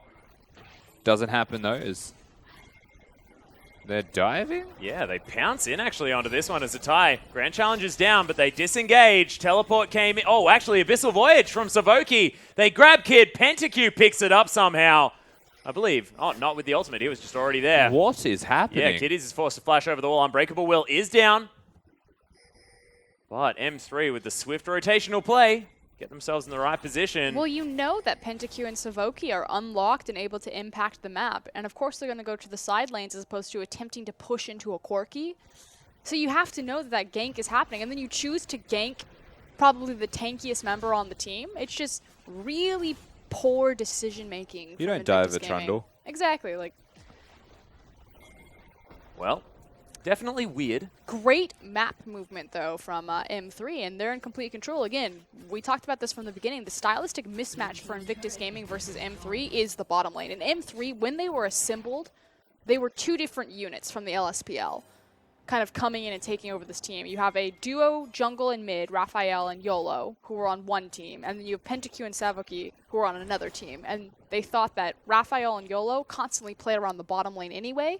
Savoki and PentaQ had this reputation of just being this excellent, very forward, aggressive bot lane. So if we just put these two units together, synergy should be made. Yeah. And unfortunately, you know, the IG method of just leave the bot lane to the Wolves just doesn't have as many things that you can do building around that, just because PentaQ now on this hyper carry in the Jinx, if he gets going, as long as the rest of his team's able to facilitate, doesn't really matter about how they go in lane, despite the fact that Raphael is doing really, really well against Rookie this game. Yep. Well, it's a tie, and Kid, they are going to find XY. Grand Challenge is down. He's got all the vitals proccing, but in comes YOLO. Cocoon lands onto Kid. He's very squishy as this Nidalee tries to pounce away, but doesn't have the flash, and YOLO's going to be able to pick up the kill. No tower here. Wow. Abyssal Voyage is going to deliver PentaQ into the bottom lane. Zatai able to run away as the riposte is going to be used, but Rookie now has to deal with the Flame Chompers. True Shot Barrage comes down as PentaQ with so much range. Not able to get the Super Mega Death Rocket onto Rookie, who's going to try and leave. They are going to disengage, but that's Kid dead one more time. The only time Kid goes to the bottom lane is when Zatai is down there. I don't know what his aversion is to Rain and Kitties, but it just leaves Invictus Gaming exposed and predictable. Yeah, I don't know. Just don't know. Well, Zatai does at least have his Titanic Hydra. He's trying to do the work that he can. Chains land here from Raphael. He's been playing this LeBlanc very, very well. Rain now going to head back to base. We'll see whether he can complete his Man Immune. Abyssal Scepter almost done here for Kid, as we only need the Zeal portion of the Trinity Force for Rookie. He will hit his initial power spike. It's just such a curious game, and like Invictus Gaming, they definitely had that plan in place, but given what M3 have achieved through the bottom lane, it's almost completely unfurled itself into M3 having total control. Yeah. This 3-0 Jinx should secure every single dragon just because they can't fight for the objective without just looking for a steal only. I mean, IG, they have a package right now on Corki, and they can't do anything with it. They want to be going for these dragons, but that one just got taken from right under their noses. Raphael clearing out this mid lane very, very easily, and it just looks like M3 have the jump on IG's tactics and have understood from game 2 onwards how to exploit it. No, I agree. Unfortunately, Invictus Gaming really don't even have a strong side of the map. You would say that best case scenario is in Satai's hands as rookie.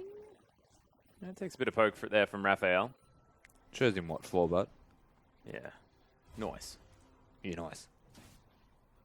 It's an Infinity Edge done for PentaQ though. Got himself the mini rapid fire cannon, as I like to call it. And YOLO in particular, while we're talking about items, has accelerated his build to give resistance to the entire team, denying a lot of damage from both Kid and Rookie to an extent to the Ezreal, and that is honestly a mid-game strength that it's going to be really scary if you're an IG fan. Kid's gone for the Abyssal Scepter, which is the greedy route. Of course, Nidalee does want the ability power. At least doesn't need it after Runic Echoes. This game could unfold very quickly from here. Well, Zatai actually going to lead the Trundle towards this Rift Herald. Fantastic pillar placement, but the knock-up comes in. Kid going to pounce himself away. So Mega Death Stroke dodged by Kid. Really nice play, but the objective, what M3 are looking for, is going to be secured. And this is what Rusty was talking about on the bottom side of the map. Anytime PentaQ is in these fights, M3 automatically win, having that item advantage. Well, True Shot Barrage going to get that minion wave towards the turret. As Raphael was coming down, Ezreal did not want to be anywhere near it. Now going to be able to head down, grab some Krogs, but IG... They've grouped with him now, which is just brilliant. Rookie may have wave clear, they may have poke from Nidalee, but all it takes is one Elise Cocoon and someone's probably losing about half of their health. Likewise, Rookie does not have the mana pool. Blue buff hasn't been taken yet. And it's super non-committal as well. M3 very safe in doing so. Yeah. Don't need to put themselves out there at all. So they're a siege comp. Yeah. Just put their toes in if they like it.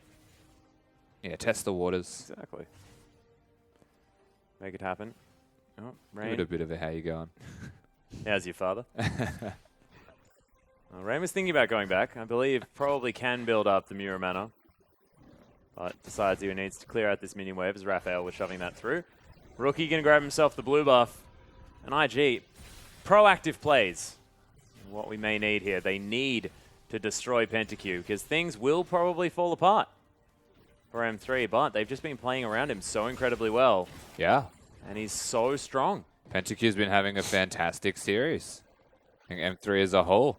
They're such a sporadic team with performance, but between games 2 and 3 at the moment, showing signs of consistency. Looking very impressive. Yeah, mostly through bot. Yeah, exactly. Band-aiding where they're not necessarily as strong. YOLO. Like, yeah. Without YOLO, PentaQ wouldn't be 3-0. And this is him returning to the jungle. He was a top laner.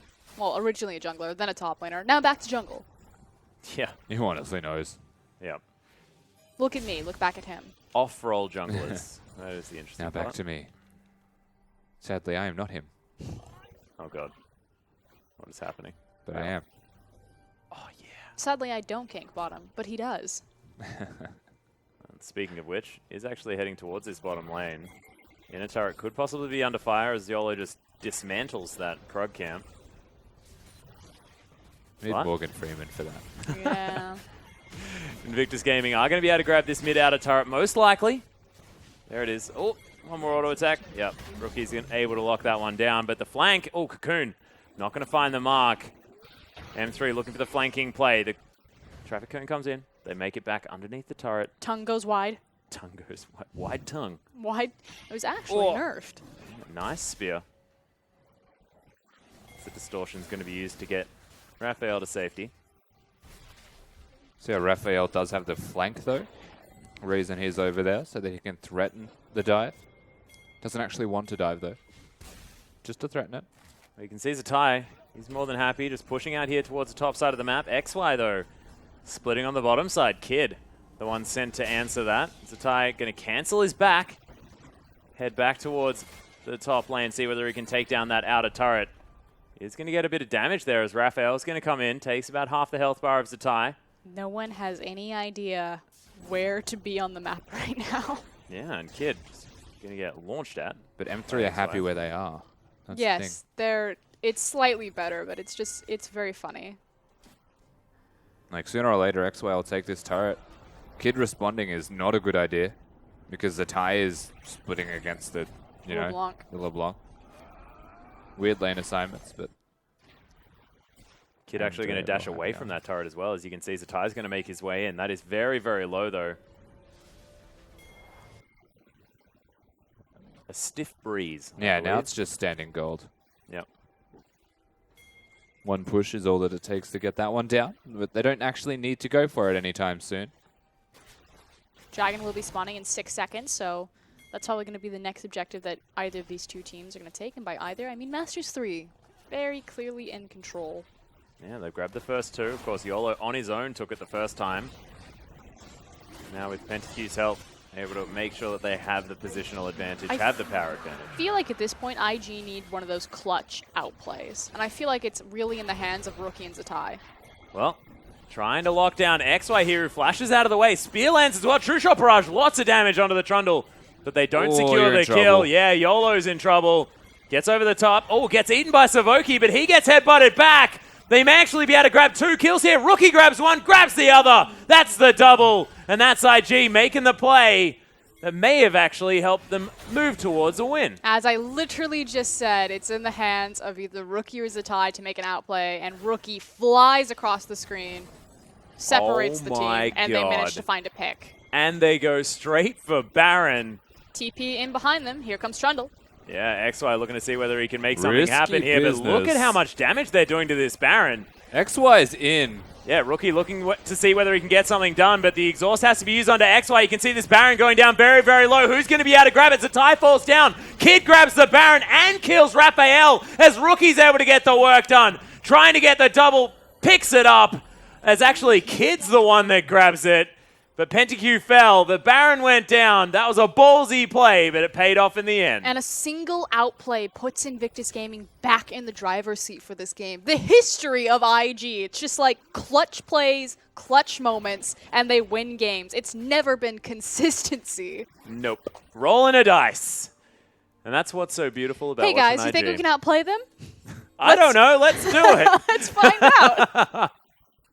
Doesn't even matter whether we think that we can do it. I think that's why when IG are ahead, they're literally one of the best teams in the LPL. It's like, it's so hot or cold. There we go. Yeah, Invictus Gaming forcing this Baron, and XY honestly I thought was going to kill everybody. As with Pentacu, there was a couple of very cute and close outplays. Thankfully, Rookie already had damage onto Pentacu before they committed to the Baron. XY and Raphael indefinitely overcommit. Flash was good. Didn't change form to minigun though. And gets crit to high heaven. Yeah, Rookie just spell weaving like a god. Yeah, absolutely. Rookie played that fight well. Absolutely. Even though he was the one getting the focus, he actually confused the hell out of Masters 3 because the Baron was being taken low. So the Chaos Theory comes up trumps for Rookie. And I do like it. Sort of the global Rookie taunt meant that the rockets weren't going on multiple people. So Pentacu was only fighting Rookie. So the rest of IG could actually focus on getting rid of XY and winning the fight. So nicely done. That being said, they're not out of the woods yet. That is a Hurricane picked up by Pentacu. Yeah. They're such a weird team. Both of these teams, honestly. It's just weirdness across the board. M3 are world elite in a mirror. I really like that. I like to call them the inverted WE. Oh, it's sort of like, it's weird. Both of them are inverted WEs. Whereas Rain is like a rabbit in a snowstorm. I name paintings for a living. Wow. You should name colors too. Yeah. I think My that last color one is was titanium white. White? White. White. saying what weird? Is that how Kiwis say it? Bob Ross. Bob Ross. Yeah, beautiful. Oh, You YOLO calm down. has to use the repel, gets himself out safely, but the base is broken here as IG use that Baron buff to take the inhibitor turret.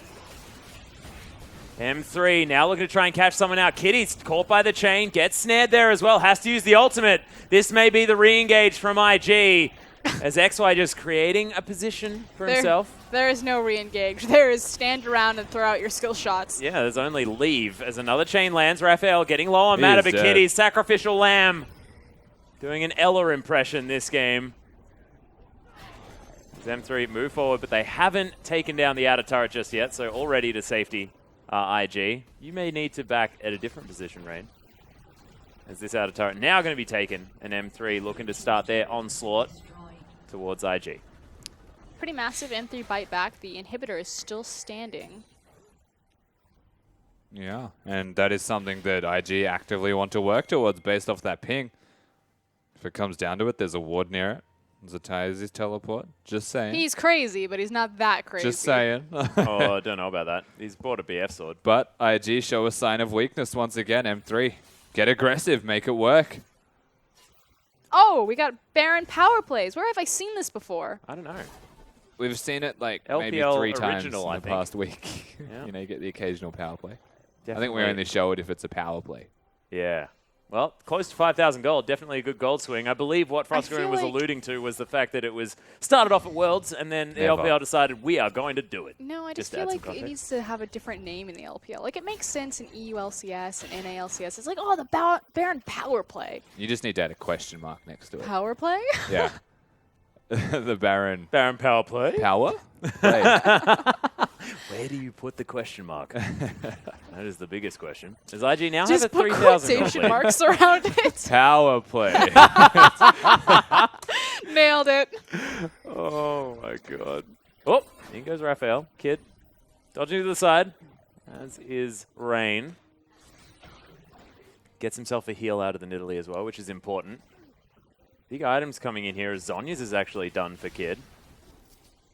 Getting a lot of items right now. The poke flying through. M3 do have to be relatively careful. Jinx as well at 3 items. PentaQ is actually a monster. So huge. And this dragon is not going to be what they look for because it's not a big deal. Unfortunately for M3, they've lost too much map control. They probably want to wait around a meaningful fight if they have to take it, but at this stage, it's make a pick. Yep. YOLO needs to hit the cocoon. Baron will be spawning in 1 minute 30 seconds. Obviously, both teams should be moving into this area and clearing out vision. Yeah. Baron was how that power play was definitely how IG got their foot back into this one. We'll see if they can clinch it to close out this game or if Masters 3 can open this wide again. Quotation marks were used again, ladies and gentlemen, just to keep you informed. IG now moving their power towards the top side. You can see that inhibitor, the open one, is going to be looked at as Cocoon does land onto Rain. That is a big deal. This kid's going to soak up the volatile Spiderling. Chain going to get grabbed by Kitties there. Nice use of aggro controls. True Shot Barrage going to sail through, clears out minions, but you can see this inhibitor is what they want. Gets taken down very, very low very quickly. It is going to go down, and IG now looking to disengage. We'll see whether they can. Raphael off on the flank. Can he get the work done? The lick is going to come through, but the headbutt pulverize is there. Oh, Rookie has to flash out of the way. We'll see what can happen here. M3. Oh, Exhaust actually down here onto YOLO as M3 are trying to get the work done. There's the distortion as Zatai's going to fall down. Massive damage as Kid's going to fall as well. It's a double kill already for PentaQ, who's doing work. Kid launching his way through, but he is going to die. It's a triple kill now as XY is just battling Rain. The ace comes in. And M3, they fight back. Super creeps. I don't think they're going to be enough here in the mid lane. And IG should have just left Kitties to die. Rookie makes a massive mechanical mistake, Valkyring forward and then forcing himself to flash back out. They should have just sacrificed one. That was the pawn play. That was the pawn play. Yep, that was it. But this mid lane They're inhibitor turret's going to fall. Yeah, they're looking for the victory here for M3. Yeah, they've got so many items on this Jinx. That is just ridiculous. Nexus turret 1 is going to fall down. Kitties wants it. Gets the exhaust onto PentaQ, but they just ignore him. The poor little cow. It's like he's not even here. And that is going to be M3 taking the victory over Invictus Gaming. We questioned IG. Do they have the consistency? Well, consistently consistent is exactly correct as they fold at Masters 3.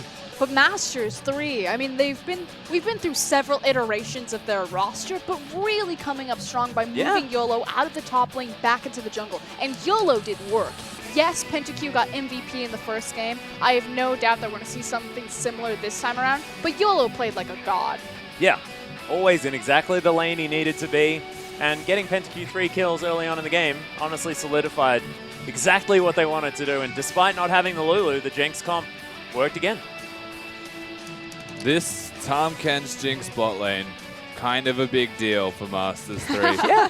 I mean, yeah, YOLO played it well. It was essentially a 2v3 bottom lane for most of the game, early game, to put Rain and Kitties behind, but it's also where they're putting their lanes. I mean, Kid's never there. Kid was never there. Yeah. And YOLO just carried the entire bottom lane, got PentaQ to a point where he said, thank you for the free ride to late game. Here's my carry in return. But this time around, they just pick up on mistakes from IG. They overstay their welcome. They get too cute trying to poke around. And at this stage, they should just be playing tanks. Like, that's the comp they need. And what I want to talk about here is the fact that IG, they're becoming predictable to the point of being stubborn. Like, Kid refused to be down in the bottom lane. Like, he would never be there. It's like... I know, we're past stubborn. Yeah, it's not... Maybe not even necessarily stubborn. I think it's just foolish. Idiot, yeah. It's dumb. Just silly. Crazy. I don't know. Cute? It's flat out don't understand. I just don't understand. Quaint, yeah, there's a lot of different ways that we can say it, but IG are just weird. And let's talk about a couple of different issues between both these teams. The lack of Kog'Maw, despite the fact that Kog has been up and available, and we've seen the power of Kog in the LPL. We've also seen a lot of counterplay, but I think the draft was all over the board. IG really only kept themselves, as we see the results on our screen, really only kept themselves in that series off of clutch plays and not consistent and cohesive performance. Well, that's exactly right. But Master 3 actually going to put themselves ahead of EPA. Woo, playoffs, boys. Yeah, look at that. Actually looking to try and get themselves in there. LGD, firm control at the bottom position of Group A. So we are going to look over the other side of the group. HYG still well and truly at the bottom. There's IG, the second team in Group B. I really like how certain teams, like, okay, so you have Edward Gaming and Invictus Gaming, and then you have Vici Gaming, LGD Gaming. It's just all in caps how they submit it. They're most definitely yelling at you. Of course, next week, ladies and gentlemen, Snake are going to take on RNG, and EDG are going to take on a new look M3. We'll see whether they can continue this form towards EDG. After that, it is going to be a whole bunch more League of Legends. Like, I'm not going to read it all out because, honestly, this is the LPL, and we've just got a whole heck of a lot of games. There's a lot of games there. And that's Sunday. Yeah. So, like, and this is as well the last few cross-conference games as well are going to be happening next week. So this will be exciting to see, the wrap-up of the cross-conference. Big matches still are going to be Invictus Gaming versus QG. Again, QG...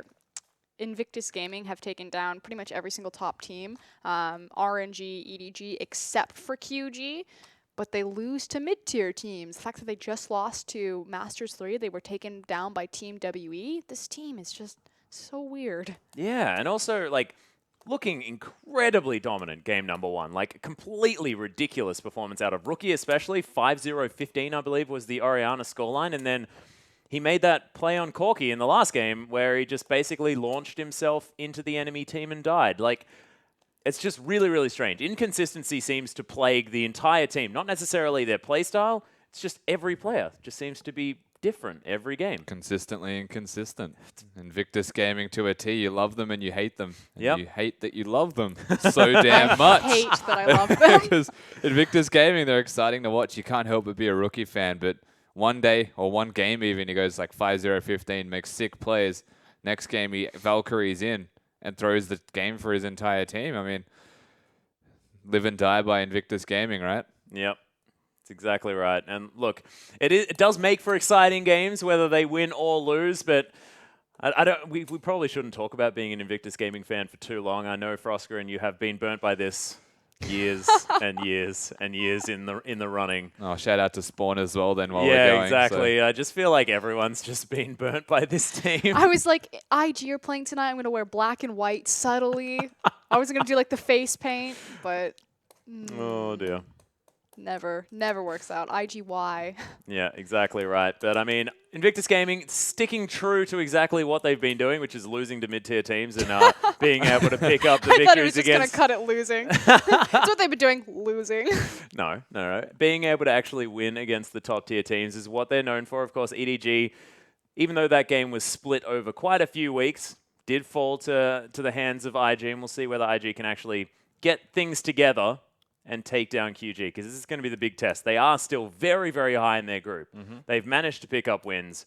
We'll see whether they can carry it through. I have a theory about this, though. Like, the more that we think about Invictus Gaming, that they're a clutch team. And if you think about EDG, and especially QG, they really like to go to those late games where it's like that one play that matters. But let's talk about the MVP. It's PentaQ. Yeah, once again, PentaQ managing to pick that one up. So the Jinx, really, really huge for this guy. The hyper carry himself. And I really love it. I mean, it worked in game number 2, and then they adapted it for the bans in game number 3 and took down IG the same way. I just hope that they keep the same roster. YOLO is working so well for them. And it's weird, too, because Scenery played really well for a portion from the jungle as well. So just Masters 3, it works for you. Keep the same roster, keep going. Yeah, we were actually upset that Scenery wasn't playing, but I take it all back, YOLO. You're pretty damn good in the jungle as well, but we are going to have a look at the highlights here as PentaQ. This is how he got to being very, very strong.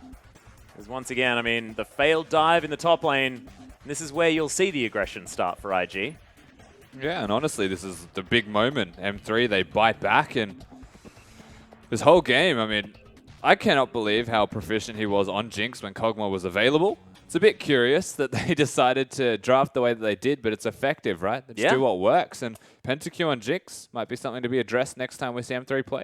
Yeah, it'd be really interesting to see whether they actually ban away the Jinx, which would be really, really crazy. I almost think the Tahm Kench is more of a priority, though. Yeah, Savoki on the Tahm Kench. I agree. Well, actually, yeah, to be perfectly honest, like, despite the fact that we haven't really been seeing him in the top lane, just get rid of it in the hands of Savoki. And I like that you bring this guy up, because Savoki, one of my personal favorite players, and of course, one of the best players on M3. And he was sort of a little bit unseen because, of course, his duo lane partner was the one getting all of the kills, doing all of the sweet moves. But Savoki in the laning phase, carrying a Jinx through, even against what has been one of the most successful lanes in the LPL so far, like, definitely hats off to him. So, like, 28% of his team's damage in game number 3 was what the Jinx did, right? And that's not a lot compared to other carries, but it's because YOLO gets him to a stage where he's like, I'll return the favor, and I think M3 just worked better as a unit with the Jinx there. Yeah, so massive congratulations to M3. But ladies and gentlemen, that is going to do it for tonight for the LPL for week number 6. Of course, week 7 is definitely going to be coming up next weekend, so make sure you tune in then. But on behalf of myself, of course, Rusty and Frosker, and thank you so much for watching. We'll see you next week.